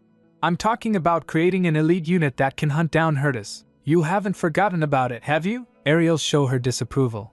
Honestly, how could you talk about work as soon as you see me? Seeing that Karina tugged Milian's arm, he leaned towards her and asked, What is it? She said. I'd like to say hello as well, he asked. To those fools? She nodded, saying, Pardon? Why yes, Milian asked. But why? Am I not enough? I'll keep chatting with you if you're bored. Hearing their conversation, Krember lifts his hand, saying, It's a pleasure to meet you. I'm Baron Krember. Lovely miss. Karina greets him. It's nice to meet you. I'm Karina. You can just call me by my name. Then Ariel also introduced herself. You're very polite, unlike somebody. I'm Viscountess Marin Ariel. You can just call me Marin. Looking at Karina, she thought. Is this lady the treasure Duke Pastelio has been hiding? Karina said. Thank you. It's lovely to meet you. Say, you don't normally go to Banquet Eve festivals, right? You must have come because of me. Milian answered. Well, it's just an event for people to have a few drinks. I don't like alcohol very much. Hearing that, Krember whispered to Ariel, Wow, how could he lie without batting an eye? She responded, Leave him be. We don't know how he'll take revenge if we blatantly laugh in his face. Milian then said, Anyway, I was going to give you a tour of the banquet hall, but it seems like it's going to be a bit difficult. It's too crowded. Karina smiled. It's fine. Then, Krember bowed and said, Karina, His Grace seems to be very busy, so why don't you come with me? I'll introduce you to the nobles of the north. Milian began. Who said you could? But Karina said, Oh my, really? She looked towards Milian and asked, would it be alright if I stay with him while you work, Milian? He smiled. I'm not that busy. Why don't I introduce you to them? She asked. Are you really not busy? She gazed at him suspiciously. Then he admitted, Come to think of it, there is something I must take care of. Karina smiled and said, Really? Milian points towards Krember and said, I think it'll take about 30 minutes, so stay with this baron here, she replied. Alright, I hope you come back soon. As Milian was leaving, he said to himself, She didn't tell me to stay with her till the end. Where should I go? After he left, everyone rushed to Karina. First of all, Krember asked, That was amazing, Karina! You were treating him like he was a puppy. Ariel quickly squeezed her arm and asked, How did you ever manage to tame that man? I've never seen him look so nervous before. Karina stammered, I didn't tame him. Then Count Leonhardt came and said, It looks like everyone's gathered here, he said. I heard Duke Pastelio's fiancé was going to be here. You must be her, Karina replied. That's right. I'm Karina, he replied. I'm Count Julie Leonhardt. Pleased to meet you, she said. Actually, I'm sure this will be announced soon, but my engagement with Milian will be called off, Krember said thoughtfully. But there was an order. To send all the heron we might find during the upcoming monster hunt to the Duchy of Pastelio, Count Leonhardt added. Yes. I thought that order was given for that purpose, because His Grace has a fiancé, Karina replied. Well, he is collecting them for me. But what purpose are you referring to? Hearing that, Ariel said. Ah, you're not from the north. Right, Karina? She replied. No, I'm not, she said to Herslav. I didn't say my family name, so I shouldn't mention the region I'm from. Ariel explained. Herons are rare, so it's common for people in the north to gift the stones to those precious to them. For example, it could be a parent or a close comrade who fought with you in a battle. So giving it to someone of the opposite sex usually means the recipient is your spouse or spouse-to-be. Do you understand? Hearing that, Karina blushed and wasn't able to control her emotions. She thought, a spouse? She shakes her head saying, it can't be. We decided to call off our engagement and, I heard there's a tradition of giving herons to a sick person. That's right. Being strong is very important in the north, so it's conventional to give your spouse a heron you got from a monster you defeated, Karina thought to herself. If that's what that act really means, I'll have no choice but to hurt Milian again, she explained. I have an incurable disease, and the doctor said herons might be effective in treating it. So maybe that's why Milian. After hearing that, Ariel said, I see. She smiled and thinks, how in the world did such a cute lady get involved with that Duke? Then Baron Krember chimed in. It looks like even the ice-cold Duke Pastelio found the perfect match for himself. Now, Karina, since you've met some of the nobles, why don't you take a seat? Later, Count Leonhardt said. The north is quite different from other regions. Have you gotten a bit used to it now? Karina replied. Yes. The culture, food, and lifestyle are kind of different here. But everyone was so kind that I was able to adjust quickly, Ariel asked. Aren't other regions too rigid compared to the north? You're forced to feel like you have to be very formal there, she replied. I know what you mean. Everyone holds up their fans when they laugh, but their eyes aren't smiling. Hearing that, Krember complained. I don't get why they cover their mouths, Karina chuckled. Ahaha. Yes, people from other regions don't usually really enjoy themselves at events, Leonhardt added. Every region is unique in its own way. But the alcohol in the capital is pretty good, Krember asked. Is that the only thing you like about it? Looking at them, Karina thought, they seem like good people. I don't remember the last time I wholeheartedly laughed like this in front of others. As the conversation was going on, Leonhardt looked towards Karina and called her. Karina, she replied. Yes, he said. I don't mean to be rude, but this is my first time seeing His Grace make such a face, even though I've known him for a long time. So I can say with certainty that he did not look like a man whose engagement would end soon. Karina felt panic. Well, Leonhardt added. It's obvious that His Grace adores and cherishes you very much, so I just wanted you to know that. She nods her head and thinks, if I hadn't been so sick, I would have gladly accepted Milian's feelings for me, and told him how I felt as well. If only I could honestly say that I like him. Then I wouldn't have to lie like I'm doing now, and push him away. Then Milian came, and seeing that, Leonhardt looks at time and said, Speak of the devil. He's right on time. It's been exactly 30 minutes. He called her. Karina? She looked towards him and said, Milian. Milian asked, What's wrong? Did something happen? You look, she replied. No, it's nothing. I'd like to get some fresh air, he asked. Oh, did you have a few drinks? She replied. No, it just feels a little stuffy in here. Would you like to come with me? He grabs her hand and said, Yes. I'll follow you to the terrace. Then Milian smirkingly looked towards them and said, Excuse us for a moment. Everyone nods. After they get to terrace, Milian asked, Did you have fun while I was gone? She replied, Yes. Everyone was so kind and told me lots of interesting things, he said. Your face was red earlier, so I was worried. But I'm glad to hear you had a wonderful time, she said. That was because of you, he asked, surprised. Me? She said. You know, Milian. I think I'm a big coward, he asked. What are you suddenly saying? She told. Everyone knew that you look at me in a special way. After hearing that, I felt a little apologetic, Milian asked. For what? She said. I'll be leaving soon. The banquet was delightful, but I feel like I made you misunderstand, he scoffed. Misunderstand, HM? Is this what comes after me comforting you? She told. Milian, I don't want you to like me. You're someone who's as warm as spring, so I hope your world always remains warm too. I don't feel like I belong in that world. You're free to do whatever you want, unlike me, he asked. Can't you just stay and enjoy that warm spring with me? She replied. I told you I'd leave when the time comes. I'm not used to being loved. Just think of me as a troublesome storm passing by. Storms never last forever. If you could remember me like that. As she was saying, Milian puts her hand on her cheek and said, a storm leaves many things behind sometimes. Do you know how you look at me? You're absolutely terrible at lying. You have feelings for me too. She was shocked. He kissed her head saying, I'm sure you must be very tired today. It's cold, so go in and rest. Let's continue our conversation tomorrow. I'll make sure to send someone to you. Karina's heart was racing. After leaving her, Milian was walking back. His mind was in turmoil. Think of her as a storm passing by?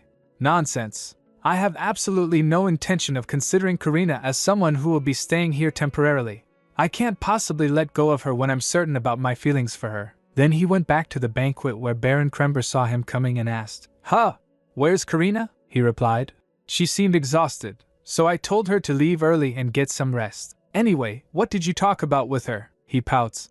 Nothing much, just that spring has come into your life? Milian chokes him and said, How insolent of you to say so. Seeing that, Count Leonhardt chuckled. She was a gentle and beautiful young lady, and it looked like she was from a fairly high-ranking noble family. Milian replied, That's right, but she seems to have cut ties with her family due to some issues, Count added as he was pouring wine. Even I could tell that she was a young lady who had lived a very hard life. Though she was smiling, her face seemed sad at times. I heard she has an incurable disease.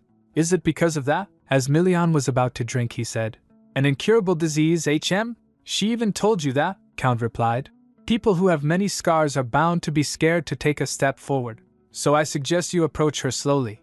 I only say this because it appears that you care for her greatly. Milian gets shocked. Since when were you this interested in other people's affairs? Hearing that, Count chuckled. Then Milian added, If Karina has already told you, this makes things easier. I'm collecting herons to treat her disease. She'll be able to get better if a proper cure is developed later. But I'm uncertain whether that'll be possible since she keeps trying to leave. Count asked. She only said it was an incurable disease. What exactly is it? Milian said. Let's just say it's an illness that makes you keep losing a part of yourself the longer you suffer from it. Count asked. How so? Milian fell in thoughts. Come to think of it, what part of her body will she lose if her illness gets worse than it is now? He remembered Ferial's word. The progression of the disease depends on the person, and the results also differ. Dr. Winston asked, Are you asking about Lady Karina's prognosis? I can't say for certain right now. Karina didn't explain it to me, and I don't think Ferial or Dr. Winston did either. He spoke. I don't know what'll happen to her either. I can't possibly imagine it, but I suppose it'll be extremely painful. That's why I want to cure her. There's no clear cure for it, but the patient gets better when they stop creating art. Only 1% of artists who can perform miracles have it. The symptoms vary drastically from person to person, so I can't explain them all in detail. The rarest symptom of them all is losing one's life in exchange for a miracle. He mumbled at the end. I doubt it. Dr. Winston said that it was very rare. After hearing that, Ariel thoughtfully said, An incurable disease, HM? Do you know where you'll be able to find more information on it? Krember said. Wouldn't it be best to ask someone who suffered from the same disease? I'm sure you could find at least one person who had it if you search for them, Milian repeated. Someone who suffered from the same disease? He suddenly remembered something. Wait, then perhaps. He quickly stands up saying, I just remembered I need to be somewhere right now. I'll excuse myself first. As he starts wassailing, Ariel asked, What? You're going to leave now? Really? She shouted. But what about the meeting? But Milian doesn't stop and left. Then Krember said, This is the most entertaining banquet ever, Count Leonhardt added. Indeed. He's finally acting his age. After some time, Ferial came back to the north from the door. Fawn greets him. Welcome, Your Grace. Did everything go well in the capital? Ferial replied. Of course. It went extremely well. Where's Milian? Fawn said. Something happened in the duchy, so he left the manor for a moment. Should I tell him that you came by? He replied. No, it's fine. I was just going to say hello if he was here. That's why I asked. Did Karina leave with him as well? Fawn told. Lady Karina is probably in the atelier. I received a report from the maid that she went there after eating breakfast. After hearing that, Ferial said, Is that so? Then I'll just leave after seeing her. Then he walks towards the atelier. His mind was reflecting. From the art exhibition to the auction, everything went perfectly in the capital. It all went so well that I was busy writing the same reply to all the letters I kept receiving. I'm sure she'll be happy when she hears this news. She'll be more excited about the fact that she's becoming famous and her work is being well received by people than the fact that she made money from selling her art. He imagined Karina saying, "Really? I'm so glad to hear that." He felt pleased thinking about that. He then knocks the door and said, "Karina, may I come in?" There was no response from inside. He thinks for a moment, then a thought struck him. Did she faint? He felt chills down his spine thinking about it and panicked. He quickly opens the door and shouted, "Karina!" He saw Karina painting a portrait of Milian. She was like someone was possessing her. She was smiling menacingly, saying, "I'm almost done. I'll be able to perform a..." But Ferial quickly grabs her hand to stop her. He said, "Karina! Stop! You mustn't do this!" Karina shouted, "Let go! I must complete it!" She was still in craze, saying, "Why? No, I must finish." As she wasn't stopping, Ferial shouted, "I told you! This is taboo! If you finish this, you'll die!" Hearing that, Karina snapped back for a moment. Then she smirked. "If I can finish this painting in exchange for my life, it'll become a masterpiece. So let go." She tried to break free her hand. Then Ferial shouted, "Do you want a fake version of him?" Hearing that, Karina stopped. Ferial added, "That fake will never be able to replace the real one. It won't be the real Milian." Then the paintbrush she was holding fell to the ground, and she felt a little calm. She realized, wait, was I really trying to create Milian? Why? Is it because what I create becomes mine? Is it because I wanted a Milian who looked only at me, like my Herta did? She trembled thinking about it, and said, "I'm sorry, Ferial." He smiled. "No, it's fine. Have you calmed down now?" He patted her, thinking, "This is exactly what was written in the ancient texts. No, maybe her state isn't as bad.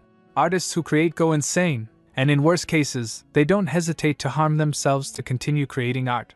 But I'm glad that saying Milian's name made her stop." He said, "That fake will never be able to replace the real one.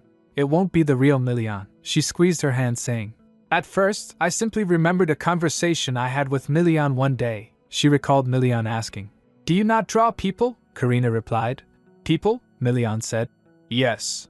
I don't think I've ever seen you draw people as opposed to scenery or animals." She thinks for a moment. Well," Milian added, "you don't really have to draw people, but I'd like for you to draw your own portrait if possible." "They're called self-portraits, right?" Karina said while thinking. "Self-portraits, but I want to draw your portrait more." Milian was surprised and looked towards her. "Mine?" Karina nods to him. He smiled, saying, "I'll be looking forward to seeing it." Then she explained the reason. "That's why. I was going to draw a portrait that I wasn't going to complete. I was planning on giving it to Milian, so I wasn't going to finish it because it would disappear if I did," Ferial replied. "And yet, it seems like things didn't quite go according to plan," Karina told. "I felt like someone was telling me to finish this painting." The voice in her head was saying, "Don't you want to have him for yourself? Then just finish this painting. He'll be all yours. Imagine how happy you'll be. He'll belong to you, and you only. Just make him yours." Ferial asked her, "Did you try to stop?" Karina felt defeated and said, "Yes, but I'm not sure if I really wanted to stop but couldn't, or if I found another excuse to continue." Hearing that, Ferial thought she was about to finish it. "That was close." Karina continued, "It was a familiar sensation." He asked, confused. "Familiar?" She explained, "Yes. There was a time when I felt something like this. I wasn't able to fight it off then." He asked, "When did this happen?" She told, "When I was little." Ferial was shocked. He asked, "Karina, are you saying you've brought someone in your drawings to life before?" She averted her gaze and doesn't respond. Ferial grabs her and asked aggressively, "I asked you if you've ever created a person using a miracle." She replied, feeling pressured. "I didn't know then." Ferial felt regret and thinks, so this is why Karina doesn't have much time left, even though she hasn't drawn that many paintings up till now. It was because she created a person. Creating a human is forbidden. The reason for this is simple.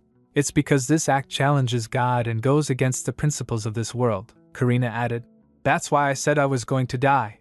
I can't blame anyone for this. I brought this tragedy upon myself when I didn't know anything." Ferial apologized. "I raised my voice at you because I was surprised." "I'm sorry," he asked. "Could you tell me why you did that?" She nodded and began to explain. "I made my first person when I was very young. My mother scolded me harshly once." She recalled the past. Her mother was saying, "Karina, how could you let go of your sister's hand? You're her older sister." Karina replied, "I didn't let go. Leah said she wanted to see the teddy bear." Her mother slapped her and shouted, "Don't make excuses. Look at Leah's knee. She could have gotten badly hurt. On top of that, she could have gone missing, Karina cried. I am sorry, her mother added angrily. You didn't let go of her hand because she was complaining just a little, did you? Though you're healthy, Leah is. She stopped as Abilia tugged her dress. Then her father said, We got off the carriage to take a closer look around, but we'd better get back on the carriage, Karina requested. No, I couldn't focus and I'll let go. But no one stopped for her. She told, That was the first time my mother hit me. I felt so sad when I returned to the manor. I felt guilty for being born healthy. She was crying alone in her room and then started drawing. Then the voice in her head started echoing. Your parents in this world don't love or care for you. So if you want kind parents, you must. She told, I heard a voice speaking to me. When I came to my senses, I realized I had drawn my parents smiling kindly on a piece of paper. Fariel asked her. You wouldn't have known that was a taboo back then, Karina said. That's right. I didn't know anything. And I spoke to the gentle parents I created with a miracle for only 10 minutes, but I fainted right after that. When I woke up, I found myself lying in bed, Fariel asked. In your bed? She replied. I believe the parents who came from my painting tucked me in. Looking back, I think that's when I slowly began to become sicker, he said. It's not your fault that you didn't know what this would do to you. Don't resent yourself. Karina was feeling down, she said. Of course. I don't resent my younger self, she thinks. If I'd never had that experience, I would have already, Fariel added. But you must never perform a miracle from now on, Karina, she replied. I'll try. Then Fariel said, I'm going to save you no matter what. I'm going to do everything I can to do so. So you must yearn to live as well, Karina, she replied. I want to live. I've never been this desperate. Hearing that, Fariel felt relieved. That's all I need. Then someone knocks on the door. It was Milian. He was saying, Karina? Are you in there? I'm going to go in. He opened the door and saw Fariel kneeling in front of Karina. Milian asked, What are you doing? Fariel thought to himself, seeing the situation. This is going to be complicated. Milian walks to them and asked, What are you doing? Karina replied, Milian. Well, Fariel just returned, so he was chatting with me for a moment. Milian asked, But did he need to be holding your hands while doing that? Fariel awkwardly stands up and said, I was just excited to see her, Karina stammered. Alright, it's been so long. Milian stared at them like a wild beast for a moment. Then he snatches away Karina's hand from Fariel and hugged her, saying, I miss you, Karina asked. What? Seeing that, Fariel chuckled, and Milian glares at him. Karina smiled. But we saw each other this morning. Then Fariel chimed in. Are you treating me like I'm invisible? Milian again glares at him. He began. Fariel, you're... but stopped seeing his portrait. Huh, that's... he said. So this is what I look like in your eyes. Karina blushed at first, then awkwardly said, Well, I was going to give it to you as a gift, Milian said. This is the first time, Karina asked, confused. What? He said. I've never received a portrait of myself as a present before, so I'm glad. And I'm even happier because you're the one who drew it for me, Karina asked. Really? She thought to herself. I'm glad I didn't complete it. At least I'll be able to leave a trace of myself now. Fariel, who was also standing there, thought. They're really treating me like I'm invisible. He started walking and said, I'm done here, so I'll be going now, Milian called. Fariel Carlos, he replied. Yes? Milian said. I have something to say to you, he asked, confused. Something to tell me? Milian asked. Do you have time? Fariel felt instinctively. I have a bad feeling about this. After that, as they talked, Milian slapped Fariel. He felt pain and said, What in the world are you doing? Milian asked. Don't you have anything to say to me? Fariel was confused. Anything to say to you? What do you? Milian cut him off. You're more knowledgeable about art disease than I am. Fariel began. What are you suddenly? But again got cut off by Milian. You already know that Karina's dying. Am I wrong? Milian clenches his fist, saying, I trusted you. That's why I asked you to help her. Fariel then asked. It couldn't have been Dr. Winston who told you. So who was it? Milian grabbed Fariel by his collar and shouted. Does it matter right now who told me? How could you hide this from me when her life is in danger? Fariel responded. Let me correct you on one thing. I was asked to do this favor. Milian asked. A favor? He replied. Someone asked me to keep this a secret from you.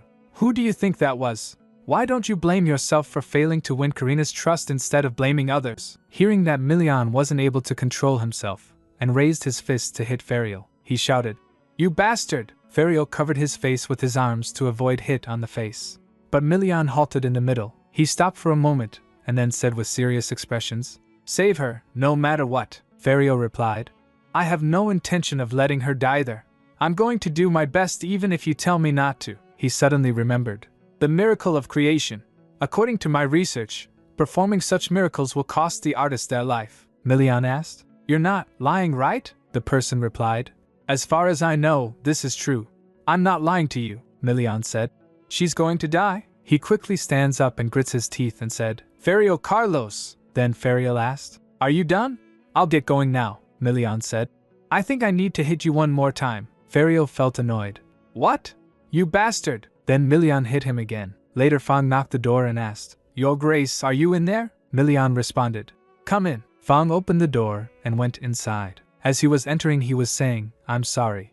More packages arrived than expected, so I was late. Milian asked. There were? Fan gets shocked to see Milian's bruised face. He asked, Good heavens, what happened to your face? Milian replied, Don't worry about it. It was just a small skirmish, and I hit him more than he hit me. Fan asked, Who would dare to exchange blows with you, Your Grace? Milian said.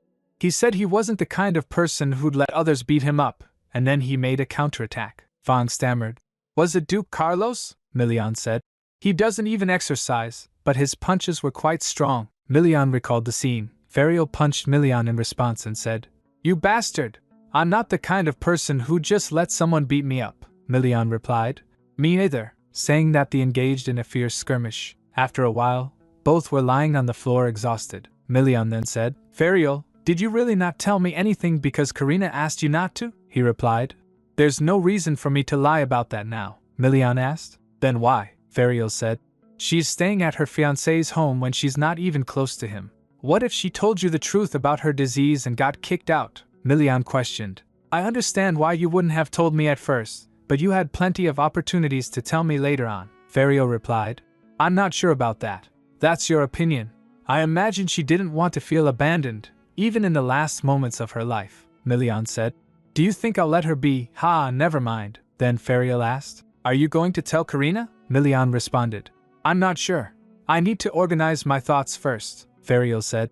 You're calmer than I thought. But I guess that's no surprise. You must be careful about matters like these. Then Ferio looked at Milian and grinned. He thinks, I'm sure you'll be able to realize soon why she didn't tell you the truth. This is a matter that concerns them, so I should leave and let them resolve it. It wouldn't be fair for me to give him too many hints, he then complained. My face hurts so much. This is a one-sided assault. Look at that face. How frightening. He stands up and started walking. I'll be going now, Milian said. Yes, get lost. Back to present, Fang said. You'll have bruises on your face tomorrow. You must quickly get them treated, Milian told. My face looks worse than it actually is, so don't make a fuss. I'm sure the bruises will fade soon. More importantly, did you receive the packages that arrived? Fang responded. Yes, and I put them in your study like you told me to. Milian stands up and said. Then I'll go there right away, Fang asked. Won't this startle her ladyship? Milian replied. Karina took her medicine and went to bed early. She'll find out tomorrow. Then Fang noticed and asked. Is this Lady Karina's painting? Milian said. Yes. That's what I must look like in her eyes. Isn't it amazing? Fang was in awe seeing the portrait, he said. It's magnificent. Then Milian left, and Fang followed him. As he was walking he was thinking. As Ferio said, I understand why Karina hid the fact that she was dying. Back then, Karina was merely a bothersome fiancé to me. That's why I promised to call off the engagement. But the circumstances have changed. That's why. It truly pains me to find out about this now. I know why Dr. Winston and Ferio didn't tell me. It certainly wasn't because they looked down on me. Karina, you had been thinking about your death all this time. I can't imagine how lonely you must have been as you endured those torturous moments alone. He imagined Karina sitting in front of the window. He remembered her words. This is my first time being comforted like this, but I feel a lot better thanks to you, Milian thinks. I now understand why you made that expression back then as well. He then ordered. Fang, don't let anyone in here until I call for you. If someone comes looking for me, tell them I went to patrol the duchy. Fang complied. Yes, Your Grace. Milian sits down and started analyzing the documents. He thought, I must find out more about art disease. Art disease is an extremely rare illness, which is why there is no cure for it. It's probably because there hasn't been enough research on it, he resolved. It's too early to despair. I'm sure I'll be able to find a solution from here. A storm leaves many things behind. This emotion may have been sympathy at first, but I clearly know what it is now. I'm sure you are aware of this as well. Your expression told me everything.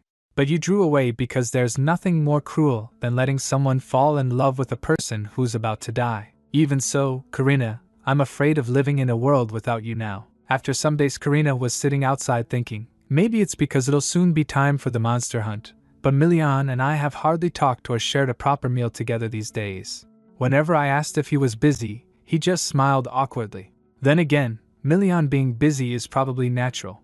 In fact, it was unusual for him to have spent so much time with me until now. She then realized. I don't think I've seen Fariel for several days either, she said aloud.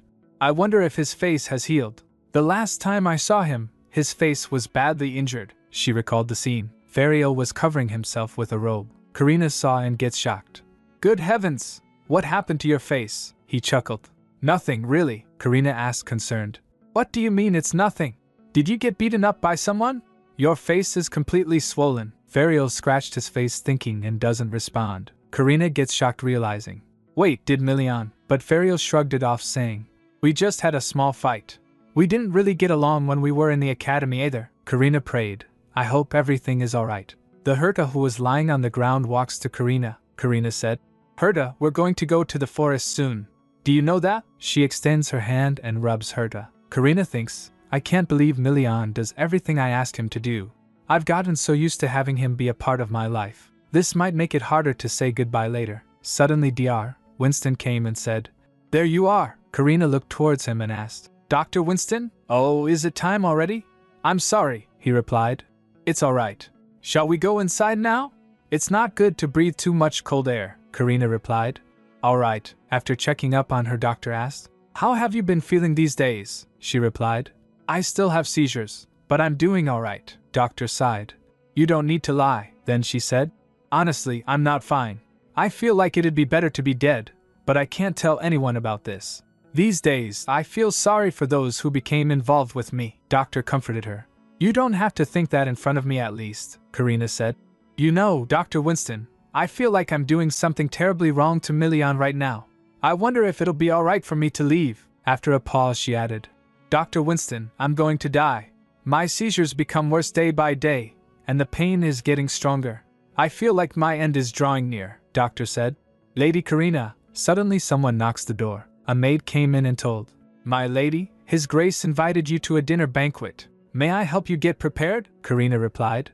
Ah, yes. Please come in. She turned towards the doctor and said, Dr. Winston, about what I said today, he assured. Don't worry. I won't tell anyone, she replied. Thank you. After she gets ready, she walks to him thinking, I feel a little embarrassed because I've been thinking about Miljan all day long. Miljan called for her. Karina, she asked. Have you been waiting long, Miljan? He replied. No, I just arrived as well. Take a seat. He sits in front of her and said, I thought that dress would look great on you. And as I expected, you look absolutely beautiful, she replied. This dress is so pretty. Thank you, she remembered. Are you not busy anymore? He replied. I'm not. We'll be leaving soon. Karina looked towards the food and said, It feels like it's been so long since we had a meal together. Miljan asked, Have you been lonely? Karina blushed. What? Miljan teased. Your expression tells me you were, she replied, feeling embarrassed. Not at all. Miljan, you're teasing me, aren't you? He replied. No, I'm not, Karina then said. Would it sound strange if I said it's amazing how you've always eaten with me, even though you're such a busy person? Miljan said. I didn't find it bothersome to spend time with you, he asked. Is that all you have to say? Karina gets confused. Excuse me? Miljan then stands up and walks to her saying, Karina, it's not easy to be honest. So I'll be honest first. He puts his hand on her face and said, I felt lonely because I wasn't able to see you. Karina wasn't able to respond. Miljan asked, Is it strange to say that I have been lonely? She replied, No, it's not. I was just a bit surprised. Miljan smiled and said, Should we eat first? I have absolutely no intention of starving you because I'm glad to see you. Then Karina said with a low voice, Actually, I've been a bit lonely as well. As Miljan was sitting down, he asked, What? She replied, It's nothing. Should we eat now? While they were having dinner, Miljan asked, How is your body? Karina replied cheerfully, I'm fine, Miljan said. What a relief. Don't hesitate to tell me if you feel even a bit unwell, she replied. Alright. Don't worry. Both of them stares at each other, then Milian asked, Is the food to your taste? She replied, Of course. After a slight pause she added, But Milian, he replied. Yes? She asked. Did something happen by any chance? Milian replied. Yes. Something very sad happened. He picked up the glass and began. There was a flower I wanted, so I began taking care of it recently, but I heard it was dying. Karina asked. A flower? He continued. Yes. And when I went to see it, I was told that it had withered and was going to disappear soon, Karina said. I didn't know that you liked flowers, Milian, he continued. It's a very precious flower, one that I've never seen or heard of before. Karina noticed looking at his eyes. He looks sad for some reason. Then she stands up and walks to him. As she approached him, he called, Karina? She stands behind him and tried to comfort him. It's going to be alright. I'm sure you'll be able to find that flower somewhere else, Milian added. Unfortunately, I can't find it anywhere else, and I don't know how long I need to wait to see it again, Karina suggested. Can't you try to bring it back to life if it hasn't died yet? Or maybe a potion that I make, she asked. Do you think my potion will be effective? I've never used it on a plant, but, Milian asked her, why don't you drink that potion yourself? Won't your seizures get better if it's like a panacea? She replied. The potions that I make don't work on me, Milian said. I see, he wondered. Is the heron my only hope? Karina added. Anyway, what do you say to using the potion on the flower next time? Milian said. Thank you for your idea. He then pulls out a box from his robe and presents it to Karina. Here. This is a gift for you, Karina asked. A gift? What is it? Milian said. Open it. She opened it and said. Milian, this is, he said. They're bracelets and a necklace made with herons. I told them to compress the stones as much as possible so the jewelry wouldn't be so heavy. It did take a while. Karina squeezed the box close and said, Thank you, Milian, he replied. You're welcome, she then joyfully said. I'm really, really grateful. May I try them on right now? He replied. Of course. Looking at her, he thought. I had no idea she'd like them this much, he offered. Karina, may I put that necklace around your neck? He puts it on her and remarked. It looks lovely on you, she replied. Thank you so much, she thinks in her mind. I'm so happy, because Milian gave these to me. She turned her head towards her and Milian leaned towards her saying, Karina, please don't pull back, she said. Excuse me, he continued.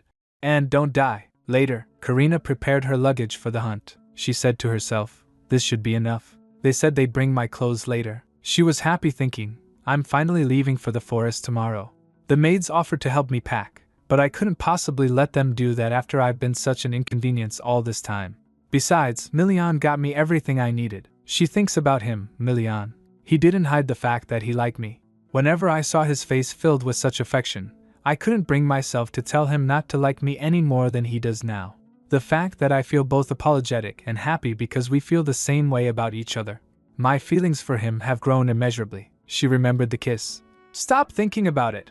She shook her head to clear her thoughts. She was standing at the window when someone called. Hey, lift your head, a soldier was saying. Herta, it's our job to keep track of how many you're eating. They were watching her closely. It's hard for us to count if your head is covering them. The other soldier said, that's why you should have counted how many there were before it rushed forward to eat them. I ran late today, he muttered. Karina smiled. Looks like our Herta is doing great. Come to think of it, that Herta seemed to be able to communicate with other Hertas. I had tried to find out more, but I forgot about it. I'd better head down when the Herta is done eating. She turned and suddenly she felt dizzy. She felt a sharp pain and dropped to the ground. She thought, I hate being in pain. No matter how many times this happens, I can't get used to it. But I know it'll continue. The disease will spread throughout my body until I die. As time passes, every part of my body will ache. Eventually, I'm sure I'll throw a violent fit in pain, even if I don't want to. If I end up raising my brush to get rid of the pain and save myself, I'm going to be. Tears started falling from her face. Then a maid knocks on the door and comes in. Excuse me, my lady. The maid saw her on the ground and rushed towards her calling for her. Karina tried to steady herself but couldn't. As she was losing consciousness, she thought, I must tell her I'm fine. If Milian comes back, he'll worry about me. She passed out. Later, when she opened her eyes, she was in bed. She was blinking her eyes thinking, I need to get up, but warmth surrounded her as she struggled. She turned to the other side and saw Milian. He said, Good morning, Karina. Seeing him, she thought, I remembered the seizure yesterday, and the maid who found me. Had an entire day passed already? You sweated a lot at dawn. Are you thirsty? Milian asked, brushing her hair aside. A little, she replied.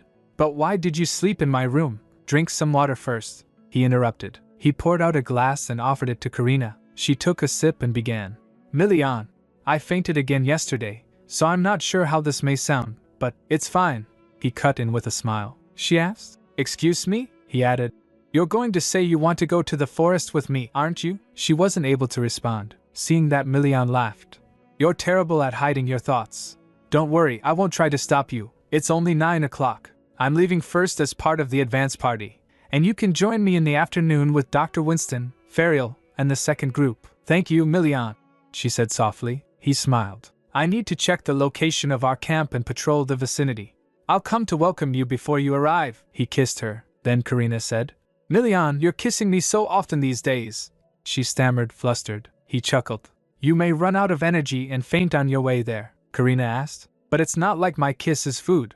What does this have to do with energy? I'll see you at dinner, he added, heading out. Yes, I'll see you then, she replied, feeling a flutter of joy. He patted her before leaving. After he left, Karina thought, is it alright for me to feel this happy? Just what kind of relationship is this? Are we merely an engaged pair, or are we lovers? He confessed his feelings for me, but I haven't given him an answer yet. And yet we kiss each other. She then resolved. I'd better finish packing my things, she said to herself. I want to hold on to this happiness just a little bit longer. As they were prepared to leave, some soldiers were organizing things. Oh, that's been already sent with the advance party, another asked. Do we have enough blankets? We need extra weapons on this wagon as well. Karina and Fariel were also standing there. Goran came and greeted. Hello, my lady, Karina replied. Captain Gordon. I thought you already left with the advance party, he said. His Grace ordered me to stay. I'm planning on going with the second party and joining the advance party later, she replied. I see, Gordon added. Anyway, I prepared your carriage, Fariel suggested. It'll be more comfortable for you to ride a carriage than a horse, Gordon asked. Or would you like to ride your Herta? Fariel looked at Herta and said, Ooh, they must have put that bow around it to differentiate it from other Hertas. Then Karina called out, Herta? Herta rushed to Karina and bowed in front of her. Seeing that, Karina said, I love your cute bow. Are you telling me to ride you? Karina sits on its hand, Gordon said. It could be dangerous, so be careful, she replied. I will. Herta puts Karina on its shoulder. Then Gordon said, Don't go too quickly, and don't get into a fight with her ladyship on your back. Herta stared at him and then averted its gaze. He then added, Anyway, we'll be leaving soon, so please wait a moment. Fariel also started walking, saying, I'll be going with the party over there. See you later, then Karina said. Herta, you popped out of my painting, yes? It growled. She added, I'm happy that you're still alive, but I'm curious about how you managed to do so. It spoke.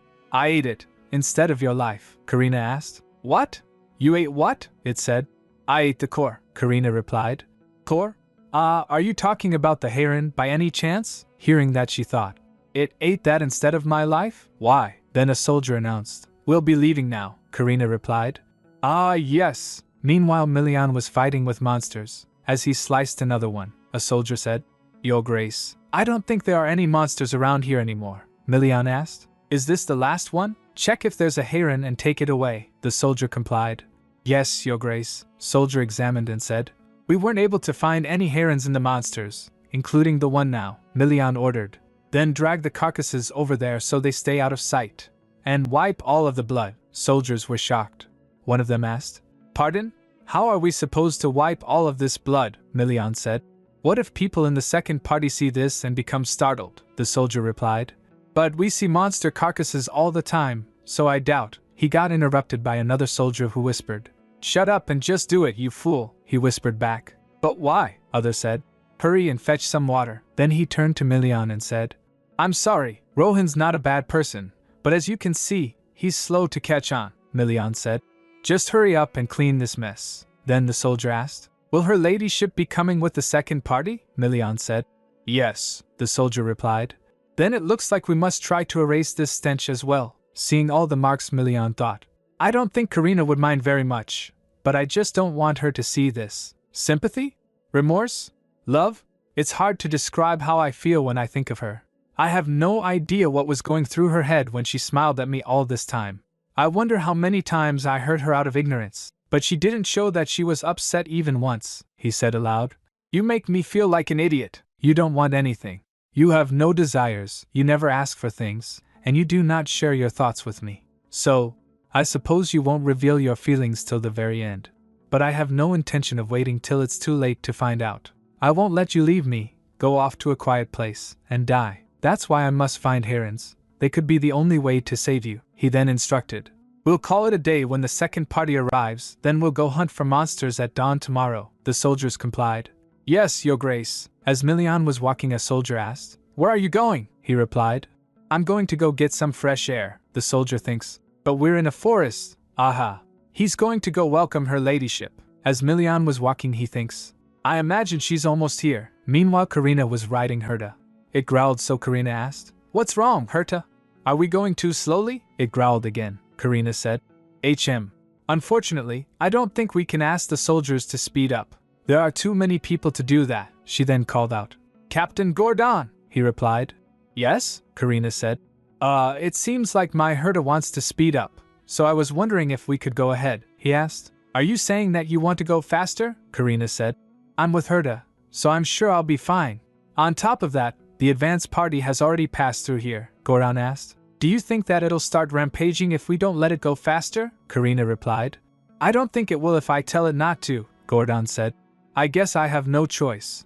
As you said, I don't think it'll be very dangerous. But don't stop and join the advance party right away, just in case, Karina agreed.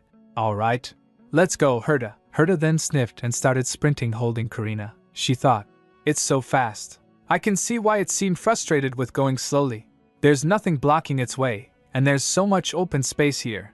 It's so refreshing. She smiled, thinking, this is the first time I've ever felt so free. She asked, Herta, do you feel better now?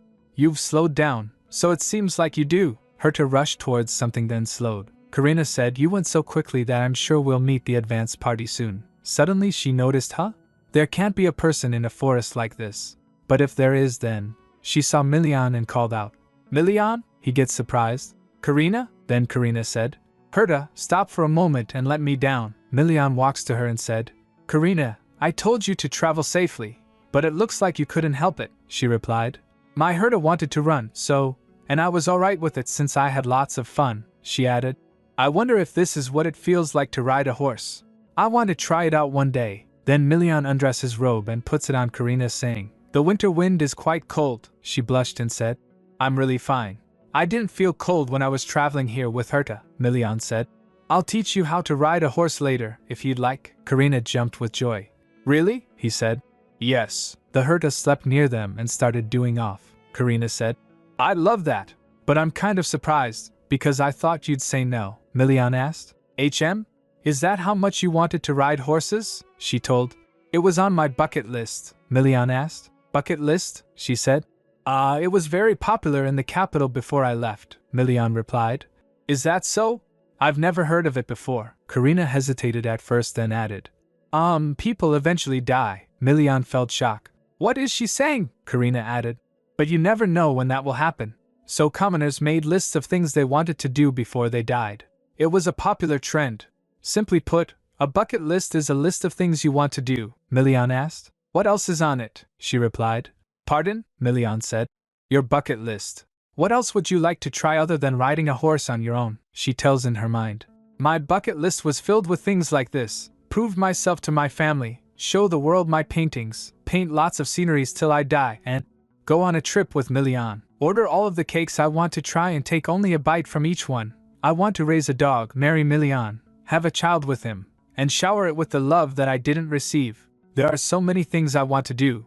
But above all, I want to tell Milian that I like him. She shakes her head, saying, There's nothing much on it, Milina asked. What do you mean? It's alright, so tell me, Karina replied. It's all for fun anyway. I'm going to do them all one day anyway, so it's fine, Milian mumbled. You're fine with everything, Karina asked. Pardon? What did you say? He grabs her hand and said. Never mind. Let's go now, Karina said. I can walk, Milian said. Your hands are cold. I should have brought gloves. TSK. I wasn't able to think of that, Karina said. Your hands are so warm, Milian, he replied. No, yours are just cold. Then Karina remembered. Come to think of it, It's my first time coming to this forest. It's so fragrant here. So this is what it feels like to be surrounded by the smell of grass and soil, she thinks in her mind. I suddenly feel compelled to paint after realizing this. Milian smiled. Your art supplies will arrive with the second party. Be patient, even if you get the urge to paint. Karina gets confused. Excuse me? How? Milian said. I told you that I can tell what you're thinking just by looking at your face. She felt touched and began. One of the things on my bucket list is seeing you become happy, Milian, he asked. Seeing me become happy? She said. Yes. I want to see you get married and have children. He cut her off. With who? Are you in that picture? She averted his gaze. Oh, me? Milian grabs her hand and said. Karina, you keep feigning ignorance, so I want to make it clear to you. I have no intention of loving or marrying anyone else. I've fallen for you, he thought to himself. I feel frustrated and upset. But Karina, you don't seem to feel the same way. You said earlier that you would do all those things from your bucket list one day. You know that your time is limited, so how could you make that face as if everything is alright? Just how in the world am I supposed to support someone who can smile when she's this close to death? I feel so helpless. All I can do right now is, he said. I've fallen for you. I like you, Karina, not anyone else. She was stunned for a moment, then she replied. What you're feeling is probably pity. Of course, I won't deny that I was also interested in you. But that was simply because I felt grateful. And you're confusing pity with love. On top of that, I told you that I would leave. She looked up at his face full of despair and thinks. As soon as I saw Milian's face, I realized how selfish and foolish I had been, dealing with my pain alone, so I tried to distance myself from him. Milian quickly hugged her and said, Karina, I want you to live. I want you to live and stay by my side. She pushed him and was in shock. This can't be. You knew? How? Milian said. I asked the owner of the art supply store what he knew about art disease back then. And I found out that art disease destroys the part of the body that's in pain. You felt pain in your heart, and it seemed like that pain had spread all throughout your body sometimes. Karina felt regret, Milian said. You knew all of this before you came to the north, she replied. No, to me, yes, she thought. Then my efforts to hide the truth all this time were in vain. She started backing away. Suddenly she started breathing heavily, saying, I'm sorry, I was planning on leaving when the time came. She staggers. Milian rushed to her shouting. Karina! Karina was saying. Don't come near me, Milian said. Damn it! Karina! He hugged her and started patting her. He said. It's alright. Karina, it's fine. She began. I'm sorry, He shushed her. Shh. You don't have to hold back your tears. Cry all you want. Tears welled up in her eyes. Why? He said. I've always wanted to tell you that. You don't have to pretend like everything is fine. Cry if you want to. Say that it hurts when you're in pain. It's alright to shout, she asked. Why are you so good to me? I have nothing, and I can't give anything to you. I don't even have much time left to live, Milian said. You don't have to do anything for me. None of that matters anymore, Karina said. I'm not lying, Milian added. Just stay by my side. No, just let me stay by your side. Even if you leave me, I'll chase after you. You don't have to be alright all the time. Saying that you're fine doesn't mean that you're strong. Saying you're alright doesn't make me worry any less. So don't say you're fine if you're not fine. Tears were falling from her face. She cried. Actually, I don't want to die. I've never been alright. He squeezed her. I see, she trembled, saying. HNG. I want to live, but won't you be happy in the time you have left? Didn't you make memories that were worth treasuring before your death? I consoled myself all this time with such thoughts, she said. Milian, there's something that I've always wanted to tell you, he asked. What is it? She confessed. I like you. Hearing that, he was stunned. Karina added while crying. I'm sorry for liking you. After some days, a servant from bank greeted. Welcome, Lord Leopold, Count replied while walking. Yes, long time no see, the servant asked. What brings you here today, my lord? Count looked around and said. I heard that the painting of a renowned painter was being displayed at this bank after it was purchased at a famous auction about a month ago. Servant recognized. You must be talking about Karina's painting. Yes, you're right. It's on display in the innermost part of the bank, but, Count asked. But, the servant said. It's a very famous painting, you see. Many people come to see it even though we've doubled the security, the Count said. How popular could it be? He was shocked to see that many people. Wait, what is this? He saw crows gathered in line to see the painting. He was in disbelief. Seeing that, Enfric said. It looks like that rumor was true. I heard people say that it was difficult for both commoners and nobles to see the painting if they didn't get in line. The servant apologized. I'm really sorry, but please stand in line over here. Then the Count showed his annoyance to wait in line. The Count said while waiting in line, Enfric, I don't believe Karina is that famous painter. Enfric replied. This painter's works became famous after Duke Carlos began managing them, and it's well known that Duke Carlos and Duke Pastelio are close friends. Don't you believe there could be a connection? The Count said. But Karina never learned how to draw properly to begin with, so she couldn't possibly have painted something so famous. This is a waste of time. I feel like a fool standing here. Enfric, let's go back, Enfric asked. Father, are you going to repeat the same mistake again? Count asked. What? Enfric said with a serious face. Your apathy pushed Karina to the limit. Our family was to blame for making her cut ties with us because everyone thought she was alright, he thought to himself. But do I have the right to say this? I felt terribly regretful when I heard that Karina had run away from home. I found myself wishing that she had told us something other than I'm alright. I thought everything would be fine because we were family. I believed she wouldn't leave us no matter how hurt she was, precisely because we were family, and that even if she did, she'd return someday. I thought she was simply becoming more mature, but she was actually closing her heart off, he remembered. Did you know? There's a world out there where the main character isn't Abilia, Felden, or Enfric. There's a world where I'm the protagonist, he wondered. Did Karina see us as the main characters? Then, Karina, what did you consider yourself to be? Looking back, I don't recall buying her a proper present even though I'm her brother. My family probably brought this upon ourselves, his father asked. What in the world are you saying? Enfric said. I'm saying that everything Karina wrote in her letter is true. You, mother, and I have indeed been much too indifferent to her, his father questioned. I'd like to ask how I was so indifferent to her. I would have readily talked to her about this if she wanted me to. And I provided her with more than enough food, clothes, shelter, and pocket money she could ask for, Enfric asked. Do you really think so? I know very well that you thought she was bothersome when she behaved childishly for even a moment, since she usually hardly caused any trouble, his father began. That's because, but Enfric cut him off. Father, I'm not trying to blame you. I'm no different from you or mother. I'm just saying that we should admit what we did. We were wrong to treat her that way, his father said. Enfric, how could you? Suddenly the servant at the door called out. Next, Enfric started walking while saying, there are people standing in line behind us, so let's go inside for now. I'm sure we'll find out if Karina truly is the one who drew this painting upon seeing it. After seeing the painting, Count said, I feel like I've seen similar sketches and layouts in Karina's room. Is my daughter really the famous painter? Enfric was shocked to see the painting, he said. Father, but Count replied. Yes, you don't have to say a word. It's clear that Karina painted this, Enfric interrupted. No, more importantly, look at that hill, Count recognized. Hill? That looks exactly like the hill behind our manor, and it looks similar to something she drew a while ago, Enfric pointed. Do you see that under the tree? Count turned saying. Under the tree? I can't see very well. Let's hurry back. I must find out more about who hosted the auction, Enfric said. It's us. Hearing that, Count stopped, Enfric said. The people under that tree are our family, Count replied. I see. I'm glad that she hasn't forgotten our home.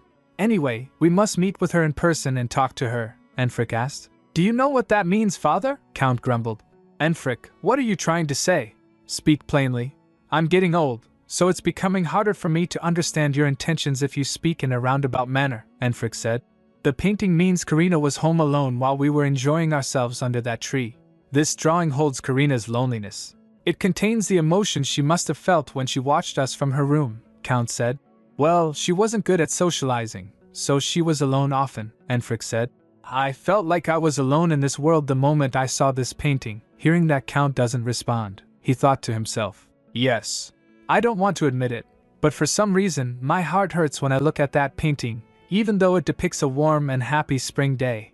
It's also stirring up strange emotions within me. The Count spoke, shrugging it off. What kind of answer do you want from me? I think she did a fantastic job of painting that. I had no idea she was so talented. I'm very happy that all of my children are very. But Enfric cut him off. Father, why do you keep trying to deny it? Did you really not feel anything after seeing this painting? Is anger all you felt after reading Karina's letter? The Count said. I felt apologetic that I didn't realize anything till this happened. That's why I'm trying to meet Karina and have a conversation with her. But I'm not so sure about the painting. I've changed. I'm not as emotional as I used to be. Hearing that, Enfric thought, I know it's not easy to change someone who has lived all his life like this. No, there must still be some hope. He's denying it, but I'm sure father felt something when he saw the painting. Then Enfric said, we must meet Karina as soon as possible and bring her back. Count agreed. Yes, all right, he thinks. I must send a letter to the north and tell Duke Pastelio that I'm going to bring Karina back. At the camp, Milian returned holding Karina. A soldier saw and said, Your Grace, you're here? Milian asked. Are you done setting up the tents? The soldier said. I was told we were almost done, but a nod interrupted him. Set up a bed in a tent at the center. The soldier showed the way. Milian puts Karina on the bed. He remembered her word. I'm sorry for liking you. Then the soldier came and said, Your Grace, I brought a glass of water and a cold wet towel, Milian said. Leave them here and go. The soldier complied. Yes, Your Grace. As Milian started to leave, the soldier asked, Your Grace? Where are you going? He replied. I'll be right back. The air was cold as Milian stepped outside. He started smoking. The smoke from his cigarette curled in the air. If possible, I didn't want to smoke at all.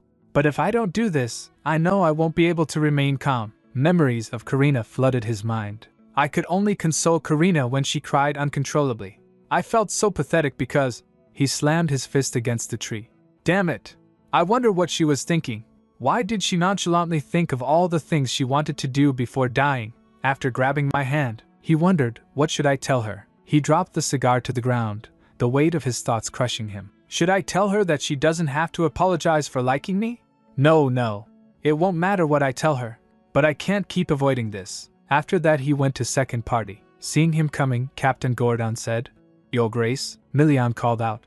Captain Gordon. Gordon looked around and asked, We're all here now, but where's her ladyship? Milian said. She arrived a while ago.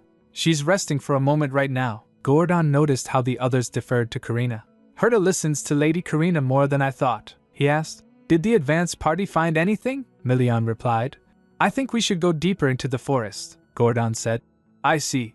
Then I'll go and finish unloading everything. Milian started walking and said, All right. He went inside the Karina's tent thinking, I wonder if she's still sleeping. When Milian entered the tent, Karina greeted him softly. I was worried you wouldn't come. What made you think I would just leave you here? He asked. He sat beside her. She hesitated. I feel like I acted rather childishly in front of you. I was afraid I had annoyed you by crying too much. Not at all, he said. After that a silence swept the room. After a few moments, Karina began. Milian? He replied. Yes? She continued. You can forget about what happened earlier if it makes you uncomfortable. I shouldn't have said that. I know I cried so much, but I'm actually alright. Really? After a slight pause she added. So, you don't have to make that expression. What kind of expression was I making? He asked, his brow furrowing. She puts her hand on his face saying, It was one that didn't suit you. Then Milian said, I don't know what expression you're talking about.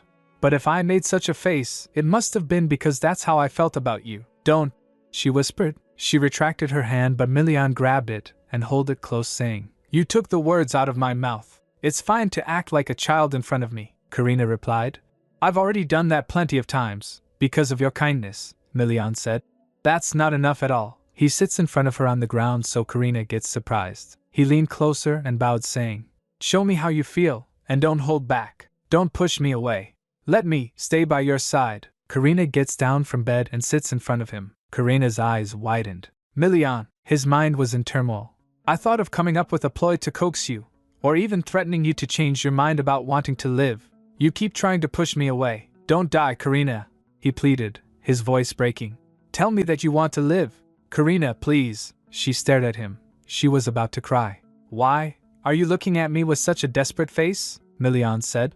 I love you. Hearing that, Karina hugged him. After some days Karina was reading a book thinking, I wasn't able to tell Milian that I wanted to live when he begged me to and confessed to me 2 weeks ago. I'm more desperate to live than anyone, but I know I can't say that so rashly. You don't have to answer, he had said.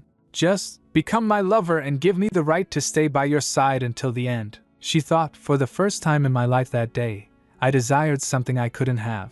Milian added, If you are ever given a chance for hope, please promise me you'll do your best to yearn for life. I promise, she replied. She thought it was the best answer I could give him. As she closed the book, Milian came and asked, Karina, did you eat? She replied, Milian, No, not yet.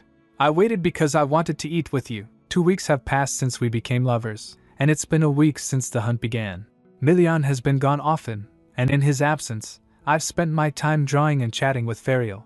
My days might seem tedious to some, but they are very precious to me, thank goodness. I ordered the servants to bring some food, he said. She teased. What would you have done if I had already eaten? He replied, grinning. Then I would have eaten 2 servings, she laughed. What are you saying? She added.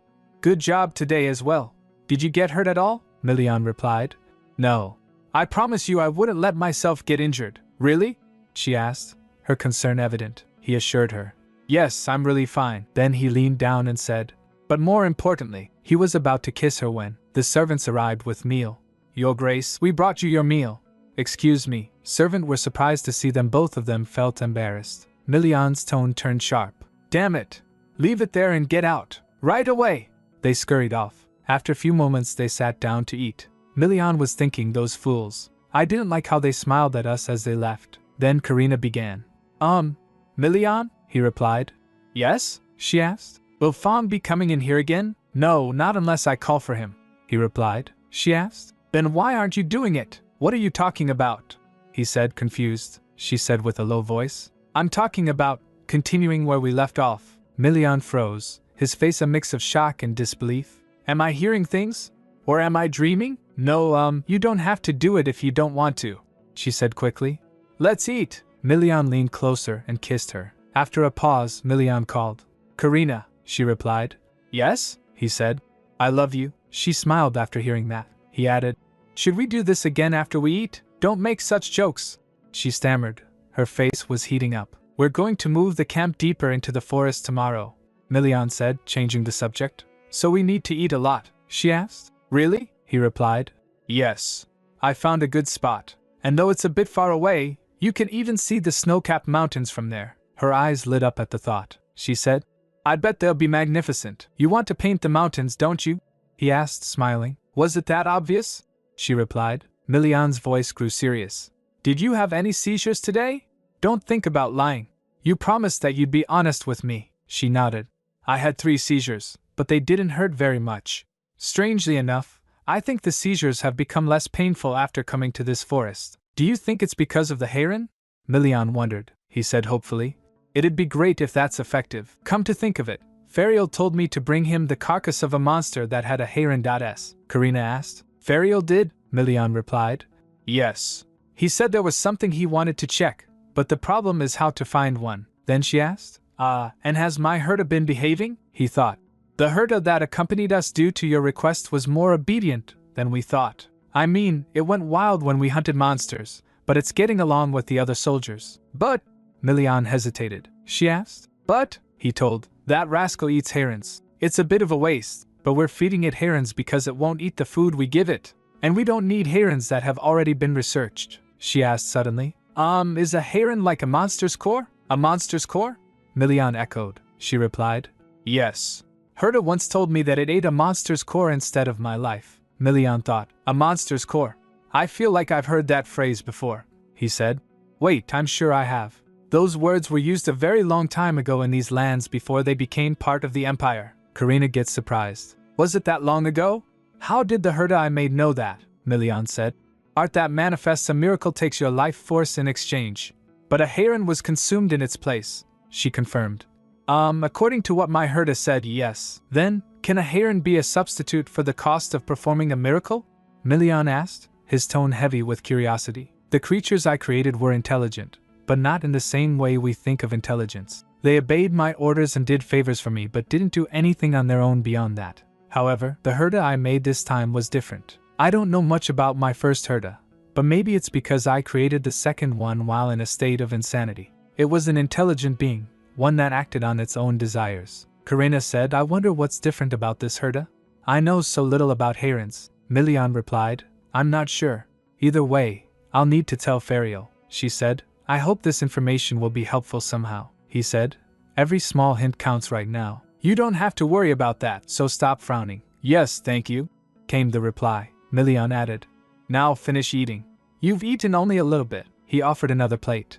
Here, she smiled seeing that. Later at the hunt, Milian slayed lots of monster.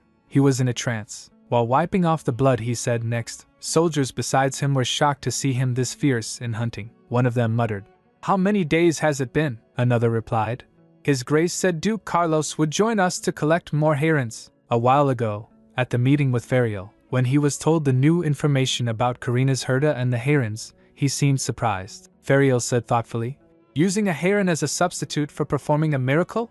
That's something worth researching. More importantly, were you really able to converse with your herda? Are you sure it wasn't just your imagination?" Karina replied. "Yes. It spoke slowly, but we were able to have a proper conversation," Milian added. "Do you think this could be a hint as well?" Fariel said. "I'd better look further into it. So bring me the whole carcasses of monsters with herons in them. I want as many as possible." Back to present, a soldier shouted, "How are we supposed to move all of these carcasses?" Another plopped to the ground trembling and said, "I'm slowly reaching my limit." He groaned. "I'm so tired, Captain. Save us!" Someone cried. Seeing that Captain Gordon gets concerned, he thinks, everyone is clearly exhausted. I felt like someone might end up dying at this rate. His Grace seemed drained as well. After observing the situation, he went to Milian and said, "Your Grace, I think we should return to our base now." Milian turned towards him and asked, "Why?" Gordon reported, "The knights are tired. At this rate, someone may end up dying." Milian turned and replied, "Then let's take a break." Then Gordon added, "Lady Karina is probably waiting for you to return. It's been 3 days already." Hearing that, Milian puts his sword in sheath and said, "That's true. Let's gather however many carcasses we can and go back." He added at first, "Karina, I mean, the knights must rest." After hearing that, all the knights were in disbelief. "Liar, but these carcasses are going to be too heavy, even if we chop them up." One of the knights groaned. "I've never hated a monster hunt this much before." Another muttered, "I should have signed up to stand guard at a checkpoint." Then Milian called, "What's taking you so long? Hurry up." They complied. "Yes, Your Grace." After walking for a while, Milian said, "Come to think of it, is there a lake nearby?" Goran replied, "A lake? Yes, but is there a problem?" Milian stared at his blood-drenched gloves and said with a low voice, "She probably won't like seeing all this blood, right?" "Excuse me?" Goran asked, confused. Milian tossed his load at Goran and said, "Take everyone and go. I'll catch up after washing the blood off." Saying that, Milian rushed towards the way of the lake. "Captain?" a soldier wailed. "We're about to die. Please save us." "Wah!" Goran shouted, shaking them off. "Get lost! Stop clinging to me with those bloody limbs." At the lake, Milian cleaned himself, thinking, "Has it been 3 days already? Will Karina really be waiting for me? I can't wait to see her." After slicing up the carcasses and examining them, Fariel realized, "Is this how a demonic monster with a heron is born?" Suddenly his gaze fell on his reflection. He was shocked to see his haggard appearance. "What's wrong with my face? Wait, what day is it?" A few hours ago, Gordon called out, "Where should I put the monster corpses?" Fariel replied, "You really brought a bunch of them. Line them up at the back of the tent. I'll take a look after a short break." He looked at the pile and said, "There were so many monsters I needed to examine. I'd better rest a bit." Then he went outside. As he steps outside the tent, he bumped into Milian. "What in the world?" he muttered. Milian asked, "Where are you going?" Fariel replied, "Huh! When did you get here? I need to rest as well." "Wait, did you already wash up?" He observed Milian was looking clean. Milian averted his gaze, saying, "Well," Fariel teased, "it looks like you're finally becoming a proper human being if you're being considerate of Karina." He added, "Let me tell you some good news. I figured out what herons can be used for." "Really?" Milian asked. Fariel began, "Yes. We may be able to save Karina, but the probability is very low, and I'm not sure if Karina really wants that. Above all, there are some very particular conditions we need to fulfill if my hypothesis is correct." Milian repeated. "Particular conditions?" Fariel replied. "Yes, but I'll tell you when I'm sure of it," Milian said. "Don't deceive me in any way this time." Fariel started walking, saying, "You'll bash my face in if I fool you again, so of course not." As Fariel walked away, Milian thought, "I'm sure it's good news." But the fact that he didn't look pleased was unnerving. He rejected those thoughts. "No, I'm sure this is great news as well. I'm certain there's a way to boost the probability of treating her. I suppose I should keep this as a secret until it becomes certain. It looks like there's hope," he then said aloud. "Then shall I go meet Karina?" He tells in his mind, it had already been 2 months since the hunt began. I'd collected so many herons that not even one tent could hold them all. But it was getting harder to find monsters, no matter how much we searched the forest. Everything seemed to be going smoothly until the herd of the leader herder became a big problem. The herd would come to our base and suddenly attack us, becoming more vicious with each passing day. At the same time, Karina's condition worsened. Her excruciating pain and overwhelming desire for art began to consume her, even with a heron placed by her side. She started throwing fits and even hurting herself when prevented from painting. "I think she's finally calmed down," someone said. "I'm worried because she's getting worse by the day," Milian spoke. "I'll be done with the hunt soon. All that's left is the leader herder's herd. We've managed to wipe out half of them, thanks to Karina's herda. We're planning on withdrawing in a few days," Fong suggested. "I don't think we should stay in this forest any longer," Milian replied. "I agree. Tell Ferial we'll leave the woods within 2 or 3 days. We must move Karina to a more comfortable place," he complied. "Yes, Your Grace." After they left, Milian sits at her bed and brushes Karina's hair. He called, "Karina." She opened her eyes and said, "Milian?" Milian asked. "Oh, did I wake you up?" She rises up from her place and said, "No." Milian provided her with a glass of water. She grabbed the glass and said, "I'm sorry. I had a seizure again, didn't I?" He replied, "It's fine. No one here blames you for being ill." "Milian?" Karina looked at him closely. He kissed her on cheek and smiled. "You look like you were low on energy. I feel like this isn't my body sometimes," she admitted. "It's quite funny. I'm addicted to painting instead of drugs," he said. "Karina," she replied. "Yes?" he asked. "Would you like to go out for some fresh air?" She was surprised. "Right now?" he said. "Yes, right now." Karina nods, so Milian puts a blanket around her, saying, "You mustn't catch a cold, so let's bring your blanket along." He lifts her up with the blanket, so Karina stammered, "I can walk. Please put me down." He smiled. "No. This is something only I'm allowed to do since I'm your lover." After getting outside in snow, she inhaled deeply. She said, "The air outside is so refreshing," Milian said. "It's been so long since I've seen that." "Seen what?" she asked. He said, "You smiling. You've been particularly down the past 2 weeks," she told. I hated the fact that I wasn't myself. I realized I was hurting Ferial when I suddenly came to my senses one day, and I found myself scratching you on another day, and then I discovered that I was hurting my own body on yet another day," Milian said. "It was beyond your control," she explained. "But I feel like I'm slowly going insane. If I were like this back at Leopold Manor, my limbs would probably have been tied to my bedposts. People would have called me a lunatic too." As Milian was walking, Karina said, "You know, Milian, I feel like I won't be able to open my eyes one day." "Don't think that," he replied. She confessed, "I wasn't afraid of imagining myself dying before. But now, you're speaking in the past tense," he interrupted. "Do you want to live now?" Milian rubs his head with her head, saying, "If you want to live because of me, then that's enough." She smiled. "Yes, thank you." Would you like to go to the end of winter tomorrow?" he asked suddenly. "Though, you can only see a blocked cliff and a dark mountain range without an entrance there. Are you asking me out on a date?" she teased. He said confidently, "Yes, I am." After a few days, all the research went smoothly. Milian provided a constant supply of herons and monsters, and Dr. Winston helped Ferial so he was able to focus on his research. All the hypotheses he came up with turned out to be incorrect. The price creators had to pay was different from that of other artists with art disease. There was no way to recover the life they lost to create art. So Ferial was wondering, does this mean it'll be difficult to save Karina in the end? Seeing him his despair, Doctor asked, "It looks like things aren't going well." "I'm sorry that this old man isn't of very much help," Ferial replied. "That's not it. It's not because you're unhelpful. I just can't figure out a way to save Karina no matter how hard I try. I feel like I'm locked up inside a dark room. What if Karina dies? What if I can't come up with a solution in time, Dr. Winston? Milian would never meet with me ever again. He may even resent me for failing to keep my promise to Karina." Dr. Winston looked at the documents and said, "I think you're worrying for no reason.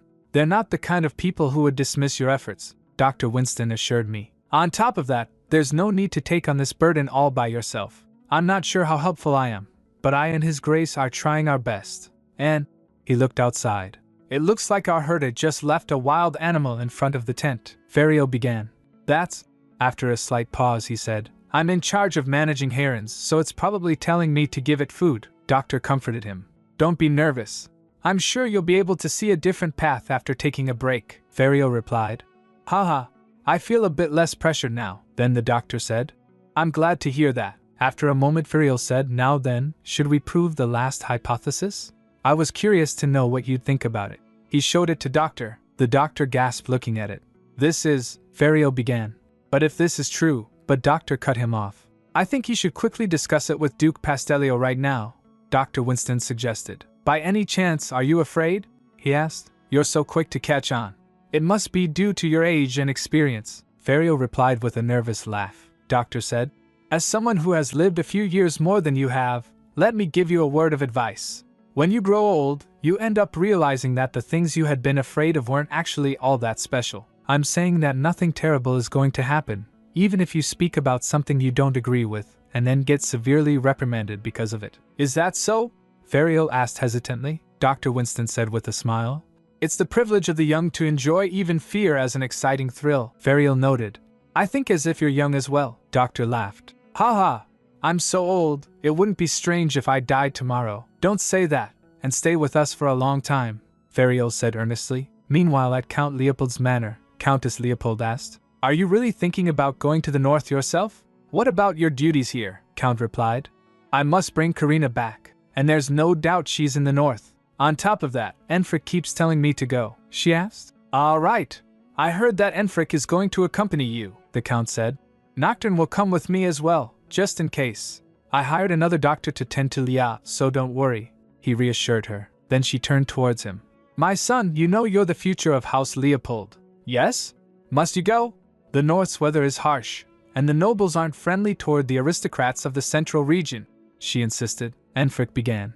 "Mother, I cannot stay here and merely wait, because I feel apologetic toward Karina," he sighed.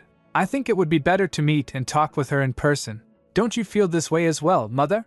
he asked. She replied, "Of course I do, but how could the head of the house and his successor both leave the manor?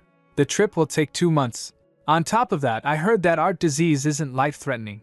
Don't you think Karina lied because she was angry at us?" She questioned. Enfric shouted, "Mother! I'm aware of that as well. But why would Karina lie about something like that?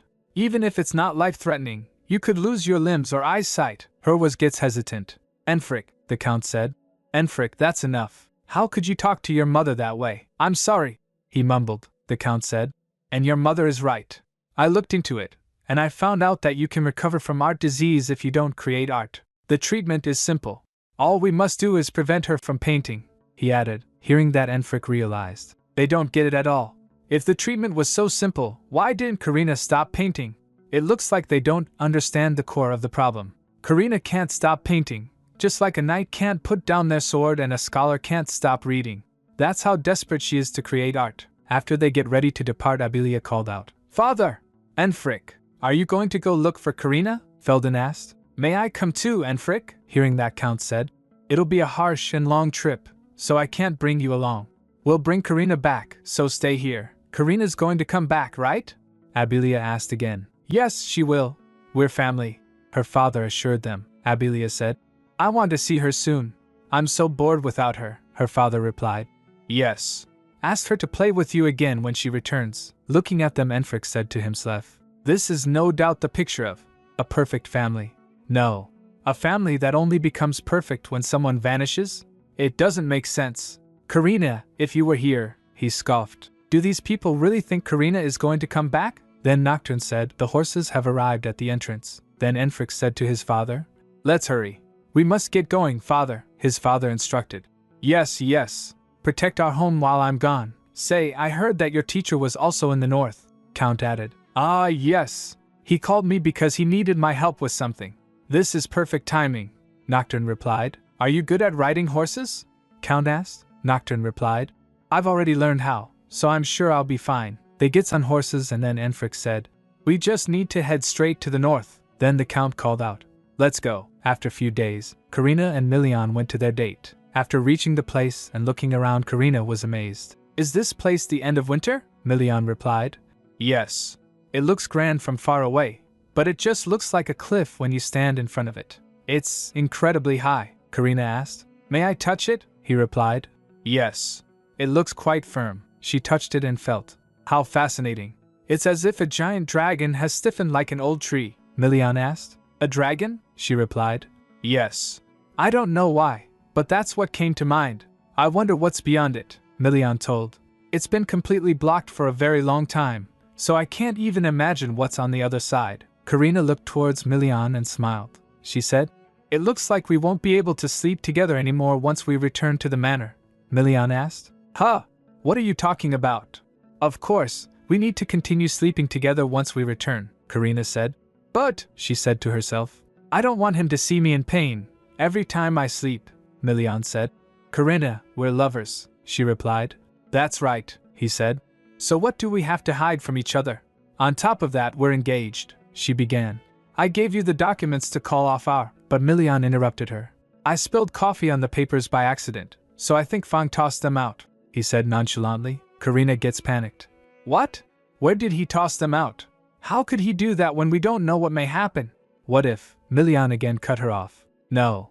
There are no what ifs. He lifts her up and kissed her. After that Milian said, You have a knack for surprising me, she nuzzled and said. You told me to do everything I wanted to, he said. You can do more. What else would you like to try? She said softly.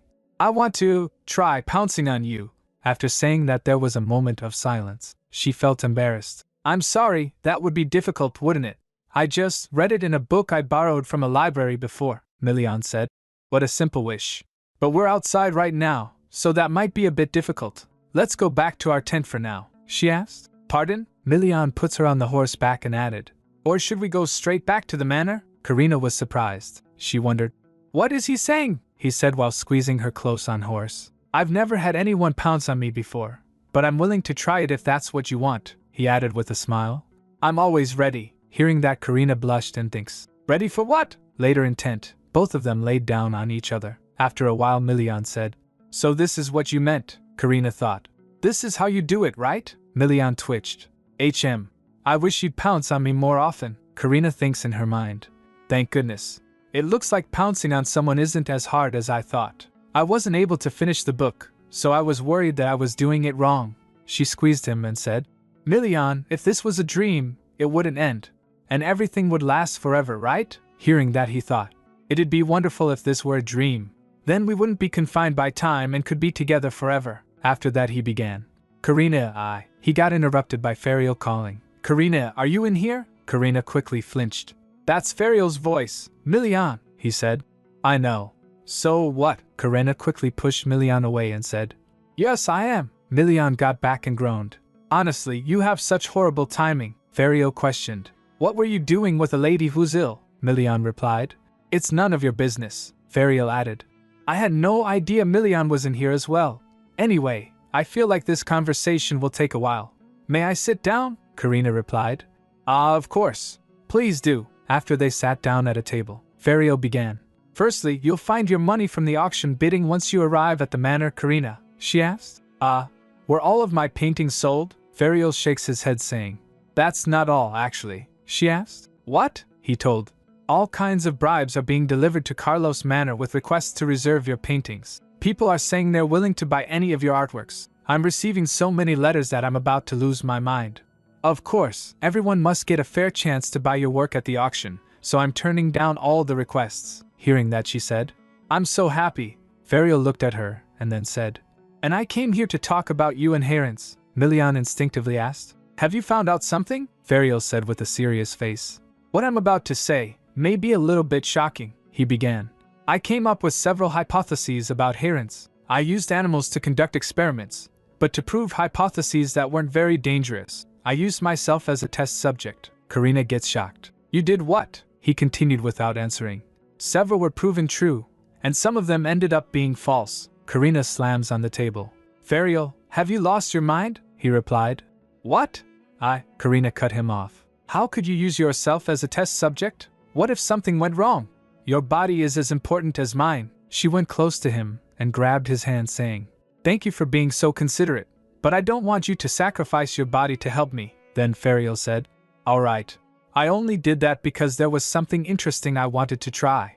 But I won't do it anymore. Karina sits back on her seat. Fariel showed a picture and began. Anyway, there was exactly one hypothesis that I could apply to a creator. First of all, creators offer something that cannot be returned or recovered as the cost of performing a miracle. Helping them recover is different from restoring bad eyesight or senses that have become dull. Hearing that, Milian said, Karina's illness is clearly different from other art diseases. Ferial agreed. That's right. So I found out how monsters with herons here are born, with a few hypotheses and experiments, but… He stopped, and he looked hesitant. Milian said, Stop stalling and spit it out, Ferial blurted. You're so insensitive, then Karina said. Don't worry, Ferial. I'm ready to hear whatever you have to say, he told. I think monsters with herons have died once already, Karina asked confused. They died once? He replied, showing the diagram. That's right. A heron is a source of life. I think the monsters here ate something and accumulated herons in their body. And when a monster that saved a certain amount of herons in its body dies, it comes back to life. Then Milian asked. What? Ferial explained. Didn't you think that something was strange? You wipe out a mountain load of monsters every year, but nearly the same number of creatures comes back the next year. Milian thought. He's right. I kill the same number of monsters yearly, but their population always remains the same. Ferial continued. According to my theory, monsters that have herons can be revived. Milian asked. But how could something that died come back to life? Ferial replied. I didn't believe it at first either, but I forced an animal to bear a heron, killed it, and locked it up. Karina asked. Could it be? Ferial told. Its carcass didn't rot, and it came back to life and started moving a week later. This happened 4 times. Karina asked. What? 4 times? Ferial said. And on the 5th time, I made sure to kill it off for good, so it didn't come back to life. After dissecting the animal that had completely died, the heron disappeared. Hearing that, Milian slams his hand on table. You're not asking me to kill Karina, are you? You must be joking, Ferial argued. Does this look like a joke to you? Then Karina grabs his hand and called. Milian, Milian said. Damn it, Karina asked. Ferial, that's the best option we have right now, yes? He replied. It is, she said. You did your best. So why are you hanging your head? Karina said. I'm fine. But I'll think about what you said. I'm sure there's a chance it'll fail, and if it does, that will be the end of me, right? Hearing that, Ferial called. Karina explained. Ferial, I found out what kindness and warmth were for the first time after coming here. I realized what respect was, met a proper adult, and made my first friend as well. The things I only dreamed about all my life became a reality. I'm so happy, and every passing day feels like a dream for me. So, I don't think I can muster up the courage to try your hypothesis. I'm sorry. Then Ferial nods. I understand, he said. Anyway, there's something you'll need if you do want to test this hypothesis later. It'll be a bit difficult to prepare this, though, Milian asked. How so? Ferial told. As a result of analyzing herons, I discovered there are different ranks among herons. The ranks range from rank 1 to rank 3. And this is a rank 1 heron. He showed a heron. Karina stammered. Wow, it's so beautiful, Milian said. It reminds me of an aurora. Karina asked. An aurora? He explained. It's a phenomenon that you can see sometimes in the sky around the time winter ends. It looks like thin, colorful drapes fluttering in the sky. Anyway, this is my first time seeing a heron like this as well, Ferial said. It's very small, so I'm sure it was difficult to find it. I was very lucky to have discovered it at all. The problem is, a heron of this size is alright for small animals, but… Milian asked. Are you saying that it's different for humans? How big must it be for humans? He showed his fist, saying, The bigger the better. It must be at least as big as my fist. About this size? Milian asked while showing the heron. Were there any common traits among the monsters you got this from? Ferial said.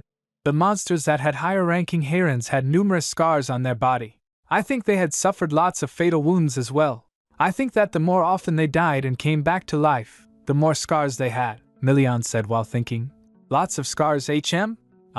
One particular monster does come to mind, Ferial said.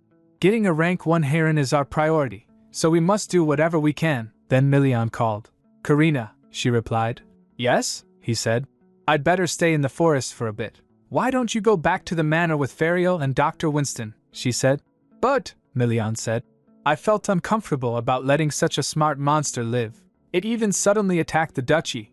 I'm sure it'll cause trouble in the future if I don't kill it. Karina hugged him and said, Don't get hurt, and make sure to take my potions, he replied.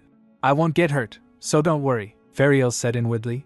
Someone as skilled as Milian won't get hurt, he said with an annoyed face. But, can't you be this affectionate with each other after I leave? After a few days, Karina was partying. She thinks in her mind, it's been 6 days since Milian and I parted ways in the forest. I must have already gotten used to sleeping with him in the tent every day, because I feel so lonely every time I fall asleep alone at night. But Milian promised me that he'd return safe and sound. I'll wait for him. Suddenly someone knocks the door. My lady, it's me, Fang. May I come in for a moment? She replied. Yes. Come in, he came and said. You know that we closed the checkpoint in the north around this time, yes? She replied. Yes, of course, she said to herself. It's difficult to travel to the north when the checkpoint is closed, so that's why I hurriedly made my way here. Fang told, the official hunt has ended, so we're going to open the checkpoint again. But, Karina asked. But, he informed, we received a message about a group of people asking to pass through the checkpoint right now. So I came to ask you what we should do, she asked, confused. Me? Fang replied. Yes. His Grace isn't here right now, she asked again. Yes, but why are you asking me for permission? He replied hesitatingly. Well, he said inwardly, because it seems like you'll soon become the lady of the house. Fang hesitated, likely realizing that comment might startle her. He said, I think those who are trying to pass through the checkpoint are coming to see you, Karina asked. Me? Fang told. Yes. According to the report, one of the people claimed that he was Count Leopold, and I remembered that your surname was Leopold. So I came here to ask for your opinion if that's true. This news came as a shock for Karina. She said, Then the man must be my father, she wondered. Father came to the north? Why? She said. Fang, you know that I'm not on the best of terms with my family, right? He replied. I know about it vaguely, she continued. I'd bet Milian would have secretly chased my father away if he found out. Milian's kind, so he worries needlessly about many things. Fang raised an eyebrow. Have the words kind and Milian Pastelio ever been used in the same sentence before? She said. Let those people in. I must meet with them, Fang complied. As you wish. As he was about to leave, Karina added. And were there any messages from Milian by any chance? Fang informed. No, not yet, but I'm sure nothing has happened to him, so don't worry too much. Then I'll be going now. Saying that he left. As Fang left, she thought to herself. I thought they'd just send a servant or knight on their behalf. I can't believe father is coming to the north himself. Well, I imagine it'd be good to have a proper chat with him once he's here, for my own sake. She paused, her emotions swirling. I wonder if father knows that this is the first time he's ever gone out of his way to do something for me. Meanwhile, in the forest, Milian was hard at work. Milian, Gordon, and Karina's Herda are continuing the search after the official monster hunt ended, but it was frustrating, as it seems like Milian's party wiped out over half of the monsters, but they can't find any traces of that Herda leader anywhere, he said at the Herda creature beside him. Find it quickly. Don't you want to save your master as well? Isn't that why you've been looking for something else to eat instead of her life force? Herda was sniffing something. Gordon studied the creature. It moved with purpose but seemed almost childlike, he said. The more I look at it, the cuter it seems. It's not aggressive either, Milian scoffed. Cute?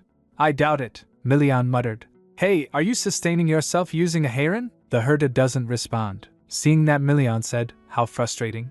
I can't communicate with it. Suddenly, the creature roared and dashed forward. Seeing that, Milian called. Did it find a clue? Let's follow it. As they were following it, he was thinking. I'm sure the Herda leader's heron will be effective. Even if there's only a 1% chance that this will work, I've got to try in order to save Karina. After sprinting for a while, the Herda stopped at a place. The creature led them deep into the forest. Have we arrived? Milian's breath came in short gasps. The air was heavy with the metallic scent of blood. It reeks of blood. Milian's gaze sharpened.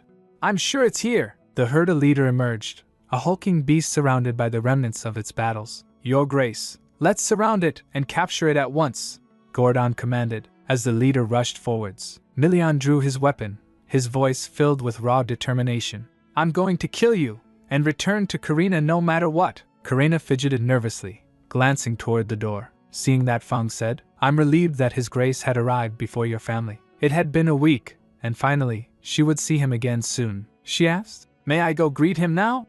She asked with excitement. Fang replied, Yes, of course. Karina hurriedly made her way outside, her thoughts swirling. I hope he didn't get hurt. The sight of Milian made her heart race. Milian! She called out. Seeing her, Milian said, Karina, it's cold. Why did you come out here? She replied. I wanted to meet you soon.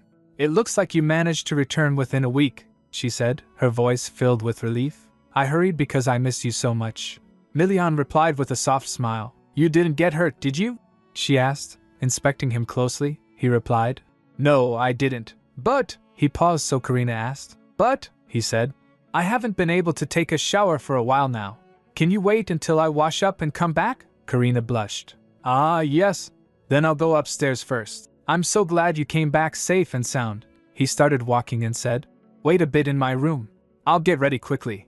Then, with a gentle but heartfelt tone, he added, "And I'm home." Karina wanted to embrace him as soon as he returned, but she hesitated. Am I being too greedy? She thought about Ferial's suggestion and the low chance of her survival. If Milian ends up being left behind in this world, she'll regret having been so selfish. The weight of her affection for those around her pressed heavily on her heart. She wondered, what do I do? There are too many people I've grown fond of. It'd be better if they could just forget I ever existed. If only I could take their pain with me when I die. Later, Milian reappeared, his hair still slightly damp. "Milian, aren't you tired?" Karina asked. He replied, "I'm fine. Have you been waiting long?" "No, not really," she replied, noticing his hair wasn't completely dry. "Ah, your hair isn't completely dry." Before she could finish, he stepped closer. "Can I hold you now?" Karina nodded.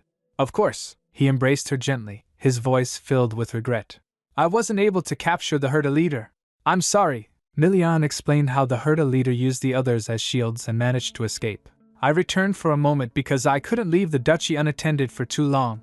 But I'll go back to hunt it again." Karina smiled softly. "Good job. I'm sure I wouldn't have been able to wait if you had come any later," he said. "I was planning on leaving right away after taking care of the duchy for a few days." Milian hesitated for a moment. "But first, I need to address something," he said. "Karina, I received a report from Fang that you gave Count Leopold permission to pass through the northern checkpoint." "Ah, you heard that?" Karina replied, unsure how to proceed. "I was wondering when I should tell you. I'm sorry I made that decision on my own." Milian shook his head. "No, it's fine for you to do what you want. But why do you want to meet him?" Karina said.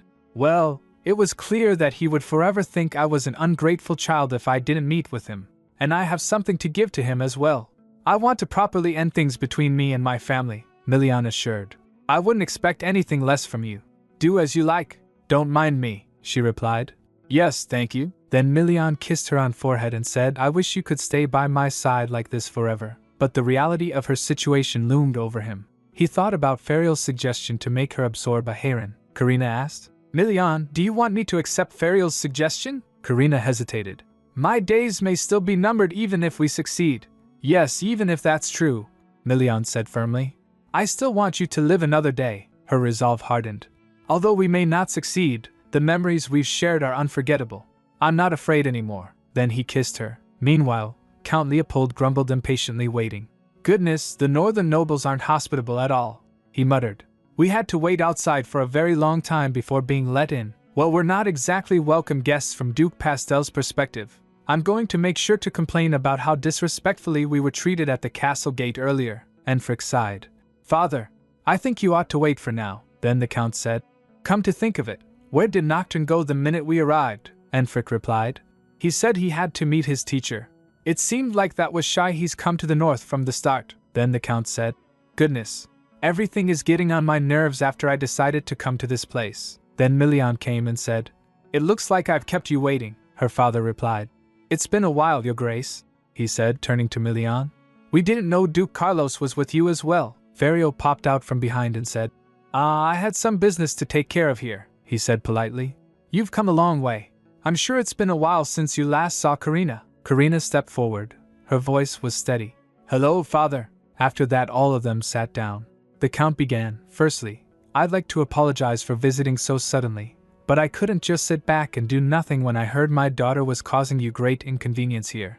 Milian replied calmly. "Karina wasn't an inconvenience, so you don't need to worry. So, what brings you all the way to the north? You didn't even inform us of your visit beforehand." Looking at him, Ferial thinks he's a good actor. It's been years since I've heard him speak so formally. I'm sure he's absolutely enraged inside, but he's acting like he's not and pretending to be polite. The Count replied, "I'm sure you have a hunch as to why I came. I'm here to bring my daughter back. You two may be engaged, but she cannot live with you when you have yet to even marry." "I won't allow it," Milian questioned. "You won't allow it?" Seeing that, Ferial realized, yes, he's mad. Milian asked, "Then would us getting married solve the problem?" the Count asked. What did you just say? Karina gets shocked. Milian? Milian looked towards her and said, If what you just said is the only problem, then I think marrying Karina will solve it. The Count responded. Even marriages have procedures one must follow. And most importantly, I heard that Karina was unwell. I'm going to take her to the county, to a manor in the capital, to get her treated. So it's too early for you two to get married. Hearing that, Karina thinks. He still doesn't ask what I think. I knew it. People don't change very easily. Then Karina spoke. I have no intention of going to the capital or the county, her father asked. What? Karina replied. Did you not hear what I just said? I said I had no intention of going home or heading for a manor in the capital. Count asked. How dare you talk to your father that way? Karina responded. What do you mean? I'm being very polite. I'm not going. I simply told you what I thought. Seeing that Enfric realized this was what I had been worried about. I must stop him. He squeezed his father's hand. Karina continued. I was the one who gave permission to let you through the northern checkpoint. I was originally planning on making you go back, but I changed my mind. After all, you don't believe in anything you don't see for yourself. I knew you'd interpret things the way you wanted if I didn't tell you myself, and I didn't want that to happen. Hearing that, her father stood up hurriedly and shouted. What? It looks like you've become arrogant while you were here. Enfric tried to stop. Father, calm down, Karina asked calmly. Did you come here because you had something to say to me? Because I remember writing in my letter that you should personally come if you had something to say, her father responded. Of course. How could I do nothing after reading such a letter? No matter how angry you were, how could you tell your parents to treat their daughter as if she was dead? Karina hesitated at first, then smiled. I wanted to hurt you, hearing that, Enfric said. Karina, I understand that you're upset, but don't be like this. Let's have a proper conversation. We came here to talk with you, she replied. Enfric, I think I've already said this dozens of times already. Honestly, I don't have anything more to say, he said. Father and mother were very worried about you, Karina said in her mind. I wanted them to worry about me sooner, even if it was over something trivial. I wanted them to be nice to me, even if they didn't treat me as kindly as they treated my siblings. I wanted their warmth. As she doesn't respond, Enfric began. Karina, I'm sorry. I didn't know. At least, I should have cared about you more. No, saying that I didn't know is an excuse. I only realized that you must have been extremely lonely after seeing your painting that was exhibited in the capital. Then Karina said, Enfric, do you remember what I said before I left the manor? One thing is for certain, I'm not their favorite. I was never loved like you were. I was an outsider in my family, Enfric replied. Karina, that's not true, she told. You were always like that. You always turned a blind eye and pretended like you understood when you didn't. Do you still not know that was the most cowardly thing you could do? I don't want to hate you anymore, so don't say that. Enfric felt regret and wasn't able to respond. Then Karina stands up and said, And father, I've always wanted to ask you this. Did you ever even love me? He replied. You're my child as well. Even if I had been a bit negligent, what parent doesn't love their child? She began. Would you have acted like this if Abelia or Felden ran away from home without saying anything and you heard they were dying from an illness? Would you have doubted the fact that they were sick, taken this long to come find them, and made decisions without asking their opinions the minute you were reunited with them? I'm positive that you wouldn't have done so, he replied. I doubt any child would speak like this just because their parents made a small mistake, he questioned. Have you forgotten how hard we worked to raise you? She replied calmly. Yes. Thank you for raising me till now. You always said you gave me everything I could ask for. Father, I only ordered the checkpoint to be opened this time without Milian's permission because I wanted to tell you this. I'll pay you back for the money it took to hire the nanny who took care of me and all my living expenses. And if you won't take the money yourself, I'll calculate the exact sum and send it to Leopold Manor. Hearing that, the Count shouted. What? How could you say something so ridiculous? She continued. And I want you to either erase me from the family register or report me as dead. I don't want to be your daughter anymore. And lastly, pretend you don't know anything about Karina the painter. While saying that, her hands trembled, she realized. My pain is getting worse. But she continued. I don't want to get involved with House Leopold anymore. These were the 3 things I wanted to tell you. Hearing that, her father shouted. Karina Leopold. And Enfric tried to stop him. Seeing that scene, Karina started losing consciousness. She continued as she staggered. You favored my other siblings more and discriminated against me. She resolved. I must endure it. If I faint now, she added. So please, just accept that. Milian caught her before falling, and shouted, Karina! Then Ferial shouted, Damn it, bring me her medicine! Karina trembled in Milian's arms and was shaking. He shouted, She's having a seizure. Everyone there was worried for her. Karina! Just a moment! Her father stands there watching everything unfold. After putting her to bed, the doctor said, We've given her emergency treatment for now. I'm sure she'll feel better soon. Milian took a breath of relief. Ferial asked, What should we do about the Leopold family? We left them in the reception room.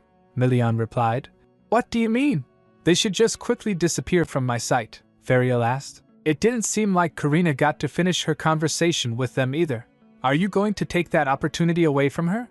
You were pretending to be well behaved because you were in front of Karina earlier, he added. It was so unlike you. But you actually have something to say separately to the Leopolds as well, don't you? Milian responded. I wasn't exactly pretending to be well behaved, Ferial sighed. Just look at you losing your temper. Well, never mind. Anyway, we must deal with them somehow. Milian agreed. Yes. As Karina was sleeping, Milian kissed her and said, I'll return soon and stay by your side, so sleep tight, Karina. In the reception room, the Count was complaining. How could he tell us to stay here when my daughter fainted? We're her family, so what right does he have to? Suddenly Milian burst opens the door and asked, You were still here? The Count said while standing. Your Grace, how could you do this to us? I'm Karina's father. Even if you're a duke, you have no right to stop us from. Milian took a long breath and said, Get lost. The Count was confused. What did you say? Milian replied. Do you have difficulty hearing? Get out of my manor at once if you don't want to die. Then Enfric asked, looking concerned. Is Karina all right? He asked while twitching. What does that matter to you? He replied. Karina's my younger sister. As Milian walks, Count said. Do you realize that you're being incredibly rude right now, Your Grace? How could you coldly chase us out when we're worried about our own family? Milian repeated. Rude? Rude, He sits down and began. Firstly, you barged into my home without permission. And then, you shouted at Karina and badgered her. Although she's someone even I treat with the utmost caution because I'm worried she'll break. But it seems that's your idea of what being polite is. You'd better be glad that Karina told me you were coming beforehand, or else you wouldn't have been able to even set foot in this land. Of course, you wouldn't have been able to go home with all your limbs intact either, the Count said.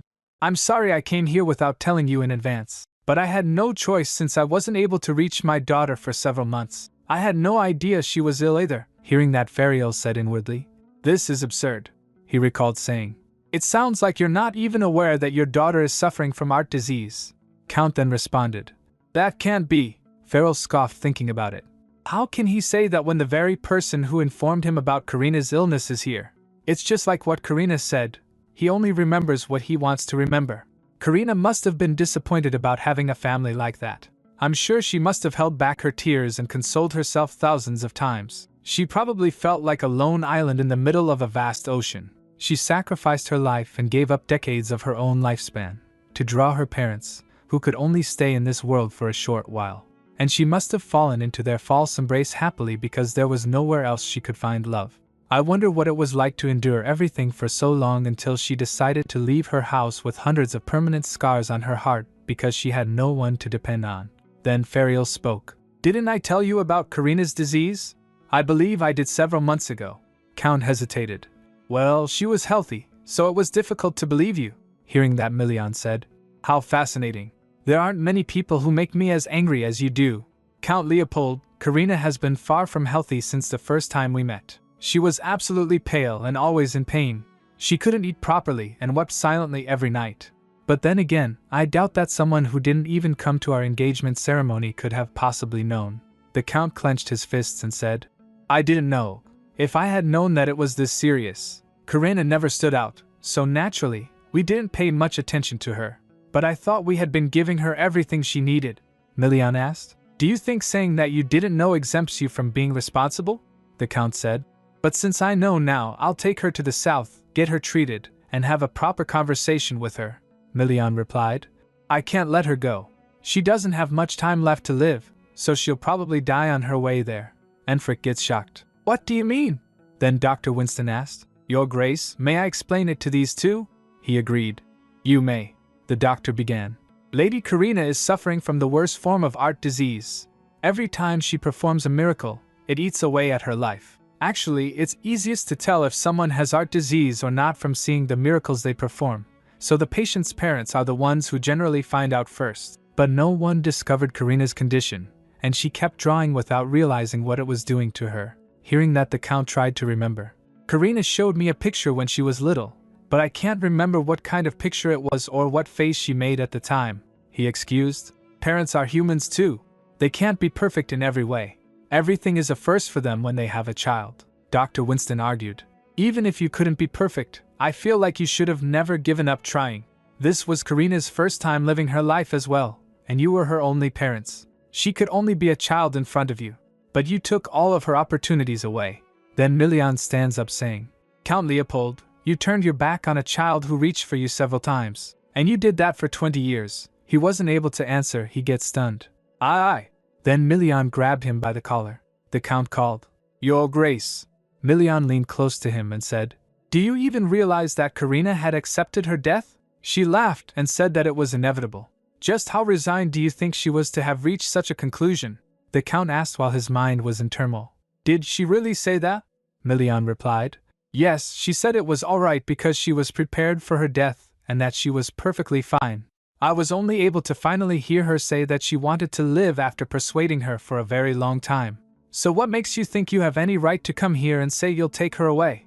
Milian released him and said, Count Leopold, if you have a conscience as a parent, then sincerely apologize to Karina and do as she says. Don't shout at her anymore, and get out right now if you don't think you'll be able to do this. I'll consider you both my enemies if you hurt her one more time. The entire North will be at odds with you and your family, so you'd better brace yourself. Milian left as he said that. As he was leaving Enfric and Count Leopold bowed. Enfric pleaded, Please, at least let us stay by her side. Milian replied, That's not for me to decide. It's up to Karina, he ordered. Fawn, prepare rooms for them to stay in. Fawn complied. Yes, Your Grace. I'll escort them to the annex. As Milian left, Nocturne was standing outside the room. Dr. Winston called him. Nocturne, he asked. Master, what in the world is? The doctor stopped him. May I have a word with you? He replied. Ah, yes, my lord, I'll follow you soon. After that, Dr. Winston said, Your face tells me you've been well. Nocturne replied, I'm glad. It's been so long since I last saw you. You look like you've become a bit thinner. Doctor replied. I'm quite old, so it shows on my face if I strain myself. Nocturne said. Master, don't say that. Doctor replied. It's been about 15 years since I took you in and raised you like my own son, he replied. Yes, that much time has passed already. I always thought of you as my savior.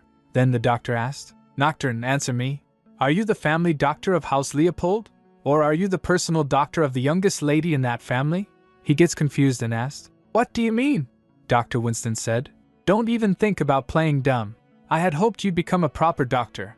Were you afraid that Lady Abelia, whom you adored, would be shocked by the news? Nocturne responded, No, master. I don't know what Lady Karina told you, but I didn't, Doctor said. Even at a glance, Lady Karina didn't seem healthy either. There's no way you wouldn't have known that. And you should have informed House Leopold if you saw the medical records I left behind. But you didn't, he argued. That's because Lady Karina always told me she was all right. Dr. Winston cut him off. I'll get straight to the point. Nocturne, henceforth, you are no longer my student. Hearing that, Nocturne fell in shock. He tried to apologize. Master, I'm sorry, Dr. Winston said. I told you to treat all your patients equally and not become arrogant, he explained. I couldn't forget my younger sister, who died before my eyes when I wasn't able to do anything for her illness. That's why I treated Lady Abelia specially. But, he dropped to the ground and kneeled. Forgive me. Please give me one more chance, the doctor sighed. I've been patient with you for a very long time, and I gave you plenty of chances. I'm old now, and I don't have any energy left. Return your medical certificate and nameplate. Hearing that, Nocturne shouted. Master, the doctor started walking away and said, I raised you as my son for 15 years, so I'll treat you as my son in the future as well. But you cannot live under my wing forever. You're no longer a doctor, Nocturne. The world is very big. Go out and see the world. And make sure that you mature properly as an adult. The doctor left after saying that. Nocturne was still on the ground, regretting his decision. No, Master, please, this can't be. After some time, Karina woke up. Milian asked, How do you feel? I was worried because you were asleep for a whole day, she replied. I'm fine now. He sat beside her bed and asked. Really? She replied. Really. It doesn't hurt as much as it did earlier. She glanced at him and asked. Milian, did you get angry? He asked. Should I not have been? She chuckled. No, you just look as if you were furious, she told. Actually, I'm a little bit mad, he asked. Mad? She replied. Yes.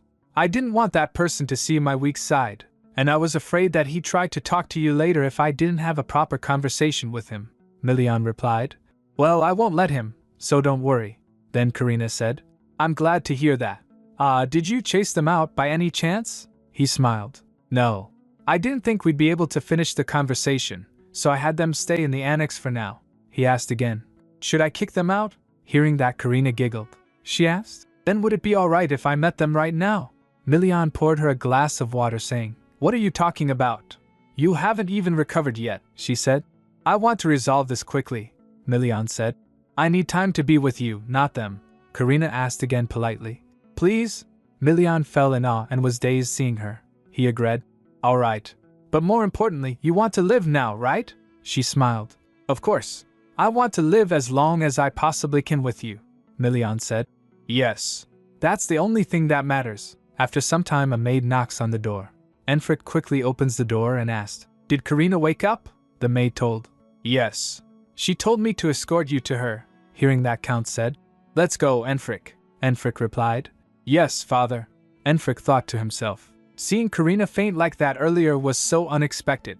You always seemed healthy, so I can't believe you were actually terminally ill. They walked to her room and knocked the door. Karina responded. Come in. As they went inside, Karina said, We weren't able to finish our conversation yesterday, so I called you here. Her father asked. No, it's all right. How do you feel? She began. I feel a lot better, thanks to the medicine. And I'm sure you heard an explanation of what's going on.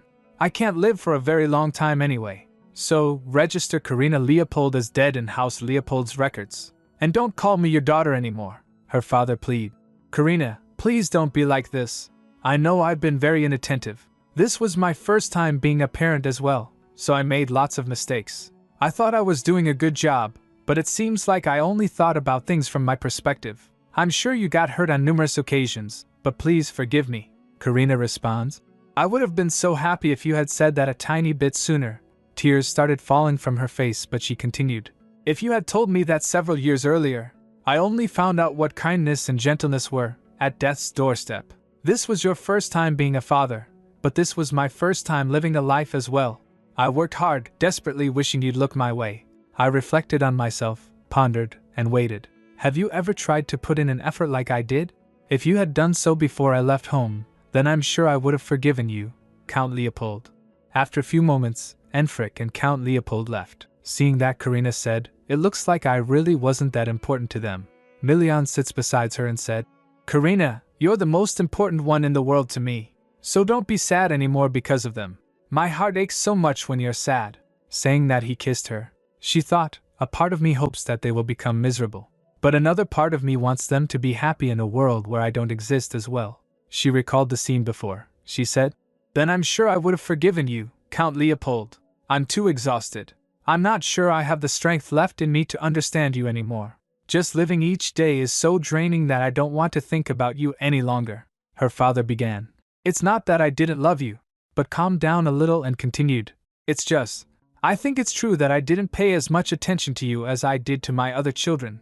I'm so sorry that I realized this only now. Karina replied, Count Leopold, I'm going to die in 2 months, so you should just think I'm dead right now. Thank you for everything. Karina was sad, reflecting upon what had happened. Milian caressed her and said, Don't make that face. Should I kick them out tomorrow? Karina chuckled. Haha, really? Milian squeezed her close and said, Of course. Then she said, You know, Milian, I haven't been able to get much sleep in the last few days. He asked, What? Are you unwell again? She rubbed her head against him, saying, It was because you weren't here. Hearing that, Milian said, You're really trying to test my patience, aren't you? Karina requested. So please sleep with me today. He smiled. Of course. The day after they finished their conversation, Count Leopold and Enfric were put on a carriage early at dawn and chased out of the north. Later at dining table, Milian told Karina about his departure. She asked, What? You're leaving already? he replied while eating. Yes, she thinks. It's only been 3 days since he returned, and he's going back to the forest this soon? She pouted. You said that you'd stay for a few days, Milian replied. We nearly got the herd a leader, and we don't have that much time. She asked. When will you be leaving? Milian said. I have something urgent to take care of during the day, so I think I'm going to leave tonight. Hearing that, Karina drooped. Seeing that, Milian said, I promise I'll be back soon, so please wait just a week. She nodded. All right, please don't get hurt, he said. Of course. You told me not to. Looking at her, Milian thought, she reminds me of a sad rabbit. He said, come to think of it. I believe his name was Nocturne, yes? The strange doctor who came here with Count Leopold. He was still here this morning. Karina asked. Nocturne? Did he come here as well? Milian replied. He came after you collapsed, so you must not have seen him. Do you know him? She told. He's the family doctor of House Leopold. Hearing that, he said. I see, he thought. He seemed to have something to say to Winston, but I suppose it won't matter as long as his actions don't harm Karina. Karina was looking sad and concerned. Seeing that, Milian asked. Karina, did I tell you? She said. Tell me what? He told. You're my first love, so I want you to be my first for everything. At first, Karina's wasn't able to respond, then she averted her gaze, saying, Yes, thank you. There was a moment of awkwardness. Realizing that, Milian recalled. Fariel said that one's lover would like it when they heard this. He remembered. You need to be more honest. Look at the lines from these romance novels. People love it when they hear things like this from their lover. He concluded. I knew it. I bet that bastard tricked me. He looked at Karina, and she was looking hesitant and was sweating. He called. Karina? She replied. Yes? He quickly stands up, concerned, and asked. Why are you sweating so much? Are you unwell? She stammered. And no, I'm fine. He asked again. You're not lying, are you? She replied. I'm not, he asked. Then why won't you look at me? She hesitated at first. Well, then quickly said while panicking. I was so touched when you said that I was your first love, she said inwardly. I feel guilty for some reason, Milian said. I told you this before, but you're a terrible liar. If you're fine, then why are you sweating so much? He asked nonchalantly. Am I not your first love or something? Ha ha. As there was no response, he squeezed his hand and asked, Who was it? He stood up shouting. Which bastard was it? Karina chuckled. What do you mean? Ha. She thought, I feel like Nocturne will be in danger if I say it was him. She laughed. It was someone I just had one-sided feelings for. One-sided. Milian clenched his fists. What? She replied. Of course, I love you right now, Milian. He grits his teeth. But you were my first. She tried to calm him down. It was when I was really young, he questioned. When? I'll let it go if it was when you were 5 years old at the most, she replied. Are you serious? That's so not fair, he said. Then 7 years old, she sweated. Even 7 years old is, he mused. People can take down monsters when they're 7 in the north, he asked. So who was it? Is he still alive? Karina still sweated. What? Of course he's still alive, she said inwardly. Not only that, he's also in this very building. I'm full, she stammered, avoiding his eyes. Milian stared at me suspiciously. I have something to do with Fariel, so I'll be leaving now. Saying that, she darted off. Karina! Milian called after her. After she left, Milian wondered, who in the world could it be? How dare they be Karina's first love? Fawn asked as he approached. You look displeased, Your Grace. Did something happen? Lady Karina is very energetic today, Milian replied, still brooding. Fawn, I heard that a woman's first love holds great meaning to her. Is that right? Fawn replied. Pardon? Of course. A lady's first love is very important. So you must be good to Lady Karina. Let me ask you one more thing. Milian interrupted. I heard that you can't forget your first love. Is this true? Fawn replied. Yes, generally. Then what must I do to make Karina forget about her first love? Milian's tone turned serious. It's not like she'll forget him if I chop off his head and bring it to her as if he's a monster. And Karina would be shocked at the sight, Fawn mused. Aha! His Grace and Lady Karina must have talked about their first love, he began. It's simple to forget your first love. All you must do is fall in love with someone else. They say that you can get over someone by seeing another person. Milian crossed his arms. Ahem. What if she's already in love with someone else? Fawn continued. Then she has probably forgotten about her first love. The best case scenario would be if she already began a relationship with the one she loves now. I see. Million's expression softened. Then, go and find out who Karina used to like. Fong was flabbergasted. What will you do if I do? He said. It'd be troublesome if he's alive. After all, he could flirt with her if they happened to meet again. He stands up and said, find out who it was before I return. The monster hunt had officially come to an end, so the checkpoint was opened. Million assigned Fong to manage the less important documents. Fong asked cautiously, come to think of it, does Lady Karina know that you were rough with Count Leopold and his son when you kicked them out this morning? Million's gaze turned cold. He recalled the scene, crying in pain. AGH. You won. Enfric stammered, dropping his sword. Million said, you dropped your sword. Pick it up. I told you that I'd grant you a wish if your sword managed to touch my body even once. Were you planning on taking Karina away from me when this was all you could do? Your Grace. Please stop, Count Leopold pleaded. Million replied. Does it hurt? Karina suffered at least dozens of times more. You neglected the daughter you should have protected. Do you think that wounds that cannot be seen are not wounds? Leopold froze as Million continued. Count Leopold, why were you so cruel to Karina when you knew how to protect your son? He turned and said, talking to you is a waste of breath. Don't say anything more and leave before Karina wakes up. No. Please let us stay here. Please give us one chance before she dies, Count Leopold pleaded. Million responded, it's too late, so forget about her.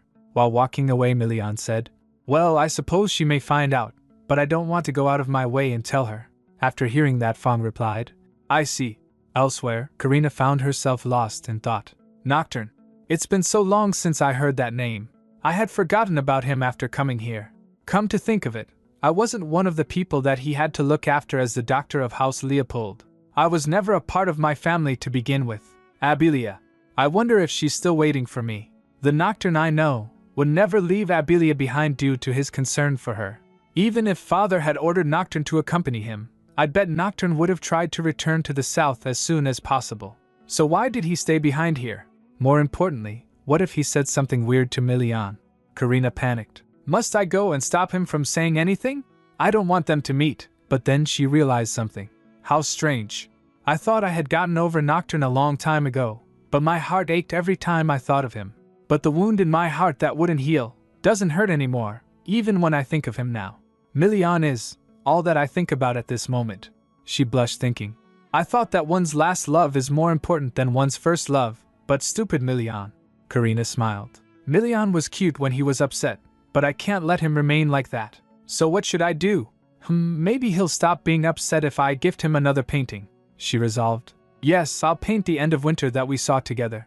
I should try to remember the aura that I heard about then.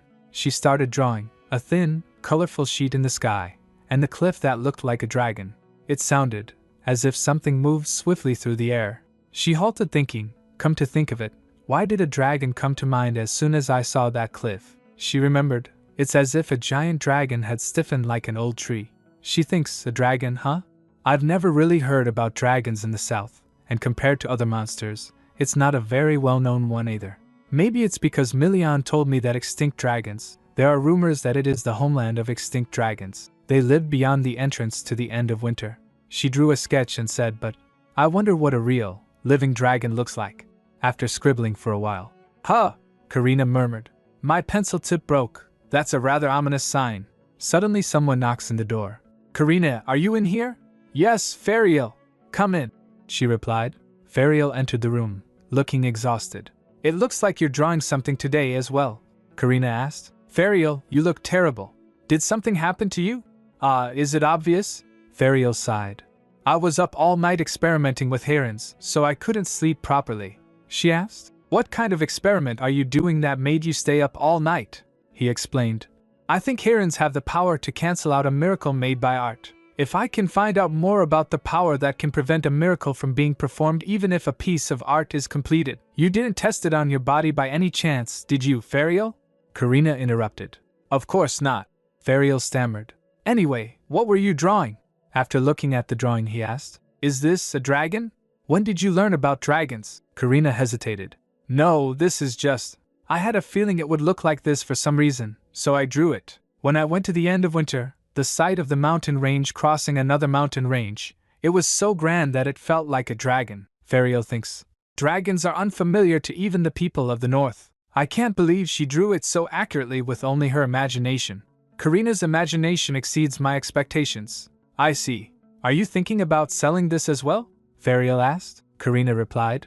No, I'm going to give this one to Milian as a gift. Flashback, 5 days ago. Please come back safe and sound. You must not get hurt at all costs, Karina said anxiously. I'll be right back, so wait here and just think about me. Milian nagged. Don't think about that punk who you said was your first love. Karina blushed. I told you that you're all I think about right now. How much longer are you going to mention him? That's enough. I'll give you a gift if you return safely, alright? A gift? Milian's eyes lit up. That sounds wonderful. I can't wait. Back in the present, Ferial sighed. I can't believe Milian's going to receive that rare masterpiece. What a shame, Karina said. I want to quickly finish it before he returns from the hunt. But I can't focus on my drawing for some reason today. Maybe it's because I miss him. It had been 5 days since Milian left the manor. Karina worried. Ferial remarked. He's quite late, then he said. But I just overheard. Milian is on his way back, riding your herda. Really? Then let's hurry and go downstairs, Karina exclaimed. Ferial replied. I can't believe you're telling me to go greet him. You're so cruel, Karina. Suddenly a servant barges opens the door and shouted, Your Grace, Lady Karina, Duke Pastelio has returned, but he's badly injured. Karina's heart sank. The servant added, I think you should quickly come downstairs. As they were rushing, Karina's mind was in turmoil. Milian got injured? His life isn't in danger, is it? I know how dangerous hunting was, but I hoped he would return perfectly unscathed. Perhaps I've been too naive. Downstairs, the manor was in chaos. Hurry! We need more bandages! Bring warm water and a towel! Servants shouted. Someone shouted, Dr. Winston! This way! After reaching there, Ferial asked, What's going on? Captain Gordon began. Your Grace. When the leader herda was cornered, it killed the other herdas and began eating the herons in them. The leader herda suddenly became strong after eating a bunch of herons and… The knight hesitated, guilt written all over his face. I'm sorry. It's my fault for failing to look after his grace. Ferial fell in shock. What? Are herons more than just a source of life? If they have other functions then, he consoled him and said, Alright, you seem to be seriously injured as well, so you'd better quickly get treated too. Karina steadied herself, wobbling slightly. Heron. I know, that Milian is collecting herons to save me. But still, there's nothing more important than his own life. It's alright for him to run away if things get dangerous. No one is going to criticize him. Asterisk. On one hand, Karina wondered if herons were truly that important. On the other hand, she knew better than anyone why Milian was trying so hard. She clenched her fists. I can't possibly bring myself to say it out loud. Ferial, she said firmly. We should hurry over to Milian.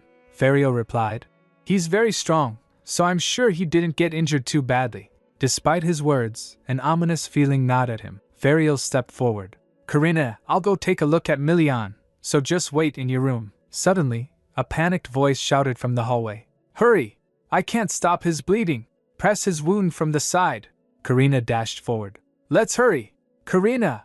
Ferial called out, but she didn't stop. When she arrived, the sight stopped her in her tracks. Blood pooled around Milian. Her eyes widened in horror. Look at all that blood. Could it be? Me? Milian? Her voice cracked. The lifelessness in Milian's face sent a chill down her spine. This can't be. He won't stop bleeding. What should we do? Desperation overtook her. Milian, wake up. That's right. Ferial! You can treat him, can't you? You said that your miracle could heal people. Please treat him with your flute. Ferial lowered her gaze. I'm sorry, Karina. I lied to you. Actually, I experimented on my body to figure out how long a heron would prevent miracles. I can't perform a miracle right now. Karina stared at him in disbelief. Oh no, she began thinking. Herons shouldn't have existed. Such a rock should never have existed in this world. If we had never known that it had such powers, then Milian wouldn't be in such danger right now. A sinister voice echoed in her mind, snickering. How much longer are you going to blame herons? You already know. Karina flinched as the voice continued. That he became this hurt because you were greedy. Her breaths quickened. No, that's not true. Don't make excuses. The voice sneered. You're the one who led him to his end. Karina Leopold, this is all your fault. The laughter in her mind grew louder, mocking her. He may end up dying at this rate. What do you think? How does it feel to be the one who pushed the person you love to his death? Tears streaming down her face. No, that's not true, the voice cackled. Don't make excuses. You're the one who led him to his end. Karina Leopold, this is all your fault. You did this. Helpless and broken, Karina could only sob as the haunting words repeated in her mind, louder and crueler with every second. Few time ago, Captain Gordon said while examining the herders' bodies, Your Grace, there's another carcass over here. It looks like the guts have been torn out too. Milian said, someone's been ravaging through the nest. Captain asked, this is a first for us. Are the two of us really enough to handle this? What if we reorganize the squad and shut down the checkpoints? Milian said, we don't have time for that. We're already far too late. He was about to say, but suddenly he felt something. This bloodthirst. A herder came in front of them. Not a regular one, but a really big one. Captain shouts, it's the head herder. Milian said, so it was that bastard behind the slaughter. There were herons in herder's mouth. Milian said, it was all to devour herons. The herder starts coming towards them while Milian shouts, we can't let it escape this time. Their friend herder crashed with the head herder to stop him. Milian drew his sword out to attack. He attacks the herder. Captain shouts, Your Grace, watch out. Milian lands safely after falling from height. The herder starts eating the herons. Captain shouts, it's eating herons again. Milian shouts, we have to stop it. After eating the herons, the herder become double his size. Captain said, Your Grace, we have to run. That thing is... But Milian was so determined to fight that he didn't listen. He dashed towards herder to attack. We can't stop here. But sadly the herder was so overpowered. Captain shouts, Your Grace. Coming back to present time, Captain said in meeting with Doctor and Ferial.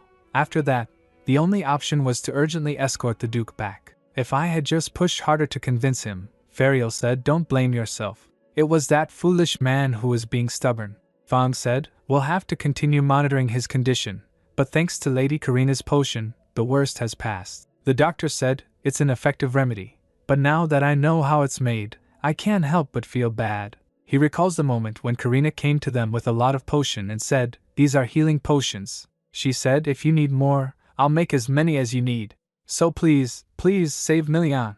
He thinks she gave her life to save him. What a cruel reality. Ferial asked, how is Karina doing now?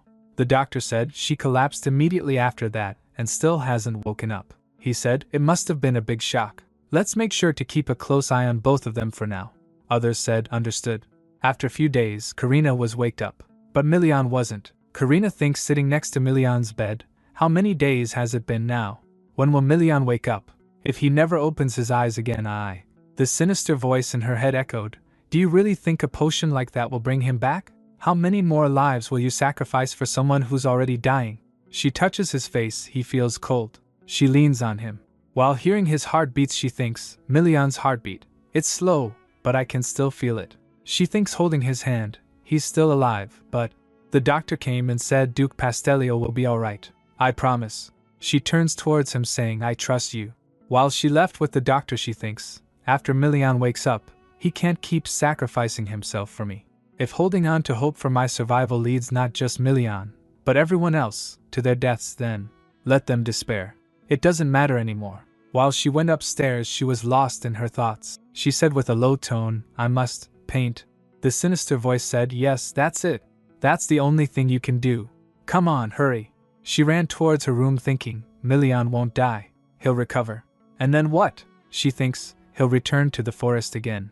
Then all I have to do is make sure he has no reason to go back there.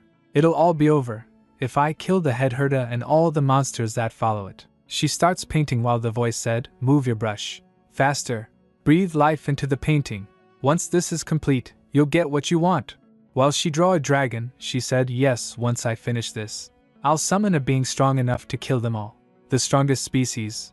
That's the answer. There was a strange smile on her face saying this, but then someone knocks at the door. It was Ferial. He came and said, Karina. Milian finally woke, but he stopped noticing Karina. Karina? She said, oh, Ferial. She said, I've found a way to stop Milian. He rushed to stop her while thinking, don't tell me she used the miracle of creation again. He shouts, Karina, no, don't do this. She said, fishing the drawing, I just don't want him to get hurt. It's the first time in my life I've ever wanted something for myself. He shouts, please, just stop. But it was already too late, she said, he's mine. No one can take him away. She completes the painting of the dragon. A bright light appears from the painting. This will grant my wish. Karina collapsed and fell on the ground while Ferio rushed towards her. Karina! The light that comes from the painting went through the jungle and reached at mountains. It reached the body of dragon, which wakes him up. He said, I thought my life had ended. How strange. His heart was restored. He said, I can feel life flowing through me. Who brought me back? Suddenly he felt something, he thinks, a scene of carnage. Am I supposed to kill the demonic monsters of this forest? It must be the wish of the one who revived me. The dragon said, TSK, what a cruel master. To ask me to kill these creatures who are no different than my own children. He starts to fly saying, still, it's time I took back what's mine. At Manor, Milian was waked up. He said, I can move now. Was there really a need to wrap me in so many bandages? Fang said, you say that because you don't realize how serious your condition was. Please bear with the discomfort a little longer. Suddenly a loud roar shocked them. Milian turns towards the voice. What was that? He thinks, this horrifying bloodlust, it's not a beast or a herda. I've never felt anything like this before. Ferial came and said, Milian. He turns asking, Ferial. Ferial was carrying Karina while he said, Milian. He said while tears fell down his cheeks, Karina is dying. Hearing this, Milian got shocked. He rushed to grab her while asking, what are you talking about? Stop with the nonsense. Give her here. Ferial said, Karina's soul. No, her life. Damn it. I should have never let her test it on me. He tells, she performed a miracle. She created something beyond human imagination. She made a dragon. Milian asked, a dragon? But why? Ferial asked, you still don't get it? To her, you're more precious than life itself. He continues, she said she couldn't think of any way to stop you. This must have been the only thing she thought might work, Milian. You, he shouts, you were going to charge back into the forest and risk everything again to save her. Milian got shocked. Ferial said, don't play the fool. Just as you treasure Karina more than anything, she's completely consumed by you. You're the only thing that matters to her. Meanwhile, he thinks neither of them did anything wrong. They just care about each other too deeply. Milian opens her mouth to say something, but a loud voice interrupts them. Milian said, Fang, grab your sword and come with me. Ferial said, don't tell me you're planning to fight. Look at the condition you're in. He left saying, I'm fine. Meanwhile, outside the manor, the servants looked up shocked. What is that? One said, there's a hole in the mountain range. Other said, no, more importantly, what is that thing? Ferial and Milian also came out to see. Milian said, damn it, I hoped I was wrong. He asked, seeing the dragon, Ferial, is that the dragon Karina created? He replied, rather than created. It's more accurate to say she revived it. He asked, was there a dragon corpse on your land? Milian replied, I just thought it was a legend. Meanwhile, he thinks, I can smell the blood from here. Is it coming from the northern forest? It's overpowering. Ferial said that the miracle of creation grants the artist's wish. If that's true, then maybe Karina's wish was the slaughter of all the monsters in the forest. Ferial said, Milian, if she's the one who brought it to life, it likely won't hurt us. But still, that may have been her final miracle. He thinks she brought back something far too great. If we had a rank 1 heron, we might have a chance of beating it. He mumbles, but we never got one from the head herder. Milian asked Ferial, do you think that dragon might have a heron? Ferial asked, are you trying to sugarcoat an admission? Milian asked, being emotional, then what else should I do? How do I save her? Ferial Carlos. He was about to say, I'll find a way some. But before he could complete, Fang shouts, Your Grace, the dragon. No, the creature is heading this way. The dragon came right in front of them. Seeing it, Milian thinks, so that's the dragon from the legend. T's presence alone is overwhelming. Still, if it truly carries a heron, we have no other option. Milian hands her over saying, Ferial, first we need to get Karina. But before he could finish, the dragon asked, is that my master? The one who breathed life into me? They both got shocked hearing it. Ferial asked, am I losing my mind? Or is that dragon actually speaking? Milian said, I can hear it too. The dragon said, good. At least some of you can understand me. Milian asked, you're saying Karina is your master?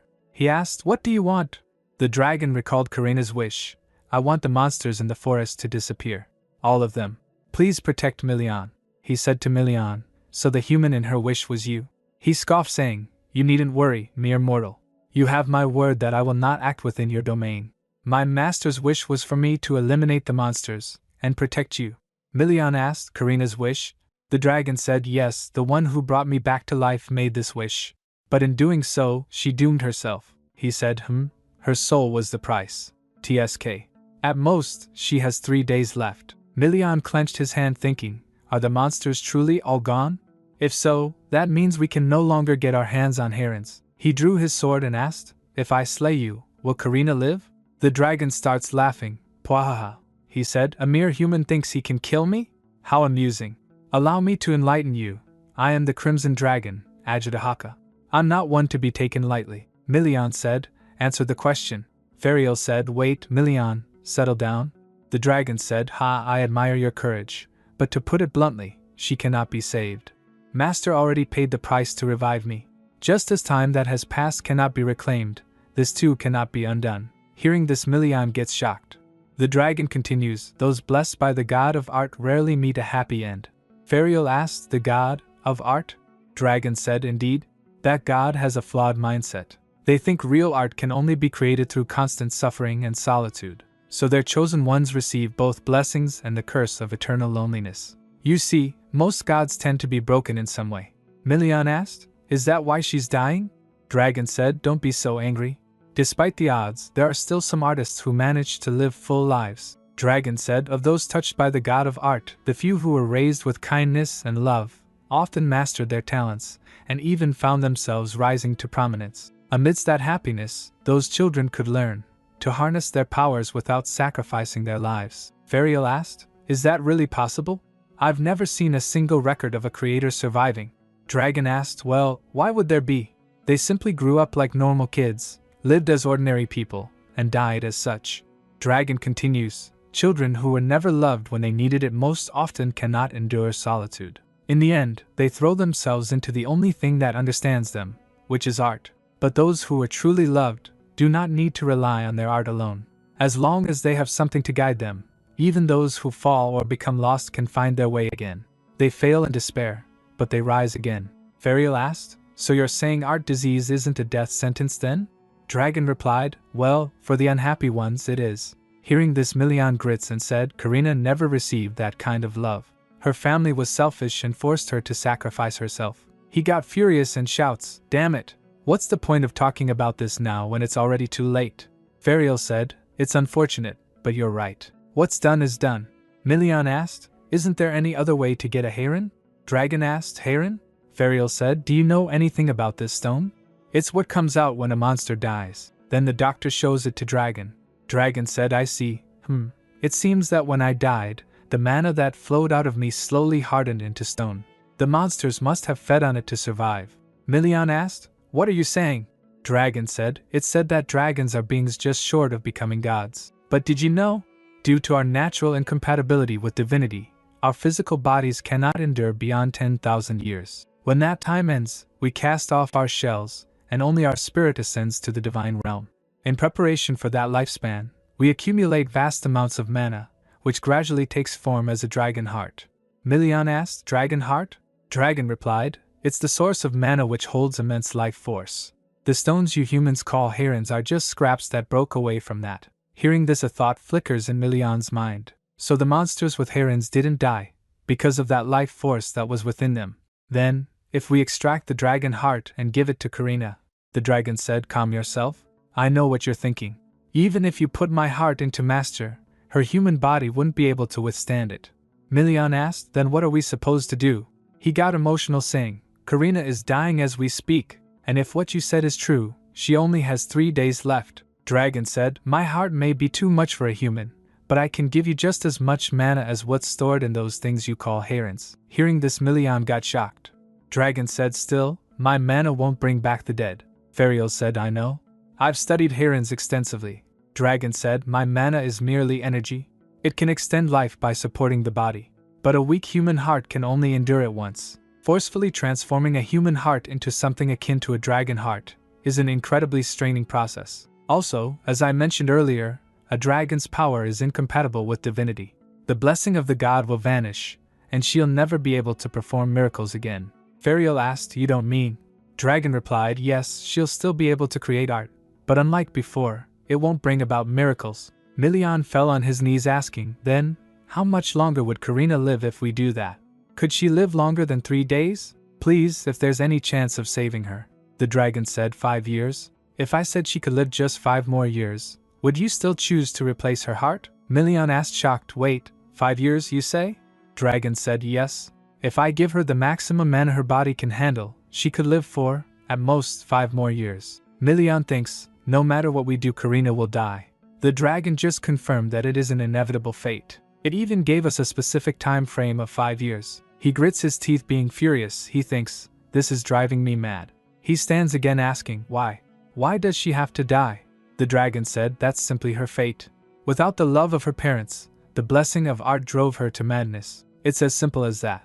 Milian thinks, I wanted her to be happy. She's kept her kindness and warmth through all she's been through. I hoped her future would be full and bright. But after facing so much, is death her only reward?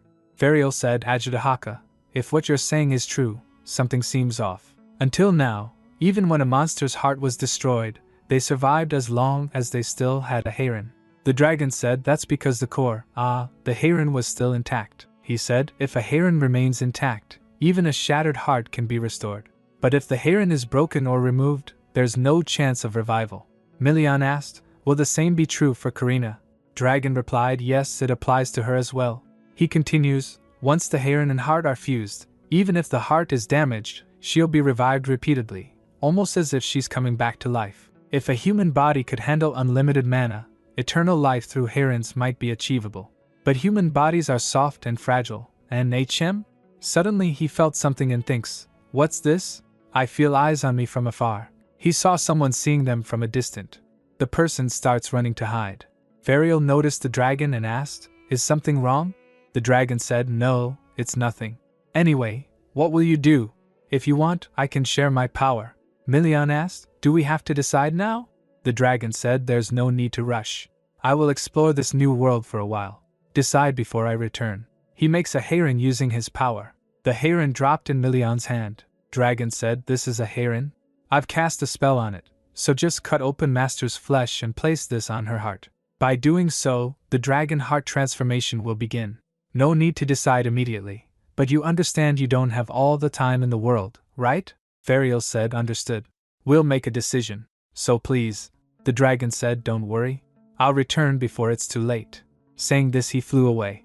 Milian turned saying, Fariel. He took Karina back from him and thinks, this is the only way to save Karina. Even if it means just 5 more years. He took her inside while still lost in thoughts. Her life afterward will be nothing like an ordinary person's. She will be able to heal no matter how severe the wound. Can anyone truly endure that kind of existence? Would she really want to be saved like this? Fariel asked, Milian, are you alright? He replied, no, I'm not. Please give me some space. Fariel left saying, as you wish. Milian placed her on the bed. He thinks, if I had done this right and gotten a Heirin, would things have been different? His face was full of tears. Karina. If she resented me for bringing her back, how could I ever face her? He said, please don't die, stay with me. He cried out loud, don't leave me behind. He thinks, Karina, you must have already been prepared to die. You must have known what would happen when you painted that picture. I can't forgive myself for pushing you to that point. The person whose gaze met with the dragon was none other than Nocturne. He thinks, what do I do? Our eyes clearly met. He recalled hearing, if a human body could handle unlimited mana, eternal life through Heirins might be achievable. He thinks these so-called Heirins are something I've heard being mentioned often around here, but no one has ever explained what they actually are. He grabs a maid's hand asking, what exactly is a Heirin? Everyone keeps talking about it. The maid said, why do you want to know? That's not something we disclose to outsiders. He asked himself, but eternal life, really? They said the Duke was seriously injured, yet he looked completely fine. And now they're talking about saving Karina from dying using one as well. He thinks, is it the ultimate remedy? Is it a means to save someone who is on the brink of death? In that case, could a Heirin cure Abilia's illness too? He thinks, if I learn how to properly use it, Master might look at me again. He might even give me back the medical license he revoked. He said with an evil smile, I'm sorry, Lady Karina, but isn't it right to put the needs of a child first? He said, I'm sure Master would understand. The one who needs the most help should take priority. No? He thinks, I need to get my hands on that Heirin. He looked for the doctor's room. Master's room was this way, wasn't it? He rummaged through the bookshelf searching for something. He thinks, on any other day, approaching the main building would have been impossible. But today, perhaps due to the dragon, there seems to be fewer guards around the manor. I can't believe there's a dragon in the north, and it even talks like a human. Anyway, why isn't it here? He said, Heron, I need to find it quickly. Suddenly he heard some footsteps. It was Fong. He asked, what are you doing in here? Nocturne said, oh, I came to see Dr. Winston. Fong said, you're lying through your teeth. No proper disciple would go through his master's room in his absence, and as far as I know, your ties with him have already been severed. Nocturne said, it's all a misunderstanding. Dr. Winston is a kind and compassionate man. He just has the wrong idea. Fong said, you're right. He's a man of character. Fong scoffed, thinking, which is why he hasn't thrown out someone as insolent as you. Nocturne said, I am sure that once I cure Abelia and develop a universal remedy then. Fong asked, a universal remedy? Nocturne said, yes. Even in the north, monopolizing something like that wouldn't go unnoticed by the imperial family. Fong said, I have no idea what you're talking about. Nocturne shouts, don't play dumb. I need that jewel called Heron. Fong said, surely you know that's our only hope for saving Lady Karina. Nocturne said, this is the north. If we need more, we can just get another. Lady Karina's younger sister is gravely ill, and there are so many sick in the capital too. If we make a universal remedy from the Heron, even Dr. Winston will. Fong said, cutting him off, that's enough. What you mean, plain and simple, is that you want to sacrifice Lady Karina. The Heron is for her. Nocturne said, but Fong didn't listen to him and said, I won't stand for any more nonsense. Be prepared to face the consequences of your actions. Meanwhile, Milian sat beside Karina's bed. Suddenly she blinked and opened her eyes. She heard Milian crying, please, Karina. She thinks, Milian, why is he crying like that? I can't move my body. She said, Milian. He gets surprised, Karina? She smiled and said, good evening, Milian. She said, what should I do? I want to hold you, but I can't lift my arms. He grabs her hand saying, then I'll be the one to hold you. He lay next to her. She asked, are you feeling better now, Milian? He said, I'm fine. I wish you'd care for yourself more than you do for me. Tears fell down his cheek. She wiped them saying, it turns out I'm more in love with you than I ever could have expected. I don't want to be apart from you. He grasped her hand saying, you won't have to. You'll survive. So don't worry. She asked, surprised, you didn't get the Heron, did you? He kissed her hand, replying, no, I didn't. But, he tells, you revived the dragon that was slumbering in this land. She thinks, was that what I drew back then? My memory is hazy. He tells, that dragon devoured all the monsters in the forest. Was that really what you wanted, Karina? She thinks, yes, at that time, I was only thinking about one thing. Milian. She said, I never wanted you to push yourself too hard because of me. He said, thanks to you, I'm safe now. She asked, really? But you were crying. He said, that's because my heart hurts too much. It's easier to bear physical wounds. She said, Milian. He said, Karina, please don't try to protect me. Don't put others before yourself. She said, you're the only one I'd do that for, Milian. You're the only one I'd give my life to protect. He said, that's exactly what I wanted to say. She asked, what happened to the dragon? Did it disappear? He replied, no, it's fine. It's still here. We even spoke to it, he said, and it gave us a Heron.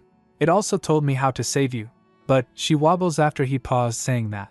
She asked, even if I get past this, will I still be destined to die soon? He clenched the bedsheet saying, no, you won't die, although we can't bring back life that's already gone. If we fuse your heart with a Heron, you'll live for 5 more years. She said, that's good news. But why do you look so grim? He said, because in exchange for extending your life, you'll never be able to use the miracle of creation again. She said, you never liked when I used it anyway, Milian. He said, that's true, but you do. She tells, that's because it was the only thing that gave me air when I felt like I couldn't breathe. It held me up when I struggled and comforted me when I cried. It granted whatever I wished for, however I wanted it. She continues, but that was only possible because I paid a price and made a wish. I asked to be saved from loneliness. But now, you're here beside me, Milian. Whether or not I pay a price or perform miracles, you've always been there. Everything is alright now. He thinks, what do? I can't bring myself to say it. She said, there's more you're not telling me, isn't there? He turns towards her. Hearing this, she said, no wonder you've looked like you're on the brink of tears. She said, I'm alright, so just say it. He grabs her hand saying, Karina, once your heart fuses with the Heron, You'll gain a body that won't die, no matter the wound, until your heart itself is destroyed. It's essentially immortality, albeit temporary. He said, you'll live a life unlike that of any ordinary human. He leans on her saying, but even so, I want you to live. Would you resent me for saying that? I know it's selfish of me. She said, you're telling me to become a monster, Milian. He said, if it means saving you, I'll take the blame. He drooped his head when she asked, so, were you planning to give up if I said no? Milian starts crying again saying, I'm sorry, but I can't. She said, even if I become a monster, you won't abandon me, will you, Milian? He kissed her saying, never. So let's live on together. Live for me. Right after sharing her thoughts, Karina quickly fell asleep again. Milian leans to check her heartbeat. He thinks she's still alive though barely. Before falling asleep, Karina said, see you tomorrow morning. He thinks her faint heartbeat is enough to bring me some comfort. But there isn't much time left. I really have to make my decision now. Karina said she wanted to live. If that's the case, then what I must do is… Fang came and said, Your Grace, everyone is gathered in the sitting room. Milian replied, I'll be there soon. He kissed her forehead saying, Karina, rest for a little while longer. Just a little bit more. In the gathering, Fang tell everyone about Nocturne. And that's what happened. He asked, what should we do about Nocturne? The doctor said, it's my fault. I should have cast him out when I cut ties as his teacher. Milian asked Fang, isn't he aware that Karina will die without the heron? Fang nods replying, he is, but he seemed to think that another could be procured elsewhere. Milian said, banish him from the north, and deal with him quietly. His life is the price for overstepping his bounds. Then he turns to the doctor saying, Winston, I'm sorry, but we cannot let someone like that live. The doctor replied, I understand. We'll take our leave now. After doctor left, Ferial said that settles his punishment. He asked, so did you ask Karina? Milian replied, yes. She clearly said she wants to live.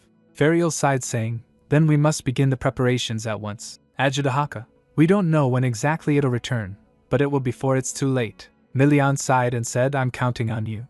Then he went to Karina and called for her, Karina. She thinks while being unable to wake up, is it morning? My body feels so heavy. It's warm, but… She saw a glimpse of Milian while he asked, Karina, how long are you going to sleep? She thinks I want to get up. I want to tell him I'm alright. It's so dark. My voice can't reach him. Just once, please. Milian said, let's see each other in the morning. I'll wait for you. She thinks he wants to see me in the morning. I have to open my eyes. Even if this is my last moment, and all my time runs out, there are things I want to tell him. I want to tell him I'm sorry I couldn't keep my promise, but that I was happy with him, and learn how joyful life could be thanks to him. I don't care if telling him these things is the last thing I do. Just once. Then she opened her eyes. Milian asked, Karina? Her eyes was turned yellow now, she said. Milian, he said, Karina, your eyes? But before he could finish she interrupts saying, I love you. She said, all my life, I never surrendered my heart to anyone. Until you. You made me want to live. She holds his hand saying, you are one of a kind. You showed me that life is worth enjoying, and that just opening my eyes in the morning could feel like bliss. Milian said, Karina, I feel the same way. You brought light into what used to be a dull life. Because of you, I decided to live my life to its fullest. He said, thank you. Her eyes filled up with tears. Then he kissed her. She said, I still have so much more I want to say, but there's not enough time. I'm sorry, Milian. I said we'd meet in the morning, but the truth is, I don't think I can keep that promise. She said, if this really is our last moment, I was terrified that the last thing I left you with would be a lie. He hugs her. She pats him while he said, no, it'll all be fine. The dragon will come soon. You'll live. He starts crying saying, so please don't say things like that. Suddenly she dropped down on bed. Karina, she said. Milian, I'm going to sleep for a bit. He said while his eyes were full of tears, sleep well. We'll see each other in the morning. No matter how many mornings it takes. I'll wait for you. If it's difficult to wake up, you can rest. It's alright to take your time. But please be sure to come back. Karina Leopold was dead. Only the northern nobles were invited to the funeral. And news of her passing quickly traveled from the north to the capital and beyond, eventually reaching the south. Among the 4 children of Count Leopold's family, the second daughter, who had always been the most overlooked, was no more. As if that were not enough, news also surfaced about the accident involving Nocturne, their family physician. The Leopold family shut themselves away for a while, and even the management of their estate and county fell into chaos. Nothing came of their belated regret. This much was all the world knew. At Leopold Manor, Karina's mother asked her father, "What do you mean? Karina is gone? You're lying, aren't you?" He replied, "I want to believe it's a lie too." She asked, "What are you saying? Why would Karina be dead? Enfric, you even went all the way north to see your sister, so why didn't you say anything?" Enfric said, "Mother, about that." Karina's dad shouts, "Wasn't it said that Duke Carlos was ill? I heard he had heart disease and would die soon. I heard the news on my way back here. I was chased away and didn't even get to see her face properly." Her mother plopped down on the sofa saying, "This can't be true. She was always healthy. Right up until she left, she was definitely." Meanwhile she thinks, was she healthy? She thinks she would leave the dining table as quickly as she sat down. "I thought it was just because she was a picky eater. Did she have a fair complexion? Or had all the color long since drained from her face?" Her mother asked. "If this is true, shouldn't we be the ones to hold the funeral? Why did only you two return?" Enfric said. "She said she wanted to sever all ties with us," Karina's father said. "She told us to handle her death ourselves. What can we do? It's our fault for not believing her." He thinks, "What we realized after going all the way north was that it was already too late to fix things. Even if we apologized, she would never look back at us." He said, "She said we didn't even have the right, so how could we hold her funeral?" Enfric said, "It's our fault." Her mother tries to say something. But no word came from her mouth. She thinks, "I never once thought of her as anything but my child. Karina Leopold was definitely my daughter. It's just, she was the daughter who somehow never drew my attention. I thought there was no need to take special care of her. She seemed fine on her own, so I didn't give her the same attention I gave the others. There were so many children to care for, and I gave her less than I should have." The door creaked open and Abilia and Felden came. Abilia asked, "Karina is dead?" Her mother said, "Abilia! Felden, you're here too." Abilia rushed towards her dad shouting, "You said you would bring her back. Why did she die? Answer me," Felden asked. "Enfric." Karina's dad stood still while Abilia asked. Either Karina, nor Nocturne, came back. "Why?" His face was full of tears. She shouts while crying, "Please tell me this is all a lie." Her dad said, "Ha, Karina filled a whole carriage with gold bars for us and said it was the price for raising her." Abilia stood crying. Her dad said she had changed a lot. She looked so much more at ease than when she was with us. It didn't feel like she was nervous. Enfric said even if she was sick, she seemed happy. Then Karina's dad turns to ask, "Dahlia, do you remember the last time that child smiled brightly in front of us?" Her mother asked confused. "What?" Her dad left the room saying, "I honestly can't recall." At North, Milian sat on the bed, while Ferial came and said, "Milian, the noise has settled down somewhat." He said, "I see." Ferial said, "Just as she wished, Karina Leopold's existence will disappear, and the preparations to bring her back are already complete." Milian said, "Even though she won't be gone forever, seeing her like this now is unbearable." The doctor came and said, "It'll be fine. Ajitahaka has already infused the Heiran with magic. Now, I will perform the final surgery myself," Milian said. "Ah, yes, I'm counting on you," Fawn asked. "Shall we step outside and wait?" Milian asked. "Why should we leave?" Fawn replied. "Well, if you keep glaring at Winston like that, it'll make him nervous too," the doctor said. "Fawn is right. I'll have to ask you both to step outside. I'll inform you as soon as the procedure is complete," Ferial said. "Very well. We'll place our trust in you and wait," the doctor said. "Lady Karina will be fine. You can leave it to me." Milian turns to leave saying, "Ha, fine." Fawn asked the doctor, "Can you do it?" He replied, "I must. That's why I'm here." Milian and Ferial stood outside the door waiting. Milian said, "It's quiet." Ferial said, "It is." Milian said, "If we had something to talk about, maybe time would go by faster." Ferial said, "Honestly, it's a simple procedure, so it shouldn't take that long. But my hands are shaking so much I could never do it myself." He clenched his hand to stop it from trembling. He asked Milian, "What will you do when Karina comes back?" He replied, "Marry her." Then he asked, "Milian, are you sure you won't regret saving Karina? It means she'll be living on borrowed time again. I'm terrified of stepping into a future where the farewell has already been decided." Milian said, "You're right. Karina will die before we do.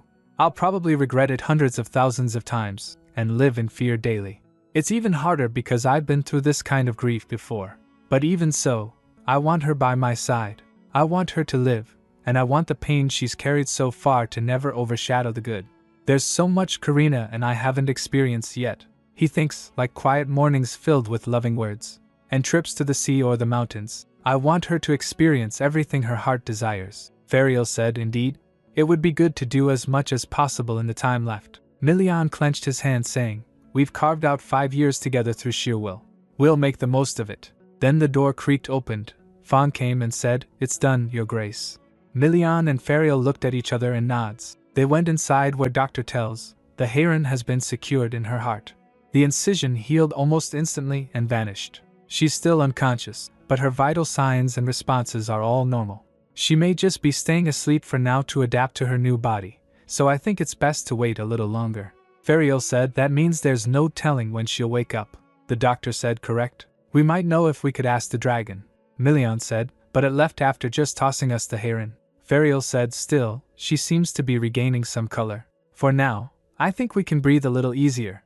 Milian said, Fang, escort Winston to his room. Good work, both of you. Doctor said, I'll be here to check on her every day moving forward. Milian said, you've worked hard too, so go and rest for the time being. Fariel said, all right. Everyone left the room, leaving Milian and Karina alone.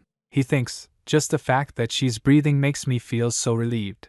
My heart truly lies with her. He said, holding her hand, I love you, Karina. It's already been a month since they placed the heron in Karina's body. Time has passed and the calendar has turned to a new page, but she still hasn't opened her eyes. Milian went to her room and said while moving the curtains aside, good morning, Karina. He thinks countless doctors, including Winston, have come and gone. Her breathing is steady. She seems to be getting enough nutrition too. In the end, all I can do is wait for Karina, and then wait some more. He sat beside her bed and asked, what should I tell you about today? Oh, the first ships will leave the north soon. He said, Viscountess Ariel said that if you get better someday, we should go visit her. You said you wanted to see the sea, right? It feels like the perfect opportunity. He holds her hand thinking, I can feel your warmth, along with the gentle rhythm of your heart and breathing. Milian said, and my beard grew a little today. I want you to fall for me when you wake up and see me looking my best, but I keep neglecting to tidy myself up. It will be spring soon. Even here, in this cold northern region, the weeds have started to sprout. What else? Oh, I'll be busy today, so I won't be able to come in the afternoon. I'll come at night. I hope you're having sweet dreams. Saying this, he left and then came after some time and said, Karina, how much longer do I have to wait for you to open your eyes? He squeezed her hand, saying, I really miss you. I want you to look at me, and I want to hear your cheerful voice. You're lovely even lying here asleep, but I want to see you awake. He shakes his head, asking, I'm being needy again, aren't I? He kissed her hand, saying, I trust you're slowly making your way back to me. It's alright to take your time, but please don't ever stop. Karina in her unconscious heard Milian's voice. It's alright to take your time, but please don't ever stop. She said in her mind, I won't stop, so just wait a bit more. How much time has passed? Every day I hear Milian's voice from afar, but it's like I'm in a deep sleep and can't wake up. If this is a dream, when will I be able to wake? I want to wake up, please. She opened her eyes with a flash of light. But instead of waking up, she was in a random place, and some strings made up of light were holding her. She touched one, saying, What is this? String. The string takes her to a memory. Little Karina said while drawing, If I draw well, they'll pay attention to me again. Karina thinks, seeing it, that's from the day of the first miracle, isn't it? Then some more memories came in front of her. I hate my siblings. You're the only ones who understand me. That's the day I got jealous of the twins. I want to be loved too. And this is... the man I'm engaged to must have lived a life of freedom, right? Then in one memory she said, just once, I want to live freely too. In one, Milian saying, I love you, Karina. I love you too. Milian, these are all my memories. I went through a lot of pain and hardship, but experienced happiness at the end of it. Then a voice shocked her. It's a relief to hear you say you were happy. She turns to see, who's there? The art god said, someone who cherishes you more than anyone else. I am the one who gave you the miracle of creation, and helped your art blossom. It's so nice to meet you. Karina asked her, a god. Are you the god of art? The art god replied, yes, that is what humans call me. I've long wanted to look over you in the divine realm, but numerous factors made it impossible to take you there. The god of war and that damned dragon ruined my plans, she said, and on top of that, my dear, I never expected you to give up the power of creation. Karina shakes her head, saying, I didn't need it. But the art god said, impossible. She came near Karnia asking, "You used that power to discover happiness and the beauty of art, didn't you? Your loneliness honed your artistic sensibility. And your intense desire even brought a being with self-awareness into existence. That's something few creators achieve. You are truly special. If there hadn't been needless interference, you would have lived out the fate I set for you," she said. "You're my precious child, created for art, and fated to sacrifice for it."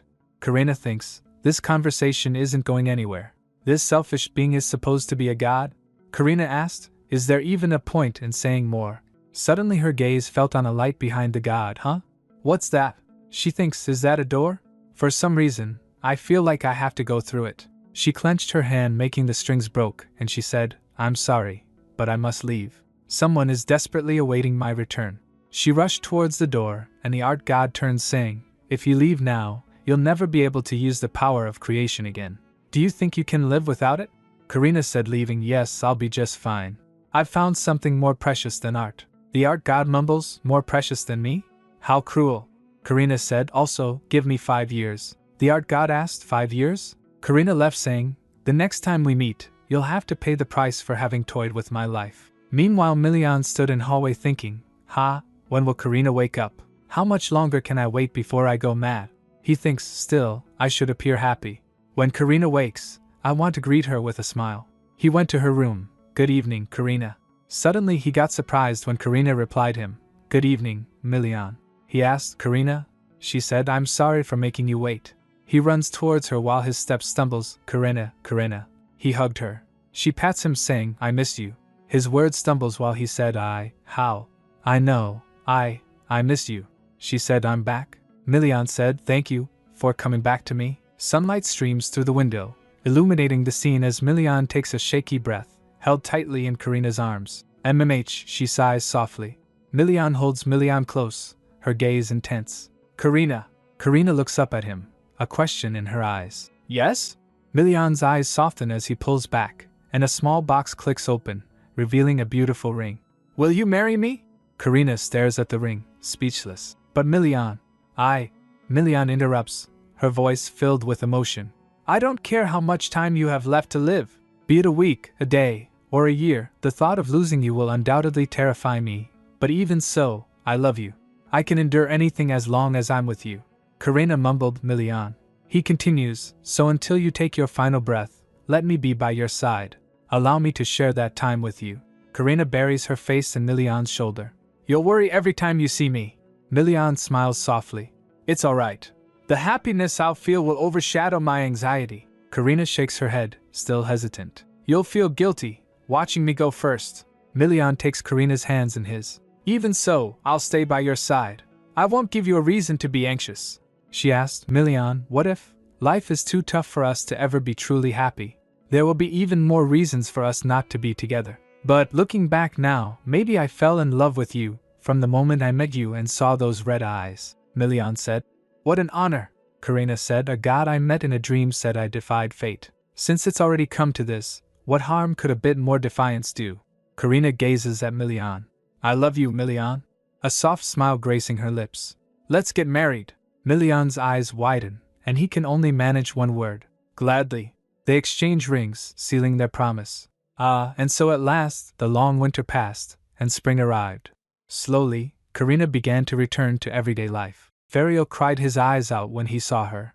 Nobles from the north came to visit, and the herdess she created was happy to see her. For the first time since before she experienced the miracle of creation, she feel healthy. She don't get winded when she walk fast, and she don't vomit blood or collapse. Every day was precious and filled with so much happiness. A maid, while helping Karina to get ready, asked her, "You're not tired already, are you, my lady?" "The maids are all abuzz with wedding preparations," others said. "There's the dress for the wedding ceremony, but we also have to prepare a dress for the banquet afterward." One of the maids gushes, "There isn't a color that doesn't suit you. His Grace is so lucky to be marrying such a beautiful lady." Another maid chimes in, "Wait, shouldn't we be addressing you as the Duchess-to-be now? The days will start to get warmer soon." Another maid says, holding up a dress, "You said you were going to visit Viscountess Ariel this summer, right? You'll need more dresses and jewelry. Is there anything else you need?" Karina smiles warmly. "No, you always do such a good job preparing everything for me." Meanwhile she thinks, everyone seems so excited. the maid said after seeing Karina. Goodness, you're absolutely stunning. Karina blushes. Really? Thank you. She thinks, I still haven't gotten used to my new eye color.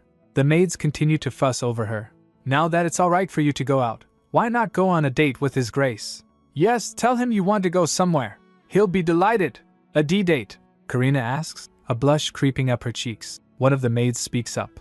Excuse me, he stepped out early this morning, so he should be returning. Suddenly someone knocks the door. Karina turns saying, Ah yes, come in. She turns to see Fang enter. I see you're in the middle of selecting a wedding dress. Yes, Karina replies. The attendants are so helpful that I don't need to do much. Is something the matter? Fang frowns. A red-haired man showed up and asked to see you. She asked, confused. Me? Fang steps forward. He didn't identify himself, but do you have any idea who he might be? Suddenly the person came in and said, There you are. Fang turns and asked, What do you think you're doing right now? Leave this room at once. Ajitahaka strides into the room, his eyes fixed on Karina.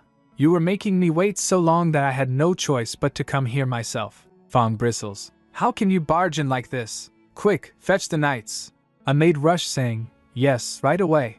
Meanwhile Karina thinks seeing him. Who is he? I've never seen him before. Ajitahaka ignores Fang. Your name is Karina, isn't it? This is probably the first time you've seen me like this. Actually, you've never really seen my true form, have you? Karina thinks, oddly enough, I get the feeling he's not dangerous. Fang warns, Don't go near him, my lady. Karina studies Ajitahaka, suspicion in her voice. I don't think you're one of the nobles I met at the banquet. How do you know me? And how did you know where to find me? Ajitahaka chuckles, a dangerous glint in his eyes. Brave, aren't you? You must be curious about me. But first, let me say thank you. Thank you? Karina echoes, confused. Yes, Ajitahaka confirms. You woke me from my slumber. It's not exactly repayment, but I made you a heart in return. How do you like it? She thinks, what is he saying? He says I woke him up, and he made me a heart? Could it be? Ajitahaka smiles, revealing sharp teeth. Do you know who I am now? I am the Crimson Dragon, Ajitahaka, he said. Nice to meet you, master, Ajitahaka said to Karina. Nice to meet you, master. Karina, surprised, wonders. Are you really the dragon I created? I didn't know dragons could take human form. Well, I'd be too noticeable if I roamed around in my natural form. Ajitahaka explains. Karina turns to Fang. You can lower your guard, Fang. Fang hesitates. But, Karina reassures him. This dragon saved my life. I don't think it'll harm me. Fang relents. Understood, my lady. I will be just outside the door, so please call for me if you need anything. Thank you, Karina replies. Karina tells the maids. I'm sorry, but can we try on clothes another time? The maids eagerly respond. Yes, of course, my lady. We'll bring some snacks for you. Ajitahaka raises an eyebrow. I don't know what all the fuss is about. He scratches his neck, looking unbothered. Karina smiles. Ahaha. Karina muses. Our eyes are the same color. If I truly bear a dragon's heart then. He leans in, smirking. It looks like there's a lot you want to ask me. Karina gasps. Is it that obvious? Ajitahaka laughs. Honesty isn't a bad thing. Shall we sit somewhere and talk? Is that alright with you? Karina asks. Ajitahaka agrees. Sure. Later, seated at a table laden with delicacies, Ajitahaka remarks. Ooh, the hospitality at a duke's manor is truly unparalleled. Please help yourself, she asks him. So, where have you been until now? Million's been searching for you, but you simply disappeared, he replies. I expected him to look for me, but I was so busy replenishing my magic that I couldn't think about anything else, she asked. Magic? He said. If the master who saved me died, what do you think would happen to me? Karina listens intently as Ajitahaka explains. Just like you, I fell into a deep sleep and couldn't move. If I hadn't replenished my magic before slumber, it would have all dissipated and gone to some big mountain range. Karina is surprised. I see. I had no idea. I'm sorry you had to hurry over here as soon as you woke, Karina says. Ajitahaka waves it off. I didn't come right away. I wandered a bit because I wanted to see how things had changed. The world has become a better place. I'm glad I have the chance to live in this world again. He gazes at her, thinking. I wanted to come and give my thanks. Karina bows her head slightly. I should be the one thanking you. I wouldn't be here if it weren't for you. Ajitahaka asks. How are you feeling now? Karina replied, raising her fists in the air. I was asleep for quite a while after the new heart was put in, but I haven't experienced any problems since waking up. In fact, it hardly feels like I died. I feel healthier than ever. You probably fell into a deep sleep because my power and the blessing you received collided, Ajitahaka explains. He thinks, seeing my magic replenish like this, the fusion seems to have succeeded. Life was fading from her before, but I'm glad now that I see her breathing properly and smiling brightly. He said it took some time, but I'm glad you're safe. Karina smiles gratefully. Ajitahaka, thank you again for giving me this new life, Ajitahaka responds. If you're truly grateful, live out the rest of your life happily. Your heart is my core, so I will inevitably be affected by your emotional changes. Karina ponders. Is that why I instinctively knew you were harmless, even though I'd never met you before? Ajitahaka says. Perhaps. If you compare us to humans, we're bound tightly like a father and daughter. A father and daughter, Karina repeats. She looks at him with hopeful eyes. Ajitahaka, while I'm alive, would you stay here with me? You saved my life, so I want you to be comfortable. Ajitahaka considers the offer.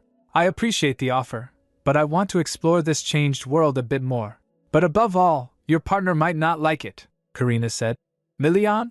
No, I think he'd be happy to have you here. Ajitahaka's eyes narrow. It seems you still don't know him well, master, Ajitahaka warns. That guy is brazen. It makes no difference to him whether one is a god or a mortal. Karina tilts her head in confusion. Huh. Meanwhile, back at the Duke's manor, Milian sweeps into Fariel's room. What did you say you were going to do? Milian declares. I'm going to marry her. Come prepared with a wedding gift next time. Fariel is shocked. Are you insane? Even if she's much healthier now, she was bedridden until recently, Milian retorts. I already proposed while she was bedridden. What's the problem? Fariel said, I thought you called me here for something important. Milian replied, I didn't want Karina to be the one to tell you. Fariel sighs. There's something wrong with you.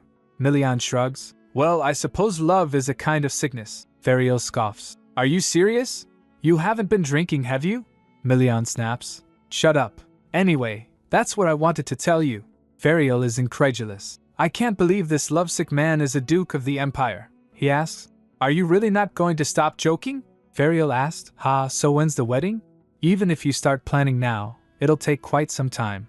Milian examines some perfume bottles. I'll take this one and that one, he said. We're aiming for this month. Fariel is stunned. What? Isn't that too soon? Milian states firmly. Every minute counts.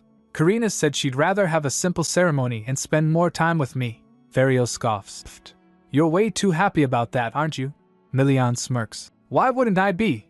I'm the person she wants to be with. Fariel thinks back. He used to say Karina was his, but now he says he belongs to her. Falling in love really does turn people into fools. He sighs. Let me know when the date is set. I'll bring a generous gift. Milian nods. Sounds good. Fariel said, I'm going home now. I should really set up a residence in the north soon. As Milian turns to leave, Milian calls out. Fariel. Fariel turns back. What is it now? Just tell me everything at once, will you? Thank you. Milian interrupts. I wanted to thank you properly. Fariel is surprised. You're so blunt. I never thought I'd hear you thank me. He turns to leave again. Milian asked, Are you trying to pick a fight today?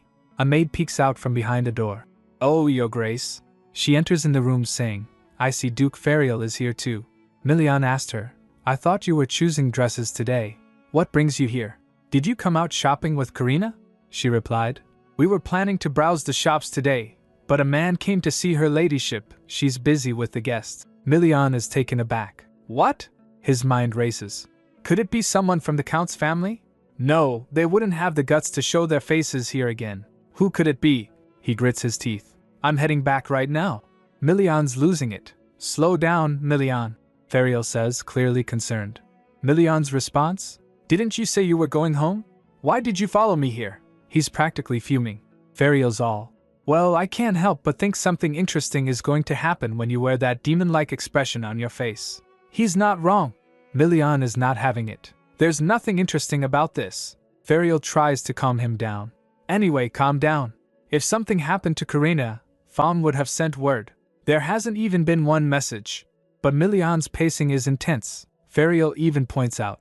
You're going to stomp a hole in the carriage floor. And just like that, Milian burst into the room, shouting, Karina, I heard you were here. Only to stop dead in his tracks. Oh no! Because there, at the table, are Karina and Ajitahaka. Close. Very close. Milion's face. He's so shocked. Karina, all smiles, greets them. Oh, Milion! And Ferial, you're here too, Ajitahaka simply says. Oh, hello. Milion strides toward them, and without a word, he hugs Karina from behind, a possessive grip that screams, "She's mine!" Ferial is immediately on alert. Good grief, you don't care whether guests are here or not, do you? And just as I thought, there doesn't seem to be any danger in sight. Ferial raises an eyebrow.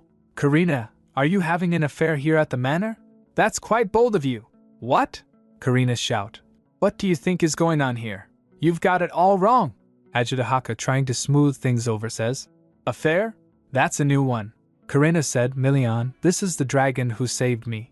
Milion asked. Dragon? You mean Ajitahaka? He smiles warmly. It's been a while, hasn't it? Karina explains in a defensive tone. He's taken human form so he doesn't attract attention. He was asleep the entire time I was. That's why he's here now. Karina adds. Since I'm healthy now, we were just chatting about. Ack. Milion squeezes Karina tightly. Ferial is unimpressed. Don't hold hands with other men. Ajitahaka, standing up, chuckles. Other men, huh? Ha ha. Your desire to protect your partner is admirable. He reaches out and ruffles Milion's hair.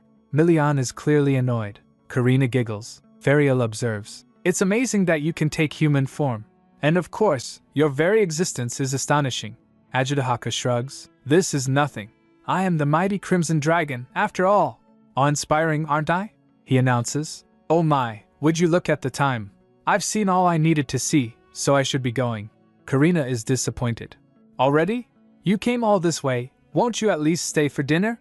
Milion turns towards him and said. Oh, how nice of you to excuse yourself. Goodbye now, Ajitahaka said. I'll visit my master often. Before I go, there's something I want to tell you. Come here for a moment. Milion is clearly annoyed. What is it? How annoying. Ajitahaka leans in close, his eyes intense. The time given to my master is but an instant to me, and it's not long for a human either. If you decide to be with her, don't let her go. Artists blessed with creation crave love, so it's hard to win their hearts at first. But if they're ever disappointed by another, you know what happens, don't you? Milion thinks they neglect not only others but also themselves, and sink back into art. Ajitahaka said. However, I'm not worried about you. Your resolve to protect her is admirable. And more than that, you really suit my master. He pats Milion on the shoulder. Ajitahaka grabs his coat. Oh, you created the monster down there too, right? Can I take it with me? Karina asked Herta. Why? He said, if you die, it will die too. Karina said. If Herta's alright with it, fine. He said, great. See you next time. Ferial chimes in. I'm leaving too. I'll show you the way. Ajitahaka said, oh my, just look at this hospitality. The door closes. Milion comments. Ha, he's so rude. She said, he has a strong personality. Anyway, did you really think I was having an affair? I would never ever.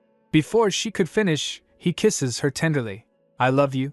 He pulls her close. She said, don't try to get out of this. He said, I'm sorry. But more importantly, how are you feeling? Karina assures him. I'm fine. Ajitahaka says I have no health issues, so don't worry. He already checked me earlier. Milion said, I don't feel comfortable with that dragon. But if what he says is true, then I'm glad. Karina perks up. Haha, this means we can go on a trip. We can go to the beach or the mountains. He said, a trip sounds nice. But first, let's have a wedding. Karina is surprised. Are we really going to do it this month? Milion's face drops. Do you not want to? Karina quickly reassures him. Of course I want to. Milion grabs her hand. Then let's do it. Time is not infinite. Everyone feels that way, but time moves especially fast for Milion. You look beautiful. It's perfect. We see Karina in her wedding dress. Thank you. This is only possible because of you all. As her maid adjusts her veil, she complains. Don't keep hiding your face, Karina said. Sorry. The maid retouches her lipstick. I'll retouch your lips. Please stay still.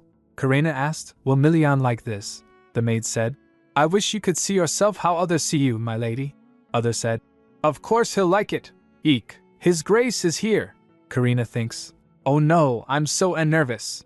Milion enters. Karina, are you all ready? He stops, completely captivated. You're so beautiful.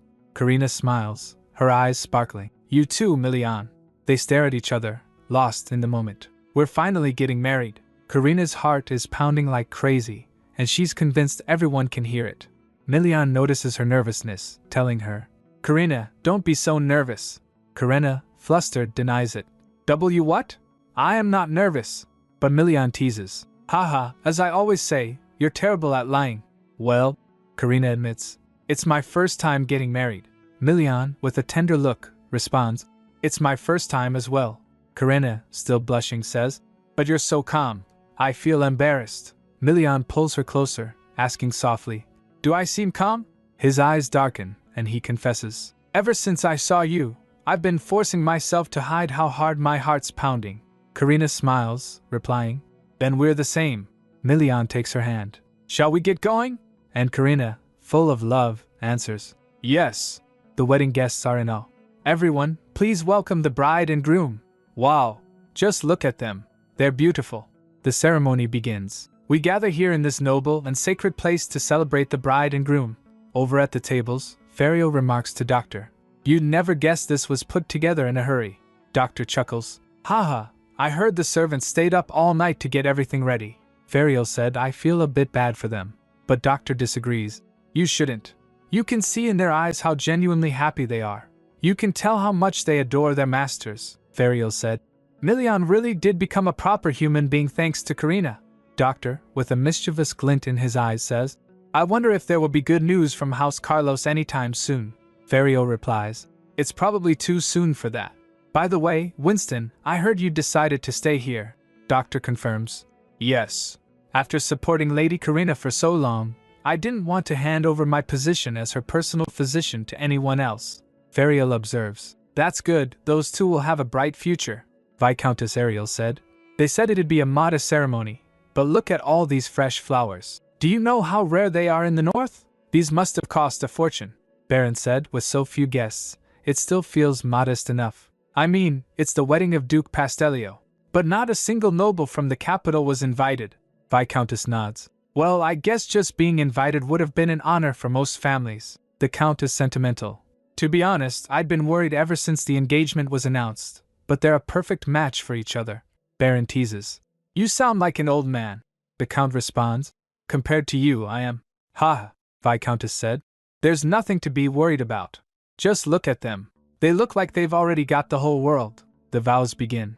The officiant asks, Duke Milian Pastelio, do you vow to take Lady Karina Leopold as your wife, to love and protect for the rest of your life? Milian, with a loving look at Karina, answers, I do. Then, to Karina, Lady Karina Leopold, do you vow to take Duke Milian Pastelio as your husband, to cherish and love for the rest of your life? Karina responds, yes, I do. The officiant pronounces, then I hereby pronounce you husband and wife. As the guests applaud, Fang said, congratulations. Fang wipes away tears. Milian said, stop crying already. Fang said, if the late Duke and Duchess were still with us, they would have cried even more than I am. Milian smiles gratefully. Thank you. The officiant concludes, may you both live happily ever after. Karina thinks, there was a time when I had nothing to look forward to, but now, I can finally look forward to the future. Karina adds in her thoughts, even if my days are numbered, I've come to realize there are too many things to be happy and hopeful about, for me to despair over lost time. As long as I'm with Milian. The scene shifts to their wedding night. Karina stirs in Milian's arms. Is it morning already? She murmurs. Milian brushed through her hairs while thinking, after the ceremony, we had a small reception. Karina looked happy. Then we returned to the manor and we… Are you awake? Karina rubs her eyes. Milian asks, I am. Did you sleep well? How are you feeling? Karina blushes. How am I feeling? Karina squirms in his embrace. Milian worries. I might have pushed you too hard, so… Karina interrupts. I am fine. Milian smiles. My wife is endearing and lovable this morning as well. Karina retorts. I could say the same thing about you. Why do you have to look so handsome first thing in the morning? Milian teases. Well, I have to make you fall for me today too, don't I? Karina, with a soft smile, replies. I already fell for you anyway. The morning light streams into the room as Karina stirs awake. Milian, already up, offers her a glass of water. Good morning, Karina. Do you want some water? Karina nods, accepting the water.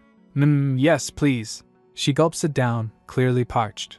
Milian watches her, a soft smile on his face. You look beautiful every morning. Karina giggles, a little embarrassed. What? Goodness, Milian. She gazes at him, a wistful expression on her face. It still feels like a dream sometimes. Milian, intrigued, asks. What does? Karina smiles. When I open my eyes, you're always right here beside me. And I'm still alive. They share a tender moment, both still finding it hard to believe their newfound happiness. I also can't believe that I've been living this carefree life for months now. Milian squeezes her hand gently. Well, we have some free time these days. Is there anywhere you've wanted to visit? Let's take this chance to go. Karina thinks for a moment, then mentions, I'd like to go to the Northern Sea since we couldn't visit last time. Marin invited us too, so… Milian readily agrees. Alright, I'll talk to her about it. Thank you. Karina responds. But soon, Karina's stomach rumbles, breaking the peaceful atmosphere. I think I'm getting a little hungry. Milian said I'll have someone prepare breakfast. He suggests they freshen up together, but Karina quickly shuts that down. No, if we wash up together, we'll never make it out of the bathroom. She gets up and rushes towards the bathroom, leaving a disappointed Milian behind. But… Karina soaks in the tub, letting out a contented sigh. Ha! She reflects on how much time has passed since their wedding. It feels like just yesterday we had our wedding, but it's been months already. A thoughtful expression crosses her face. I suppose we should visit the capital at least once. I've never really had the chance to explore it, and we've never gone to see Fariel despite receiving so much help from him. A tinge of sadness enters her voice. The capital, huh? It's a bit sad though.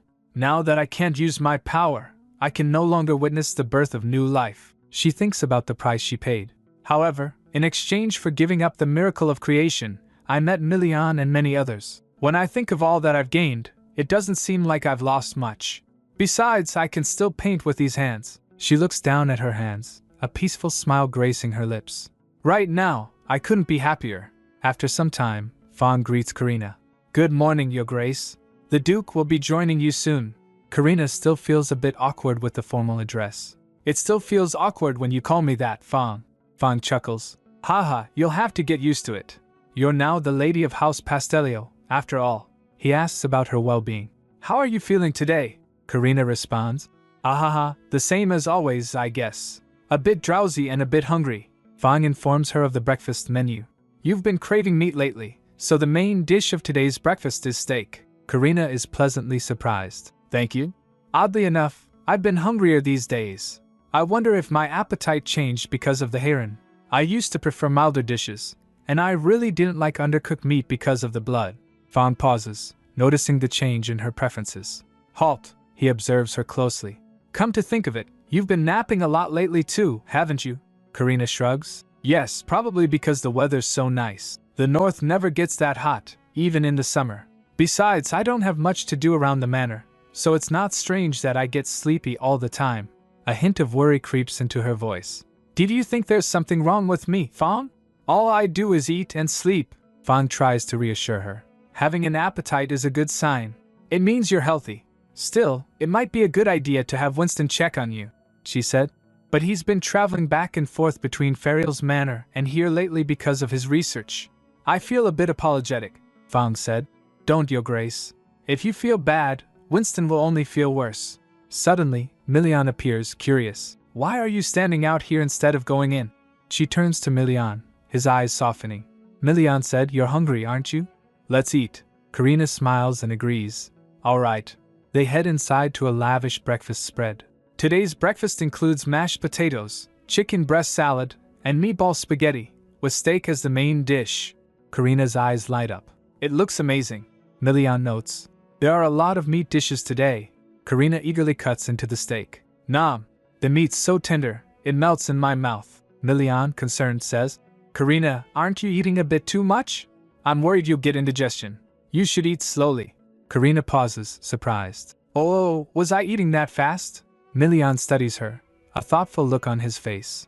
It's good that you have an appetite, but it has increased a lot lately. It's a bit strange to say it's only because of her improved health, since she's been eating normally for the past few months. If this change in appetite is connected to the heron, we might have to check with Ajudahaka. But that damn dragon's been hiding for so long that it's hard to even find him, Fang observes. Your Grace, I don't think her appetite is abnormal. It's just that she used to eat very little before. That's true. She used to eat almost nothing. Milian chuckles. Ha! Maybe I'm concerned over nothing. Eat as much as you want, Karina. Karina, however, seems a bit bothered by the attention on her eating habits. Milian notices her sullen mood and asks, Karina? She quickly puts on a smile. It's fine. I'm ready for dessert now. But Milian's eyes widen in alarm, a bead of sweat trickling down his face. Did I make a mistake? Milian notices Karina seems upset. She looks upset all of a sudden. He thinks, but why? He asks, what would you like for dessert? Karina replies simply, fruit. Milian's all, alright. I'll have them bring some right away. Karina just stares blankly. The desserts arrive, but Milian can't help but wonder. Did I say something wrong without realizing it? What could have upset her? He replays their conversation in his head. Karina, aren't you eating a bit too much? He had said once. Then later, eat as much as you want, Karina. He's frustrated. Is she mad because I still don't fully understand her? He thinks. Wrong. I should change the subject. Karina, when would you like to visit Viscountess Ariel? Milian asks. I was about to contact her anyway. She asked. Really? He said. How about around this time next week? We could probably stay for about a week. Karina nods. Alright. Milian is relieved. I'll tell Fong to start preparing for the trip. I guess she wasn't upset after all. He thinks. I never thought I'd live to feel grateful to Viscountess Ariel. Karina asked. Milian? Yes? He replies. She said. I'm sorry for snapping at you a few moments ago. He realizes. So she really was upset, he says. Huh. It's fine, she said. I've been getting emotional for no reason lately. Maybe the heron is affecting my mood somehow. Milian fumes. No, you didn't do anything wrong. I'll just be more careful. He imagined a wanted poster with Ajitahaka's face on it. I should definitely track that dragon down. Later, Fong said to Milian. I've located the dragon, Your Grace. Milian is sitting back in his chair. Fong continues. He says it's not because of the heron, so he won't be coming anytime soon. Milian said, it's not because of the heron, huh? Milian thinks. Karina's been eating more and taking naps often lately. I thought maybe she was unwell, but she didn't seem sick at all. Then, could it be? Just then, there's a knock at the door. Come in, Milian says. Winston enters. I've finished Her Grace's examination. Milian rises. How is she? Winston hesitates. She's definitely pregnant. She's about 3 months along. Milian says simply. I see. Winston observes. You don't seem very surprised. Milian replies. I am actually. I just suspected as much. He thinks. A child, huh?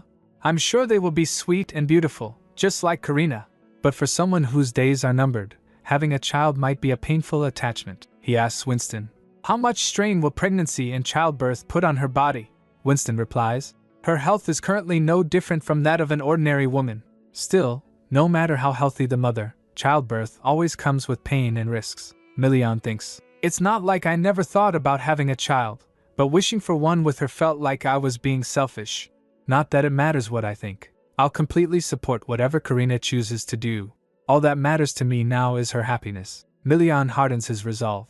I'll tell her the news myself. He finds Karina and tells her. She asked, What? I'm pregnant? Milian confirms. Yes, about 3 months, apparently. She said I knew I had some symptoms, but in my case, I thought it was because of the heron. Milian is distraught. You must be very shocked. I'm sorry. I should have realized it sooner and had Winston check on you. I was so blind. I can't believe it took me 3 months to notice. Karina reassures him. No, don't say that. The symptoms only started showing recently. Milian is determined. It'd be a lie to say I'm not happy you're pregnant. But I don't want it to be a burden on you. Karina is surprised. A burden? Milian continues. A child is incredibly precious. But it'll tie you down, won't it? Karina says. I don't think so. It's a little overwhelming, sure, but I've always wanted a baby. She looks directly at Milian. This is our child, Milian. Milian said. The child will be a lingering attachment. You won't be able to spend your remaining time just for yourself. And what if you regret that later on? She asks. Despite all those things, wouldn't you like to raise our child? I want to know how you truly feel, he said. Honestly, of course, I want to have a baby with you. I know they will be as lovely as you and bring us so much joy, she said. Then that settles it. You won't be alone after. I'm gone one day. But more than that, I've always wanted a family. Karina smiles. Of course, not that you aren't my family now. Milian asks. Are you sure about this? She replied. Yes. I want to give our child all the love I never got from my parents. I've always wanted to have a loving family. He takes her hand. Then let's build the family you've dreamed about, together, Milian says. Maybe we should postpone the trip to the seaside. Do we really have to visit Ariel right now? Karina replies. But I think the baby would like it. The sound of waves is very soothing, Milian grumbles. Still, she's rough around the edges, both in her words and her actions, Karina teases. Pfft, are you already acting like an overprotective father? She said, holding his hand. Don't worry. As long as we're together, we'll have a wonderful time. Milian is attentive. All right then. If there's anything you want to eat, tell me. Karina has a craving. Peaches? Strawberries would be nice too. And melons. Oh, and grapes. And, Milian declares, ha, I'll turn the empire upside down and bring you every fruit I can find. We believed we didn't have any time left, Milian thinks. But soon enough, we will welcome a small miracle into the world. The carriage rolls along, and Karina remarks. The breeze feels nice. Milian, ever watchful, asks. Yes.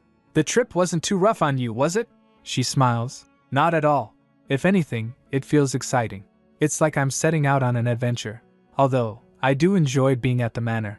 He seems relieved. I'm just glad you seem to be in good spirits. But Milian's concern is still there. Long carriage rides aren't ideal for a pregnant woman, so... Karina cuts him off with a playful. No more nagging, please, she points out. You've said that 3 times today, she defends herself. We took breaks along the way, and I slept well at the inn too. I'm fine, really. Then Karina's eyes widen. The sea, Milian announces. We're almost there. It's your first time seeing the ocean. What do you think? She gasps. It's huge. It seems to go on forever. And it feels like it's connected to the sky. The carriage arrives. Well, look who it is. Welcome. It's Marin, greeting them with open arms. It's been a while, Karina says. Marin replies. Oh, there's no need for formalities.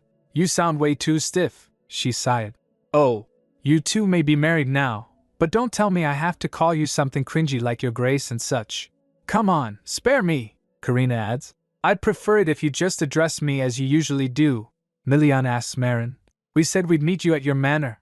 Why did you come all the way to the entrance of the Viscounty? Marin grins. Because it's Karina's first time seeing the sea. I came to give her a personal tour. She pulls Karina into a hug. You've hugged her all to yourself the whole trip here, so now let us ladies have our time, your grace. Milian retorts. You win, I mean Viscountess Ariel, what exactly are you up to? She said, when a man accompanies his wife while she's with her friends, it's a recipe for disaster. Marin teases. Don't you know that's how you get on their bad side? Now, go on ahead to the manor. Karina nods. Marin's right, you should go rest first. Milian looks up at Karina with a pout. But I want to stay with you, she said. But you've been exhausted this whole trip. You even lost sleep worrying about me, she said. It's safe here in Marin's territory. And even if something happens, you know I'll probably be fine, he says. But Karina, she reaches up and touches his face. I promise I'll be back before dinner. Milian relents. All right. If that's what you want, I won't stop you. I'll head to the manor first. He kisses her hand. Okay, see you in a bit. The carriage pulls away, leaving Karina with Marin. Inside the walls of the estate, Marin says, You really amaze me, Karina. Karina asks, Why? Marin explains, I've known His Grace since he was a kid. As you know, the North and my family have had a lot of interactions. Karina gushes. So you saw him as a child? He must have been adorable. Marin laughs. Haha, only when he kept his mouth shut. We've been at each other's throats since forever. Even as a kid, he never got attached to anything. Aside from his parents, he didn't really connect with anyone emotionally. He was like a machine. Marin leans in close. That's why it's so strange. He's still as curt and cold as ever. So what in the world made you fall for that man? Enough to marry him, no less. Karina blushes. Maybe that honesty of his? Marin teases. You call that honesty? You're something else, Karina. Marin's tone turns thoughtful. Anyway, the Duke Pastelio I've seen nowadays is shocking. I always thought he was a workaholic, not someone who'd ever devote himself to another person. He's become more human because of you. Thank you, Karina. Oh, we're here. She points. This beach is one of the few spots where you can get close to the water safely. I've always wanted to bring you here. As they reach the beach, Karina breathes. Wow, she exclaims. It's even more beautiful up close. Marin grins. Right? I knew you'd love it. It's my favorite place. The pirates can be a bit of a nuisance sometimes, though. Marin kicks off her shoes. Walking barefoot on this sand feels amazing. If you want, I'll take you out on a boat later, Karina asks. Do you think I could paint on the boat? Marin replies. Well, if you don't mind a little rocking. Karina smiles. I guess I'll have to try it to find out. They splash in the water, and Marin asks, Karina, I heard you don't have long to live. Is that true? Karina's expression falls. Oh, then she says, Yes, it's true. Marin continues, I see. I figured it was better to ask you directly than just wonder on my own. I'm sorry if that question upset you, Karina assures her. No, it's fine. I wasn't planning to hide it anyway. She thinks, I made a promise with Milian. At the very least, I'll be honest about my condition to the people close to me. They also deserve to have time to say goodbye. Marin puts her arm around Karina. You're an amazing woman, you know that? Karina giggles. Marin suddenly perks up. Karina, there's something interesting about your scent. Karina is confused. Marin sniffs. What? My scent? I swear I showered before coming here. Marin clarifies. No, not that kind of scent. My family's known for having a keen sense of smell. My parents said mastering the senses was part of becoming a proper heir. Marin sniffs again. Karina asks, So you're saying I smell like something? Marin says. It's kind of like the scent animals have when they're preg. Karina gasps. Marin exclaims, Wait, are you pregnant? She replied. Yes. You really are sharp, Marin. I'm a bit embarrassed. Marin smiles. Congratulations, Karina. I'd like to think I'm the first friend to congratulate you. Karina answers. You are. Marin says happily. Good. I like that. She leans in and whispers in Karina's ear. I hope your baby ends up taking after you more than his grace. Karina laughs. Haha, what are you talking about? Marin replies. What, you don't believe me? I'm serious. The golden seaside stretches out before Karina and Milian, footprints marking their stroll. I feel like my stomach's going to burst again today, Karina says, sounding a little too satisfied. Milian agrees. We can get fresh seafood delivered to the estate, sure, but the freshness near the seaside really is something else. A few moments ago, Karina said at the dining table. Today too, truly amazing, she thinks. At this rate, it's almost like I'm going to become seafood. Marin beams. Here, eat up. Marin explains she personally selected all the ingredients. Milian says. This is the most extravagant hospitality I've ever received in my life. Back on the beach, Karina is pensive. I still can't believe we're leaving tomorrow. Milian asks. You must be really sad about it, she replies. Of course. I should have come sightseeing a little earlier. Milian takes her hand. You can come again next time. Maybe next time there'll be 3 of us instead of 2. Karina's mood shifts. But before that, there's something you need to give Marin a proper answer about. He turns serious, thinking. You really dropped a bomb earlier. At the dinner table, Marin reflects. Not something to bring up during a meal, but I figured I wouldn't get another chance. Karina eats, seemingly unconcerned, as Milian looks on. What nonsense are you spouting again? Marin leans in. Don't you think the 2 children who'll be born will need a godmother? And the perfect candidate is me. Of course. Karina is touched. Marin as our child's godmother. If Karina agrees, I'd be delighted. Karina immediately responds. I'd love that. Marin beams. Then I'm sure His Grace will approve too, right? Milian's inner turmoil is visible. Godmother, he thinks. That's not a bad idea, but don't want to die. But then he looks at Karina's happy face. For me, Karina's smile is far more precious than any petty jealousy or pride could ever be. Back on the beach at sunset, Karina asks, You still don't like it? About Marin becoming our child's godmother. He gives a soft smile. No. If that's what you want, then so be it. As long as it's not a decision that puts you in danger, I'll always go along with what you wish. Karina's face lights up. Really? He confirms. Of course. The right to choose the godmother is yours to begin with, isn't it? Karina throws her arms around him. Thank you, he says. Wait, careful. Karina finds a seashell. This seashell is so pretty, Milian suggests. If you take it and dry it well, maybe you can make a necklace out of it. Karina sighs contentedly. Hee. I think I've seen enough of the sea to last a lifetime this week. Milian asks. So you're tired of it? Karina shakes her head, her hair billowing in the wind. Not at all. No matter how much I look at it, I never get tired of it. Especially where the sky and sea meet. It always looks so mysterious, like the sea becomes the sky, and the sky becomes the sea. It's always breathtaking. Milian gazes at her, captivated. Just like your eyes. When I look into your eyes, it's like seeing the sky and the sea together. And at night, you're my only guide in the darkness. She asked. Don't you consider this strange? He said. Not at all. I just wish you'd keep those eyes fixed only on me forever. If those eyes would keep shining only toward me, filled with life, I'd have nothing more to wish for. Milian embraces Karina, his heart swelling with love. My greed keeps growing endlessly. The more time I spend by her side, the more love we share. The more I learn the warmth of her heart. He looks at her tenderly. Karina, let's go to the Winter Mountains anytime you want. Aren't you curious to see what's left where the dragon once was? She asks. Do you think anything would still be there? He pauses, lost in thought. He touches her face as she said, Milian? He pulls her closer, and they kiss. He said, Every moment I spend with you, I feel like I grow a little happier. She said, Me too. Milian reflects on his deep love for Karina. She's the only one who can make me laugh or cry, feel true happiness in my life. Even if this woman someday disappears, I'll cherish this happiness to the fullest, with her. A week passes. The estate is bustling with preparations for departure. The week went by in the blink of an eye. Marin sighs. Milian retorts, Really? It felt long to me. Milian gets playfully pummeled by Marin. Karina observes, Even Milian said it felt short. He's just saying that because he's embarrassed. Marin said, Honestly, your grace always acts so different around Karina. Milian bristles. Different? Marin teases. You obviously didn't like the idea of me being the godmother. But when Karina asked, you agreed without a single complaint. You've already been caught, you know?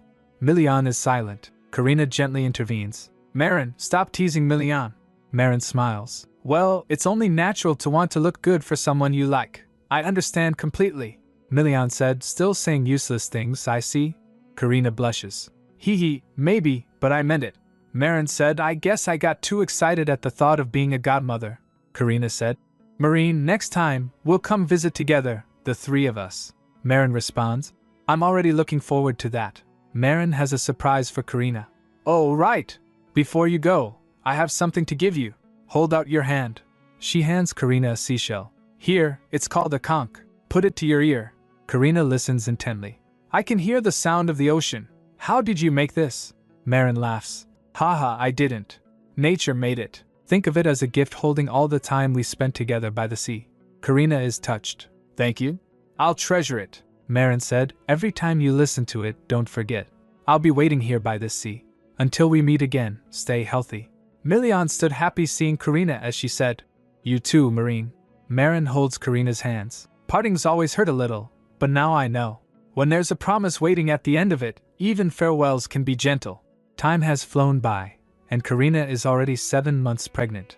Her body feels much heavier, but she still feels healthier than before. The doctor is checking up on Karina, saying, Your pulse is normal, and you're very healthy.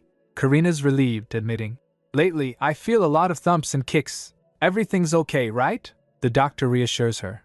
It's normal to feel the baby's movements more clearly now. How about talking to the baby whenever you feel it? The bond with the mother is a very important factor. Karina said it feels awkward, but I'll try. As long as the baby grows strong and healthy, I'll do anything. The doctor hesitates, then reveals, Lady Karina, I wasn't sure whether I should tell you or not. Actually, a few months ago, I think I had a conception dream about your baby. Karina's taken aback. A conception dream. The doctor continues, Normally, I would have forgotten it quickly, but I still remember it clearly. He recounts his dream. When I opened my eyes, the whole place was a vast snowy plain. It was so vivid that at first, I didn't even realize it was a dream. He had wandered around, thinking, where is this? What is this? A seed? I've never seen a seed like this before. What kind of plant could it be? The doctor thought. I need to find somewhere to put it. If I stay here any longer, I'll freeze to death. Suddenly, golden footprints appeared, and the doctor wondered, What is this? Footprints, glowing gold. All the snow melted away. He marvels. All the snow has melted. He saw the seeds still glowing gold. Does it mean I should plant it here? He planted it. Instantly, a small plant sprouted, then grew into a massive tree. The doctor was stunned. He thought, It's so beautiful. Even after waking up, The warmth that wrapped his entire body stayed with him for a long time.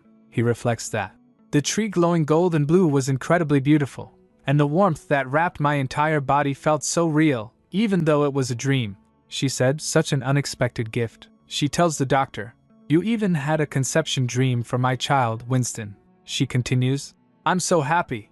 You are like a father to me now. A child with such a precious conception dream will surely be born healthy. Don't worry." Karina expresses her gratitude. "Thank you, Winston." After some moments she said, "Hello, Winter." Karina tried talking to her belly, though it still felt awkward. "Then, shall we go for a walk together today with Mom? I'll walk carefully since you'll be born soon. Let's meet soon, healthy and well, Winter." Milian, walking in the garden, thinks of Karina. He enters to ask, "Karina, did the walk go well?" Just then, he noticed Ajitahaka arrives, sitting next to Karina. "You! Finally here! The weather is really nice, isn't it?" He offers Milian some cake. "Here, sit and try this. Your skills are still impressive," Karina says. "I ran into him while walking. I heard you arrived quickly," Karina exclaims. "Ah, Lord Ajitahaka?"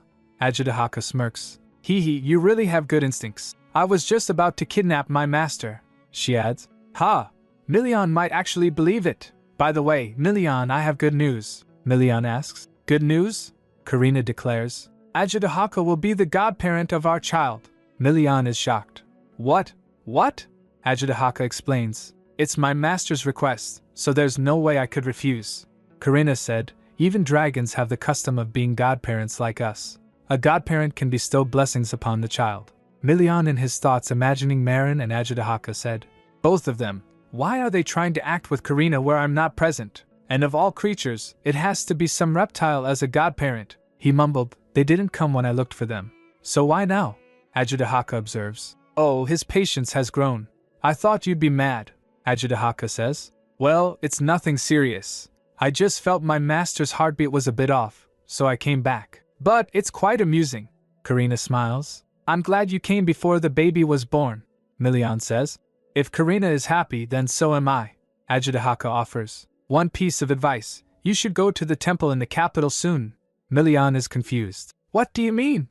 Ajitahaka explains. "My master was born with an exclusive blessing from the gods, and even possesses dragon magic. On top of that, you are far above ordinary humans. You are a being born blessed by the god. He tells, you don't seem to have been injured often, and your senses are sharper than others. Surely, you are a human blessed by the god of war. Those loved by the gods inevitably so not entangle with each other. Usually, gods don't get along that well, and those loved by the gods tend to instinctively avoid each other. Especially art and war? Normally, the two would clash, and a child like this couldn't be born." Ajitahaka continues. "It seems my magic acted as a barrier." Milian is concerned. "Could something happen to Karina?" Ajitahaka reassures him. "No, there shouldn't be much problem for my master. The child already shows so much affection." Ajitahaka asks, "Can I touch for a moment?" Karina replies, "Ah, yes." Ajitahaka places his hand on Karina's belly. Karina gasps. "The baby moved," Ajitahaka said. "It reacted to my magic. The baby really is sensitive to magical energy. This child might take some time to adjust to the world. Normally, a child like this couldn't be born, because it's a being with unparalleled excess." Karina looks on with concern as she hears that. "This child will probably need some time to adjust to the world, because they're being born as being far beyond what should normally be born." Karina is startled, demanding, "What does that mean?" Ajitahaka calmly explains. "It's simple. Being sensitive to mana means their 5 senses are more developed than others." Karina worries, but Ajitahaka continues. "With time, they'll get used to it to some extent. But for a newborn human baby, it will be painful." Milian's worried, asking, "Are you saying the child will be in discomfort?" Ajitahaka realizes he may have unintentionally caused anxiety. "Oh dear, it seems I scared you unintentionally. I'll explain slowly." He demonstrates with a burst of mana, focusing it into a wine glass. "Now look at this," he says. Ajitahaka explains. "Let's assume this scarce cup is the average human body. Of course, the size of the cup differs from person to person. Simply put, this is the size of the vessel." He elaborates. "Some people are born with a naturally large cup, but it can also grow larger depending on their environment, and inside it, this wine represents what a human is born with." An illustration shows the senses: sight, hearing, smell, touch, taste, insight, quick thinking and motor skills. Milian interjects. So what about it? Ajudahaka continues. Some people are born receiving them excessively. Like this, the ones commonly called geniuses. They're born filled with their abilities to the limit of what a human can hold. Milian asked, is it similar to Asperger's syndrome? He answers, well, similar, but with a difference. To put it simply, Ajudahaka says, their wine doesn't overflow outside the cup. They possess the maximum ability within the range they can handle. Ajudahaka then adds, but in your case, it's like too much wine was poured into a normal cup and overflowed. Milian looks grave. Ajudahaka continues, meanwhile, your partner, who was born as an average human, but fortunately, their cup was much larger so nothing overflowed. But your child is on another level. What they're born with is so immense. Not so matter how large your cup is, it won't be enough. Ajudahaka states ominously. It will inevitably overflow. Karina looks concerned. Are you saying they might develop something like autistic syndrome, or fall ill somehow? Ajudahaka responds. If they grow well, they'll be unusually excessively healthy. But you'll need to keep enlarging the cup to match their strength that grows with them. Every stimulus in the ordinary world will feel far more intense. You should go to the temple. Ajudahaka explains. The temple is filled with humans overflowing with divine power close to the child's, so it'll be better than other noise. Karina worries as he said. I recommend going right after birth if possible. She thinks, but the temple is only in the capital. What if I run into my family? I'm supposed to be dead. Will it be okay? Milian, having been silent, finally speaks. He continues. You're due soon, so we can't travel all the way to the capital. Ajudahaka chimes in. Come on, don't you have a villa in the capital? Ajudahaka offers helpfully. If distance is the problem, I can teleport you there, so don't worry. I was getting tired of wandering around anyway, so a trip to the capital with her sounds perfect. What do you think? Ajudahaka laughs as Milian said. Do you want to die? Ajudahaka said, if you could kill me, it would be the greatest honor. Milian considers. Even if traveling isn't difficult, going to the capital might. Karina might find it emotionally overwhelming. Milian reassures Karina, placing his hand on her shoulder. Karina, you don't have to force yourself. There are many quiet temples here in this province. You can go to those. Karina wonders, putting a hand on her stomach. But what if something happens to the baby? Milian reassures her. Didn't the dragon say it? That the child will be healthy. Ajudahaka said yes, the explanation was long, but in the end, time is the answer. Ajudahaka adds. It's natural that it won't be easy at first, but they'll quickly adjust to their senses and learn to control them. Even among newborn dragons, because their senses are too developed, they often can't handle even loud voices or movements and suffer numerous breakdowns. But with time, they'll get used to it. Your child will too, so don't worry. Karina replies softly. Yes, thank you. Ajudahaka tells her. Whatever the case, they're born with abundant divine blessings, and they're the child of someone who broke a taboo yet survived. A powerful miracle. They'll surely resemble their mother. Karina's eyes widen with realization. Milian looks at Karina and she said, Milian, let's go to the capital. He asked, Are you really sure? The baby is important, but you are also very important to me. She said, but if there's a better way, isn't it unlike us not to try it? Milian nods. All right. Ajudahaka adds, then it's decided. Tell me when you're going to depart. Fortunately, there were no more beasts left to subjugate, so it was easier for Milian to leave his territory than before. And they decided to stay in the capital for a while, the place she thought she would never return to again. The scene shifts to a teleportation portal. Karina, Milian, and Ajudahaka are teleported. After about 2 years since leaving the capital for the north, it was our return.